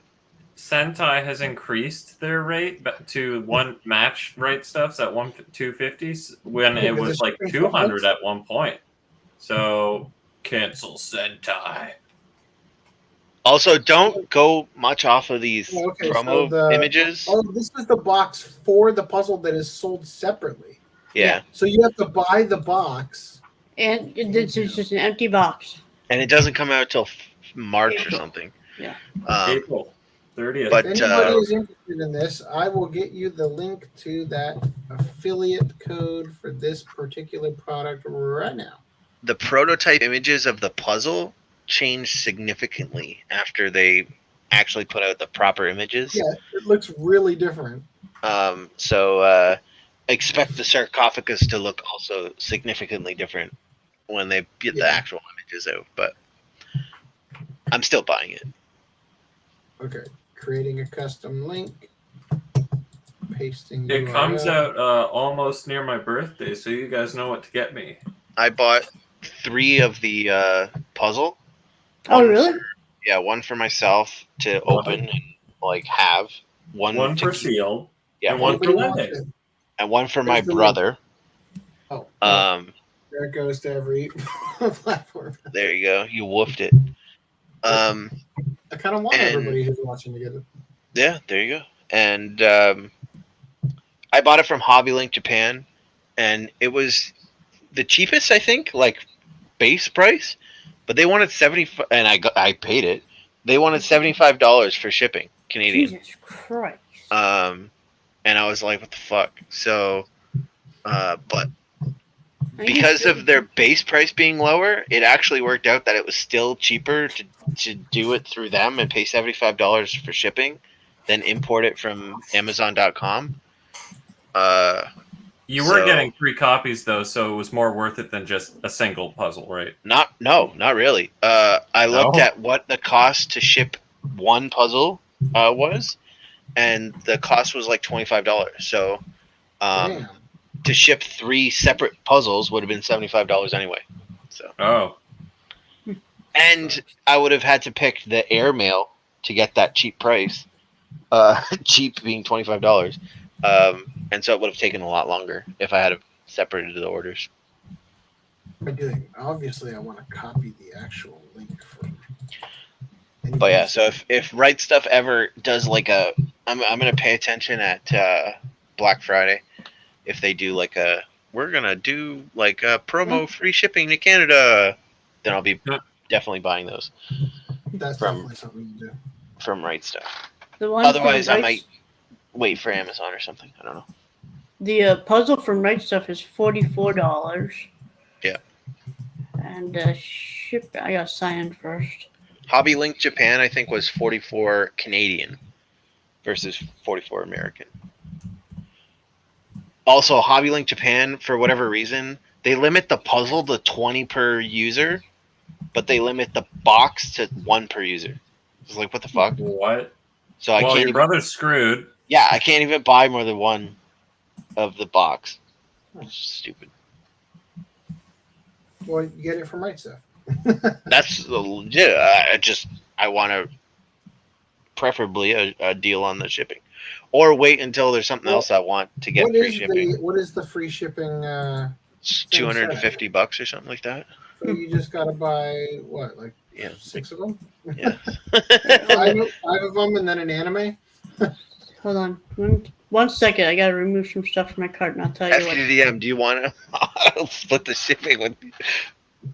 I mean, I'd have to get a sarcophagus myself to pay for splitting the shipping. So buying the puzzle directly from Right Stuff, for me, would cost me $53.29 total with shipping. Buying this I think puzzle? All in for Hobby Link Japan, if you divided by the total cost by 3, I think it worked out to be 67 Canadian each. Because the God Anime member price is $41.99, and shipping was $8.36, and then taxes $2.94.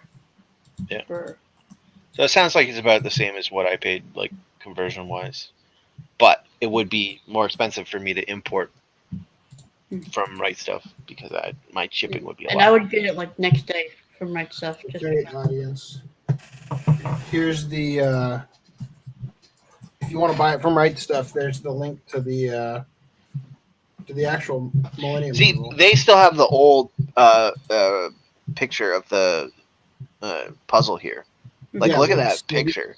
It looks a lot better, I think, in the prototype than the speckled, nice and final form. Yeah, which is a little bit unfortunate, but it still looks okay.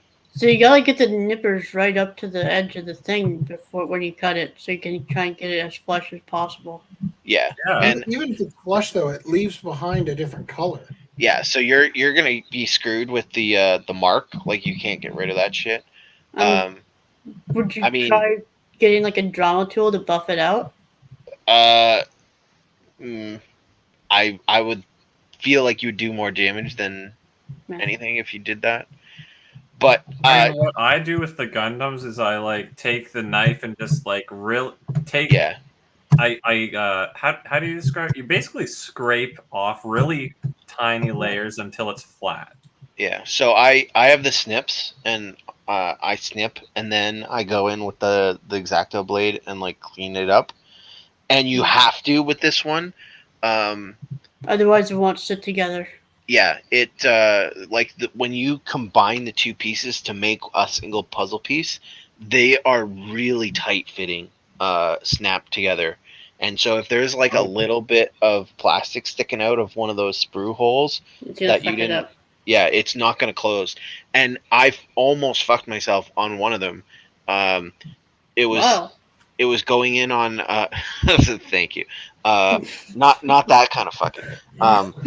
It was going in on a slightly weird angle, and the sprue kind of got snagged, and half of it went in, and the other half was stuck. And because of the way of the angle it was in, there was no fucking way I was getting it to like force the other half in.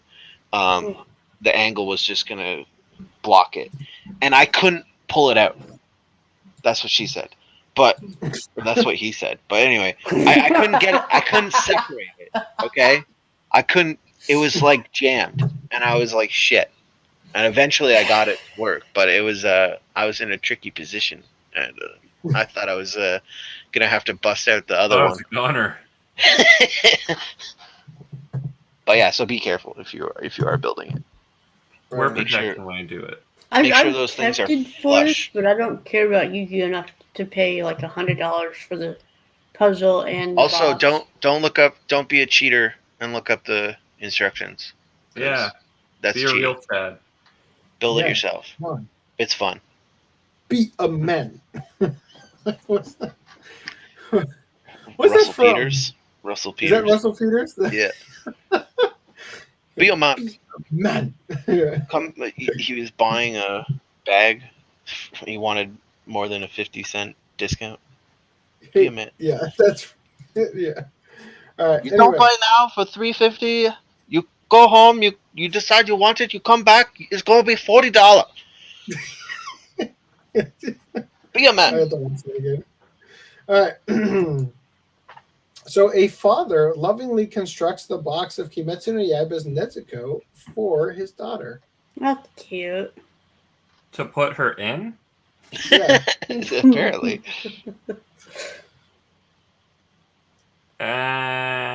It's not as he said, authentic. and I quote, for the first time in a long time, my daughter asked me for one thing.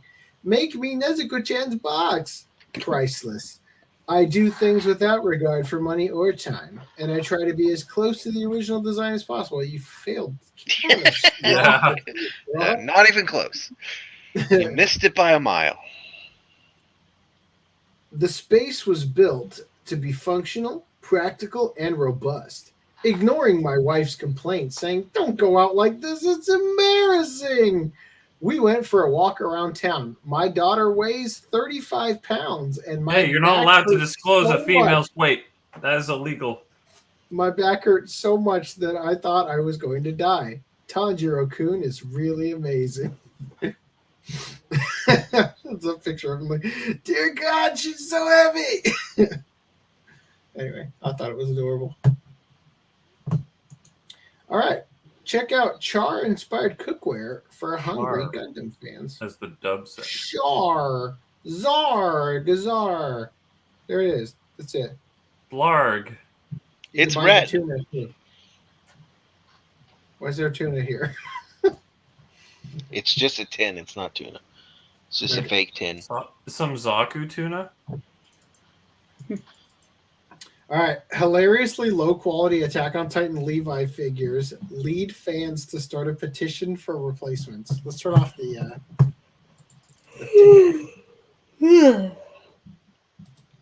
okay. So, just gonna. Oof. What? That's some. In many fans' opinion, the final product doesn't even look like a character from Attack on Titan, but the much goofier series Gag Manga Biyori. Is that like a garage kit? Or is that like an official... I don't know. It looks so bad. I looked at the.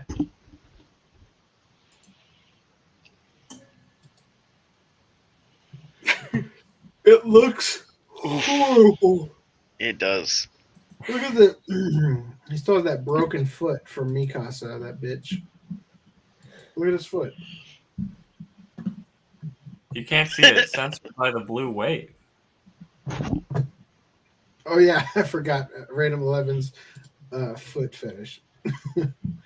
I don't have a foot fetish. What the fuck? Nothing close to a foot fetish. You sure about that? Look at that broken ankle. Anyway, no, but I also couldn't help but notice as I scrolled down and saw. Well, I don't know where it went. Do you guys want to talk about the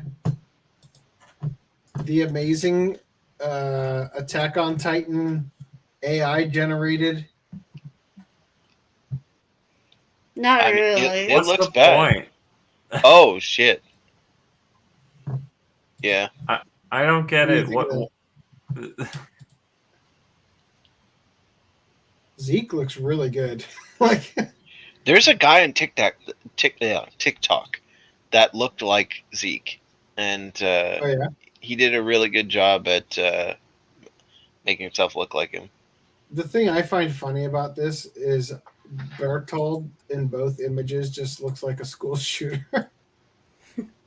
Where's Bertold? Bertold's on the bottom left on this one, and the bottom right on this one.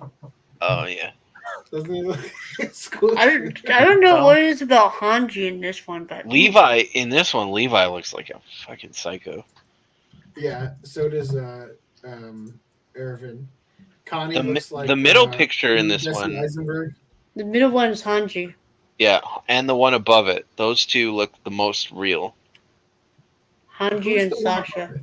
Is that Sasha? The Yeah. potato And girl. then that's Carla on the underneath Hanji. I thought it was supposed to be Ymir, but she has short hair, right? Yeah, I'm pretty sure that's supposed to be Ymir below Hanji. Because she looks kind of like Middle Eastern-y. Well, here's Carla. This is a different, like, they ran it through a different. There's Ymir. And Yeah, I think then- Sasha and Carla Carla. look the She's- most I don't- human. I don't know if you've seen her yet. She's not in the show yet, I don't think. I haven't watched season 4. I mean, the name doesn't ring a bell, but I'm bad with names. I'll say Yeah, that those two look the most Krista human. looks fucking awful in this image. And she looks like a Barbie doll, like sex doll in this one. Yeah, definitely looks like And Barbie. Armin, Looks like a girl. Armin looks. What were the words you said, AC? I said Armin looks ... fuckable. You didn't put a question mark. I don't think you put a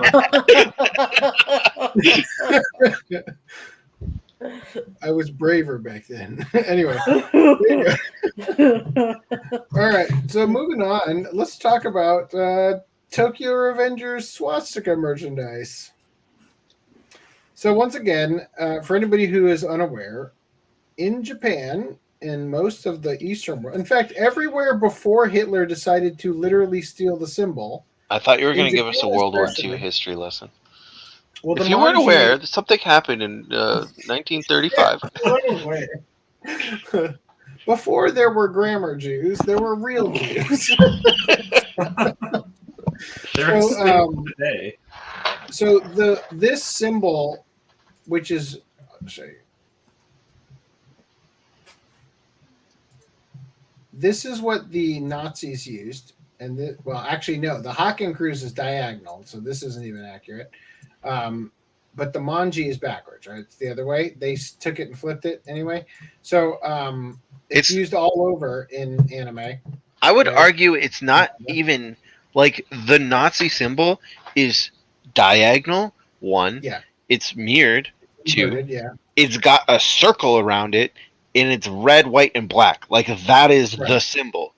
Any variation of that is like questionable, right? Like the shape is so basic. I seen a TikTok video, okay, of like a like grade 1 teacher or whatever, and she's got some kids who are playing with like the little block things where it's like almost like Lego, but it's not Lego, and they're just blocks, and you can stick them all together. And they make a swastika with the blocks. They made a swastika with the blocks with a line through it, basically, and they were like, "Oh, it's a Beyblade," and they started spinning it, right? And she's like, "Oh, what'd you make?" And she's all like, "Oh no, is this a problem?" White supremacists. These Nazi children. And then they're like, "Oh, it's a Beyblade," and she's like, "Oh, okay, thank God." And it's like the Were you really worried? I don't know. Beyblade is 20 years old. I don't know what Beyblade is. But like the design is so basic, right? Yeah. Like any kid can come up with this design. And to lock that behind to expand the Nazi symbol and block the most basic symbol ever for all eternity because of something bad that happened. It's like, just so you guys know, the symbol marked on maps in Japan, it represented where temples were for Buddhism or whatever, or Shinto or whatever the fuck it is. It's a Sanskrit. Wow, that's very symbol. respectful. Yes. Anyway, so Tokyo Revenger series has a gang known as the Tokyo Manji Gang, who have this particular symbol on their clothing, a symbol that many incorrectly label as the Nazi swastika due to its great similarity. Individuals are so sensitive to this symbol, even though it is not the swastika, that Western distributors of the anime eventually censored all appearances of it to preserve the precious feelings of those who'd rather protect themselves from the cold harshness of reality. Oddly enough, there weren't many people complaining about the symbol, though. Many were saying almost the exact same thing, that some are likely impressed as to how predictable the mindset of certain people are. Fuck no, LMFAO. It's really hard to be a Tokyo Revengers fan. We really can't even use our own merch. I can't cosplay Mikey, and I'm emotionally not okay because of that. Bottom right would look crazy good if you removed the characters and just made the shoes white. This is really awkward. Honestly, I love the design of those outfits, but I'll be uneasy wearing some of them. Somebody was talking about like, well, I can't wear that in the States. Like, anyway, moving on. Any thoughts? I feel like I had to explain way too much of this, even though everybody already knew it, and then it was kind of just a waste to even bring up. I'm just seeing if there's any memes. Oh, there's a meme. normalize the manji. Yeah. Jason South says, so Harriet Potter has a box under the stairs. I think that was a reference to Hanji in this image, maybe?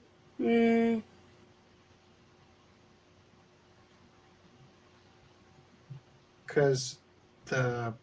Whatever. I'm tired. Should see a box. Yeah, I'm sorry. Let's power through this. I appreciate the meme. I don't know. Americans used to mustache salute the flag pre-World War II? You mean... Oh, the Nezuko box. Gotcha. So are you talking about the Nazi Heil Hitler salute like freaking Astro Boy's doing there? Because America everywhere used that salute before the Nazis ruined it for everybody. Anyway, all right. So Tezuka Productions to auction Astro Boy Mosaic NFT. This is where we're at. It actually looks pretty god awful because they're literally just tinting the things to. They're cheating. It's called cheating. Moving on. Nurse hypnotized. Sorry, go ahead. No, I was just gonna say they're cheating. That's what it is. Yeah, I think they might have changed this image from what I last saw it as. So a nurse hypnotized and forced to fart without her consent. What the fuck? Loses lawsuit. That's a first. So the National Health Service has suffered no losses following the unsuccessful lawsuit of a nurse who asserted she was hypnotized while working and then made to pass gas without her consent. The woman being fired from her job after she refused to seek psychiatric help at the request of her employer. The delusional victim, Zandra Sampson, explained she was subjected to undesirable gastrointestinal disturbances, such as flatulence while at work, and made other equally outrageous claims, such as believing she was possessed, that her private areas were being attacked, and that she was gaslighted through the use of low-frequency sound waves. She sure was gaslighted. That's not what gaslight means.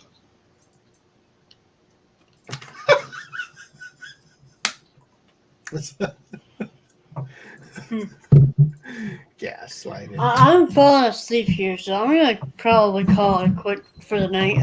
Well, GTFO then. We don't want you here. Nah.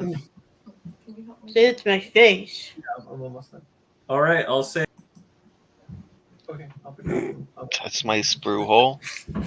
All right, Reese, if you want to hang out for just the rest of this article, we're pretty much going to call it. Filled venom or something spooky.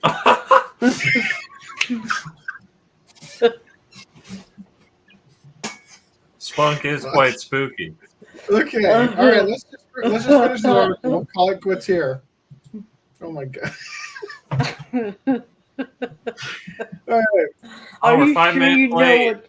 Are you sure you know what spunk is? That's like that thing that all the girls had in the 80s where the father figure that took them in liked it. No. Look at his name again. It's the Saiyaman seeds. No, duh. Are you serious? That's what all those old men liked. That the women from the 80s movies with the bonding were filled with cum. I mean, the moment you put filled, I think we all connected the dots. Anyway, back to this tired Reese. Oh, good night, ladies. No, we're almost done. Just stick out this one. It'll be okay. That's all right. You can leave if you have to. Unless you guys think we should just finish this another time when we're less tired. Let's do that. Let's read this another time. That way it'll be funnier later because I'm noticing how long it is. Oh dear God. No, we're calling it here, folks. Thank you for stopping by. I would like to show you once more that if you go to the OCA podcast and you go to shop, because literally we had no viewers when I showed this before. Buy something whore. You can buy our Straight Outta Chunga sticker.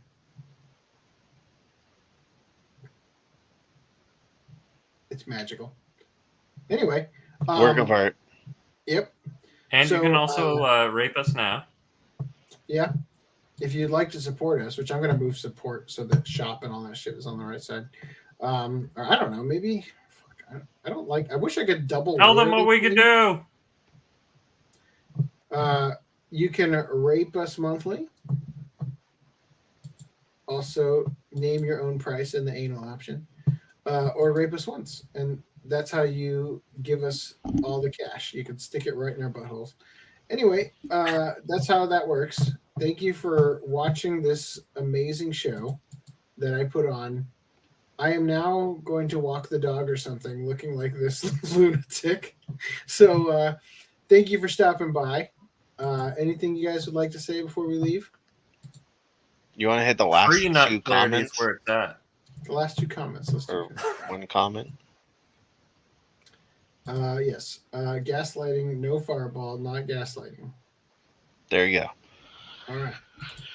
Okay, guys. I've got work in the morning. Thank you for hanging out. I'm glad that we're not covering all of these articles plus next week's articles next week. So that's great. Thank you for hanging out. See you then. Bye-bye. Should have ended it before